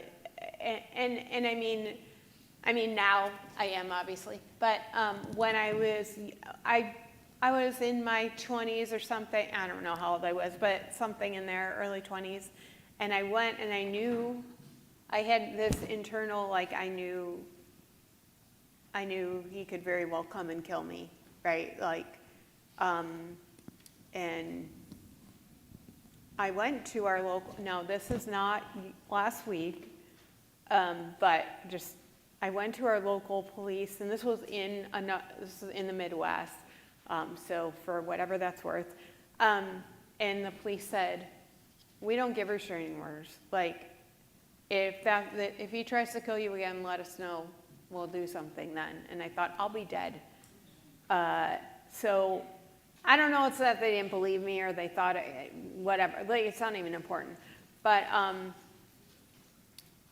I will say, like, I mean, I have been believed since coming here, but I know many of survivors of when they were being trafficked by a family member, they were not believed by whether it's an educator or it's a social worker or it's whoever, fill in the blank, because people are looking for one sort of thing, right? They're looking for kind of, you know, this bad person who looks a certain kind of way and this vulnerable person, right? Like, and they're looking for certain things to happen.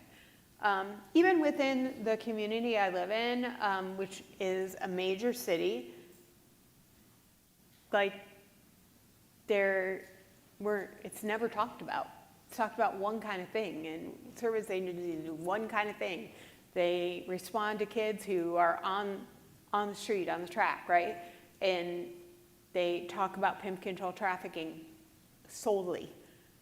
So I would say I was involved in a recent study, and every single familial trafficking survivor did not get justice. Like, there was no sense of justice. Like, they were not believed. There was no conviction in court. There was no and for some people, they might not want that because their family might be torn apart. They have siblings at home, all of that. But I know when I got here, I did try to prosecute my father, and I was told, we don't have evidence. This is not a winnable case. You just need to drop this, basically. And I tried a few times, but now I'm past it. I'm fine. But it is kind of the norm that unless that kid gets identified by the local child advocacy center, they have the evidence, they have all the things, they have text messages or screenshots or whatever, and they can go win that case, especially if the person's a child. They often will say this child is just making it up, which kids don't make stuff like this up, right? Like, it's my belief. I will always believe the survivor. But yeah, so overwhelmingly, survivors of familial trafficking have not received any form of justice. And that doesn't have to be the traffickers locked up in jail, whatever. I think some form of justice in the state of California, there was a law that was passed that gave people basically restitution money for the time they were trafficked. I couldn't apply for it because, well, for one, my trafficking didn't happen in California. But, even now there's a Backpage remission. Well, I was not trafficked on Backpage. So so getting some form of income or subsistence or housing would also be a form of justice. There's another thing was my ability to thrive, my ability to be the person I am today is also a form of justice. But for saying you didn't win, yes, I have had all these things happen, but he didn't win. And that's true for every survivor in this room, regardless of who their trafficker was. They are sitting here today being resilient, being strong, and not always feeling like it. There are days where you don't feel resilient and strong and qualified and all the things, but it's kind of there's this motto that this came from a church, so it's Christian life, but is kind of right foot, left foot, right foot, left foot. And a lot of times people say, well, how did you get from there to here? And a lot of times it's just that right foot, left foot, and having some people in the community that will help you along when you fall, Yeah. So for this next one, I'm going to tell a quick story, and then I'm going to follow it up with a question. So Zoe and I met 10 years ago on my first journey across the United States on my motorcycle in 2016, and I was at the tail end of my trip, and I rolled into LA, and she was such a wonderful human being that we just immediately clicked, and we've been dear friends ever since. And I've gone on subsequent trips across the country on my motorcycle, and I've come through LA a couple of times. And when I go to meet survivors to photograph them, if they say it's all right, Zoe comes with me, and she's my lighting technician. I don't know if I'd say that, but okay. Sometimes she holds the reflector. So we were photographing a survivor on the beach. She was a survivor of familial trafficking, and you know, the waves were crashing and the sun was out, and it was just this beautiful day, and she was a very serious survivor, and I was trying to get her to kind of break out her shell and try to get some action shots, and I had asked her to just like play in the waves. And Zoe was right next to me, and so I asked the survivor, like, just play in the waves, you know, and she just kind of like, I saw her body tense up, and she just got kind of like stiff. And I realized like, oh, she's not gonna do that. So I had to pivot, and we just did something else. I had her jump off some rocks or something. But it was later that Zoe pulled me aside, and she said, people who are trafficked as children don't know how to play, some of them.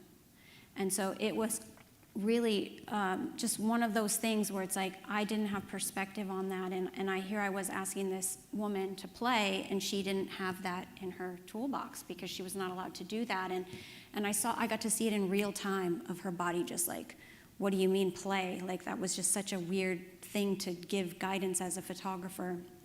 So I've learned a lot from you, Zoe, and that's a story that always sticks with me, is that I try not to make assumptions on photo shoots now. But the question that I have for you is that while you didn't learn how to play growing up, you and I laugh a lot. Like, you're very funny, and I think people wouldn't always assume that because you're up on stage talking about this difficult topic, but you're very funny, and we laugh a ton, and I just know that when we're getting together, it's gonna be funny. And so I want you to talk to us about kind of simple pleasures, self-care, joy. How did you learn? I know you said right foot, left foot, but was there more to it?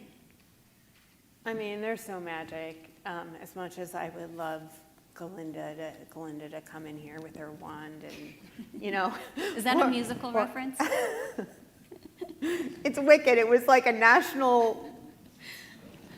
I don't watch musicals, and it's she's been on always Broadway. teasing me. It's She's been like, on you gotta Broadway watch for musicals. 20 years, but okay, you don't know who Elphaba and Glinda are. Sorry, that really distracted me. Sorry. I will watch a musical someday. You know, as much as I would love there to be, as much as I like joked about that, but like to truly be like some magic where someone does their like magic and everything's like fixed. A lot for me, I didn't even necessarily like know all the gaps that I had. They're, you know, our brains are amazing in the way they are, and I had, you know, kind of just been in survival mode, and I wasn't even aware of all the things I didn't know till, you know, I can remember this one time I was staying at a friend's, visiting this friend in Ventura, actually, and she was like, well, we can go walk. They had like a park with a path across the street, and she's like, I have an extra bike, so I tried to get on the bike and ride it, and I proceeded to fall off 3 times, and like almost really hurt myself, and she's like, I was like, I don't know that I ever learned to ride a bike. And she was like, why did you think you could? And I was like, I don't know. It's like, I don't know how to do most things. And then you just like try to figure it out. So I think it's learning to do things in small pieces. I know,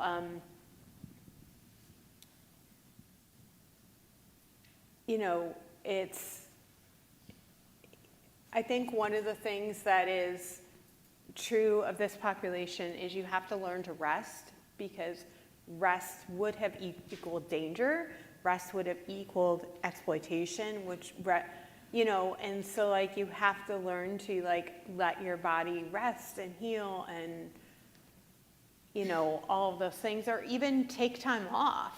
because it just wasn't something you did, like, were able to ever do. Learning how to cook. I learned how to cook different meals just by watching other people, or, you know, different things. So it's like a little bit at a time, and some of it's like you have to do this stuff to survive. Like, no one's going to do my laundry. I have to figure it out. And if I do something wrong, then it's like, well, I guess I have a pink shirt now. You know, got to figure out how to not have that happen again, because I really like that white t-shirt. But, you know, that kind of thing. I make light of it. But I think too, it's sometimes a coping strategy to, like, make a joke or make light of something that's really, like, not something that should be made light of. But, you know, also, I am very empathetic. Part of that is when you are survivor of familial trafficking or any form of trafficking, you kind of always have to be scanning the room and seeing who's dangerous, who's not dangerous, who's, you know, all of that. And this wasn't in your notes, but, like, I think it should be noted too that, and tomorrow is going to be a commercial for tomorrow, but it is a lot on the demand reduction side. But the reality is that every kid who was trafficked as a child by their family, like specifically with sex trafficking, there was always men there to buy them. And when we do things like demand reduction work, that's a way we're truly going to address child sex trafficking, including familial trafficking, but not limited to it. You know, I will say that California recently passed a law to make it a felony to buy a child for sex, right? And why that wasn't a law before, but it isn't a law in a lot of places. And it's already starting to have marked progress. So I know that wasn't the question. I think, you know, as far as teaching somebody, walking beside somebody, I think it's kind of that mentality of you don't walk in front of them because they might not follow you. You don't walk behind them because they might not lead. You got to walk next to them. And it seems very simple, but it is a day-to-day process. I will also say that, like, animals are very healing. It's not magic, like I said, but, like, you know, horses have been known to be they're also very empathetic and, like, can sense people, and they've been equine therapies we use for a long time. So that's sometimes a good thing to use with this type of trafficking survivor, because they might not be able to verbalize what's going on. And it might feel safer to talk to a big horse or a dog or a cat, if you like cats that much. Sick burn on cats.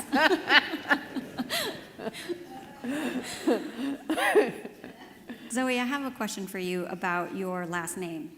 So you recently changed your name. Why did you choose Bellatorre? You know, I was something I'd been thinking about for years. Not Bellatorre in specifically, but my shoe is not fitting me very well.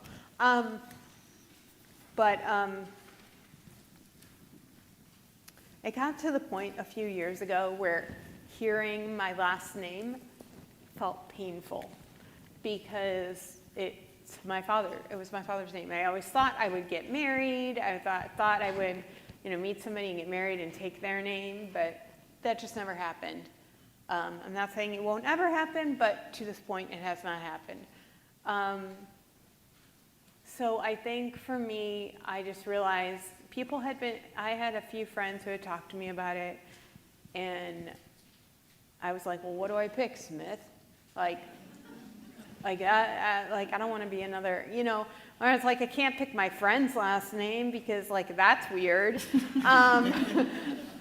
So I just did a lot of, I knew it had come to the time where I needed to do it, because it's like I didn't want people, even the doctor calls you back and that by your last name, and it just felt like gross to me. Like it felt painful and gross and wrong and a million other things I don't have words for. And so I just did a lot of, I just like looked up meanings of words. Like I looked it up. I live in a very Hispanic community, immigrant Latin community, you know, California was a territory of Mexico, you know, whatever. But I looked it up. Bella means beautiful in Spanish. Torre is tower. Tower, it means tower. And then Lauren had told me as well that Del Torre means fighter as well. So it just felt like it fit. It's a lot more letters, especially when I have to tell someone I have a phone. Now I really got to spell a lot of letters out for people, but it has felt very healing. It's a lot of work involved. You know, you got to fill out the papers, the judge, whatever. But that's not even the hard part. The hard part is changing it with Social Security, then changing it with the DMV, that anybody who's changed their name can attest to all this. And I went through a program that each state has, that's confidential address and name program. And so then everything had to get sent to Sacramento, and then Sacramento had to send me a paper because I don't do anything electronically. Apparently, they're the only ones, the government, who is like in 1980. But so I have a whole folder with my papers and stuff with like the stamp of the state of California that says, yep, this person was not stealing someone's identity. They changed their name for, you know, we approve it as a state. And, you know, then changing it other places. But it's not something that everybody needs to do, but for me, and it has felt more secure for me online too, because I was getting stalked like every year or two by my biological family still all these years later. And so now it's like people don't necessarily know. Like I ran into somebody here that I knew prior to the name change. And they were like, you're this person, right? And I was like, yes. So it's kind of, I mean, they recognized me, so it wasn't all that. But I think it's really healing, especially when, you know, we don't ask, like if someone's labor trafficked, we wouldn't ask them to maintain relationship with their trafficker after they like get a T visa and all the things. We don't expect that, but we are expecting familial trafficking survivors to maintain contact or even if that's through name alone. Yeah. All right, so we're going to shift gears a little bit as we finalize this portion of the conversation. But so where to begin with this story? So in the work that we do at Disruptors.org, and Zoe's on the board, we got started fundraising for Rebecca Bender Initiative so that we could help with tuitions to go through her program. And we continue to do that, but another need started to arise. And so this really comes from people who have stories like Zoe where they don't have anybody to count on. And so maybe they were trafficked by their families, or maybe they're just in a situation where they're not in contact with their families. But we started to see a need arise of people who had been able to escape a life of trafficking, and maybe they had been out for many years, but they still didn't have the support.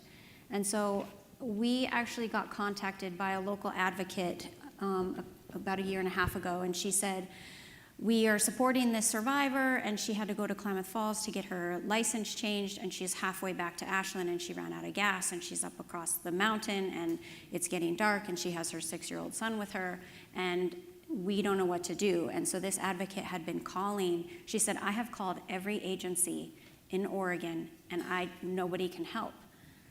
So I was like I I said, hey, I'll just get in my car, my dad and I will jump on our bikes and we'll go up and we'll give her some money to fill the gas tank. And then I just thought, well, does she have Venmo? Can I just send her some cash so she can get gas at this gas station? And this advocate said to me, you can send cash? And I was like, I guess, I don't see why not. But the truth is that a lot of agencies who are maybe government funded or they have like stringent reporting, they can't just send cash to people. And she was like blown away. And I was like, well, I think our donors would be okay with that. And I think our board would be okay with that. So I Venmo'd $40 to this survivor so she could fill up her tank and get home before dark. And it kind of like, out of that was born this idea that like, oh, maybe other survivors need cash. And so I took this to the board, I took this to Zoe, and I told them this experience. And, you know, Zoe's well known in the anti-trafficking movement. She's very connected with the survivor community. And she said, Lauren, this is a real need. And it's really comes from this place of like what Zoe's experience has been, where you don't have somebody to count on. Like, you don't have somebody to put you through college, to come and get you when your car breaks down, when your Honda Civic breaks down. And so we started to understand that this was a real need. And so we started a new program, and at the time we called it the Fighter Fund. And it was in honor of Zoe's new last name, Bellator, which is fighter, as she mentioned, in Italian. And so we started the Fighter Fund, and we just started kind of putting the word out that maybe we could do just cash infusions to survivors up to $300 for emergency needs. And so we're going to show you guys a little video about that. And like, I just want to reiterate, it really comes from this place that so many survivors are in Zoe's situation where they don't have the support. And maybe they had support when they first exited, which is vital and important, but now they're 1, 2, 3, 5, 10, 20 years out, and they don't have that support. So Zoe, you've inspired. Can I just say something real Yeah. quick? You know, for any people with lived experience or survivors in the room, like, we know that there is a lot of support in the emergent crisis phase, but someone they're working and serving other people, there's not a lot of support for them. And sometimes people do have family, but other times they might not, and it might not be for any reason. There is this, you know, as you're talking, there's this saying about it's expensive to be poor, meaning like you barely have any money, your job is like 30 minutes away, you need tires, you get the used ones because they're cheaper, and then they end up then 3 months later, 2 months later, a month later, you get another hole in your tire because you got used tires instead of, if you would have had $200 extra, you could have got the new ones. You know, kind of like you get the cheapest shoes for work, then maybe they don't have the right tread, and you're working as a server and you slip. It's a whole cycle, right? So if we're able to help people with direct cash to get the basic things that they need, it goes a long way to also encouraging that person that I'm not alone in this world. Like, I feel alone, maybe, and life has been really hard, but there are actually all these people that I don't know who they are, that they care about me enough to give so that this organization could help me with getting childcare for my kids. It's nothing frivolous, you guys, like the things people ask for. It's medical care, it's gas in their car, it's a bed, it's those kind of things that if you heard them, you would be like, oh yeah, totally. Yeah. So we did launch this fund, and we've launched it with a goal of helping one survivor a week. We're going to talk to you guys tomorrow a little bit about how we have realized the need is so far beyond that, but we'll just get started telling you guys a little bit more about it with this video. I met my trafficker when I was in high school. He was 1 year older than me, and he lured me out of high school my senior year. And I was sold online, and I was trafficked over the course of a year, just right there in my community, 12 minutes from the school I went to. When I got away, I moved back home and I felt lost. It was, now what? I'm a trafficking survivor, and I was trafficked for 20 years, beginning when I was a minor. Escaping was very hard. I did have a lot of support when I first left, but once I left the safe house, I felt very isolated. When I left, my trafficker filed for custody of my 2 children, and I've had to deal with him in family court for the last 8 years trying to protect my children. When a survivor of human trafficking is able to escape, that doesn't mean that the problems end there. Survivors deal with complex PTSD, a host of medical issues. Sometimes they're battling custody issues as well. They have gaps in job history, and the trauma continues on. You know, you exit the life of trafficking and you don't right away just go into a financial stable situation. So you do need that support, whether it's a vehicle or, you know, if you say you do get a job but I don't have a way to get there, or I have children that I need support paying for their childcare so I can work. I've had to hire an attorney, and my legal fees have been insurmountable for me. This is why we started the Emergency Funds Program. This program exists to fill the gap between escape and rebuilding a life. Being connected to an organization like Disruptors.org would have helped me with financial security, economic stability. Once you leave a safe house and you're on your own, it's very challenging and very scary. Disruptors.org helped me by donating from their emergency fund towards my legal fees, which was a huge help. It's more than financial aid. It's immediate support that survivors can lean on. Within hours, they can access funds to get enough groceries to fill the fridge, to get brand new eyeglasses so they can see, to get their car repaired so that they can drive to work. In one instance, we were even able to provide a bed for a survivor who had finally secured safe housing but had been sleeping on a yoga mat for months. It was frustrating to see even organizations sometimes turn victims down, and it creates that very same vulnerability that the victim had that made them vulnerable to be trafficked. As an ambassador with Disruptors.org, my job is to connect survivors to the emergency fund. I work with countless survivors across the nation, and this emergency fund can mean the difference between rebuilding and re-exploitation. And that is why we're inviting you to become a monthly disruptor. Your monthly donation ensures that the funds are available for survivors when they need them, not 6 months from now, not a year from now, but today. As a monthly disruptor, it gives me great comfort knowing that my donation is going directly to a survivor and is helping with an immediate need. The emergency fund ensures that survivors have access to medical care and mental health services. When survivors are short on their rent, it leads to their entire families being displaced from their homes. I'm kept well informed on the needs that are being met, and I'm also invited to attend meetings to hear directly from survivors and know the impact that this is having. I also just love being a part of this community that's making a measurable difference. There are so many survivors out there who need our support. It's meaningful to me knowing that what I would spend on a couple coffees a month actually provides a lifeline to a survivor. Your donation can make a real difference in the life of a survivor. It's critical that we have places like Disruptors.org that can meet these emergency needs. As a donor, you can fill that gap between escape and rebuilding a life. Become a monthly disruptor. Become a monthly disruptor. Become a monthly disruptor. Become a monthly disruptor. Become a monthly disruptor and ensure that a survivor has access to funds now.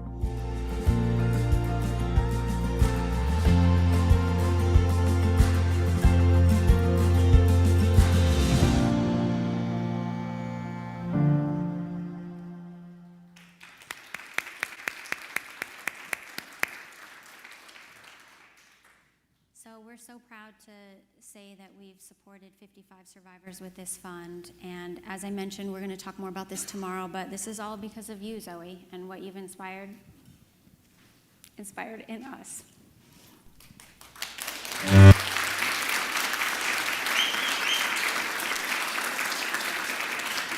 If you cry, I'm going to cry. We're all going to cry.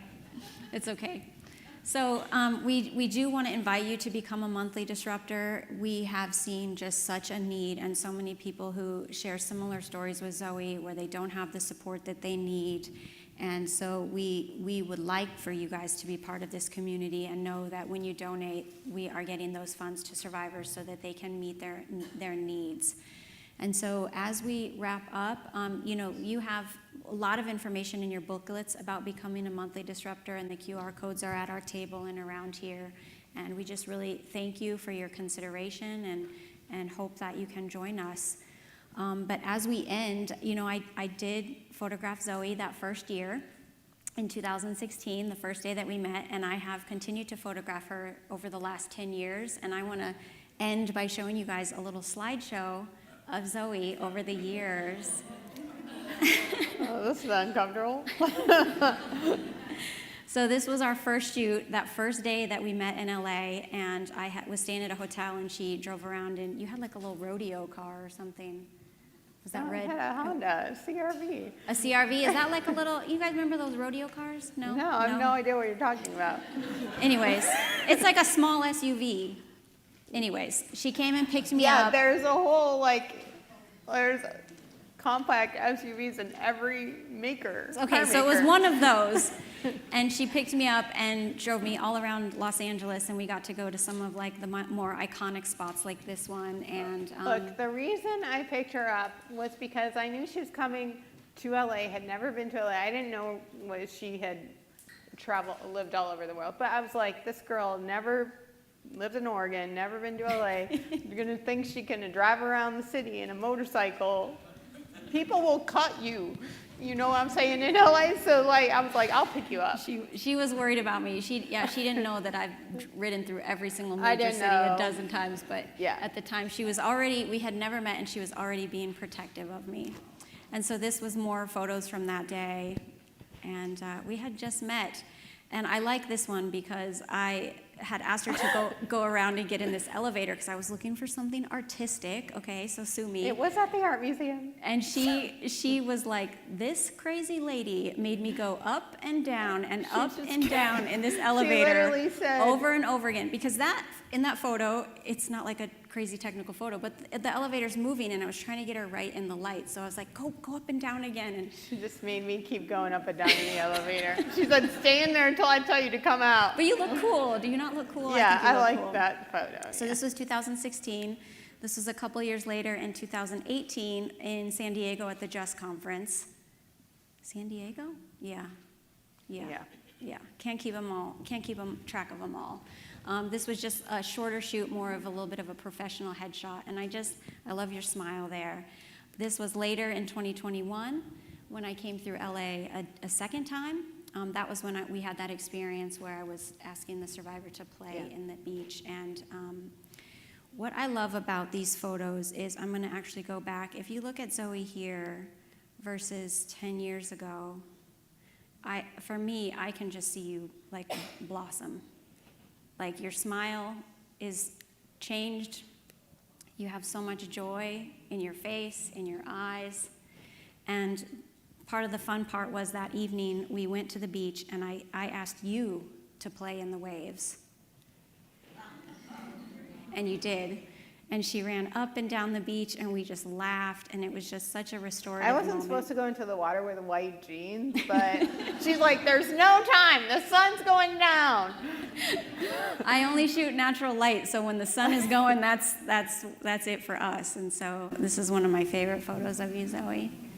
So I just want to thank you for what you've shared with us today, what you share with us at Disruptors.org as a board member, and what you have shared in my life as a dear friend. So thank you, Zoe, so much.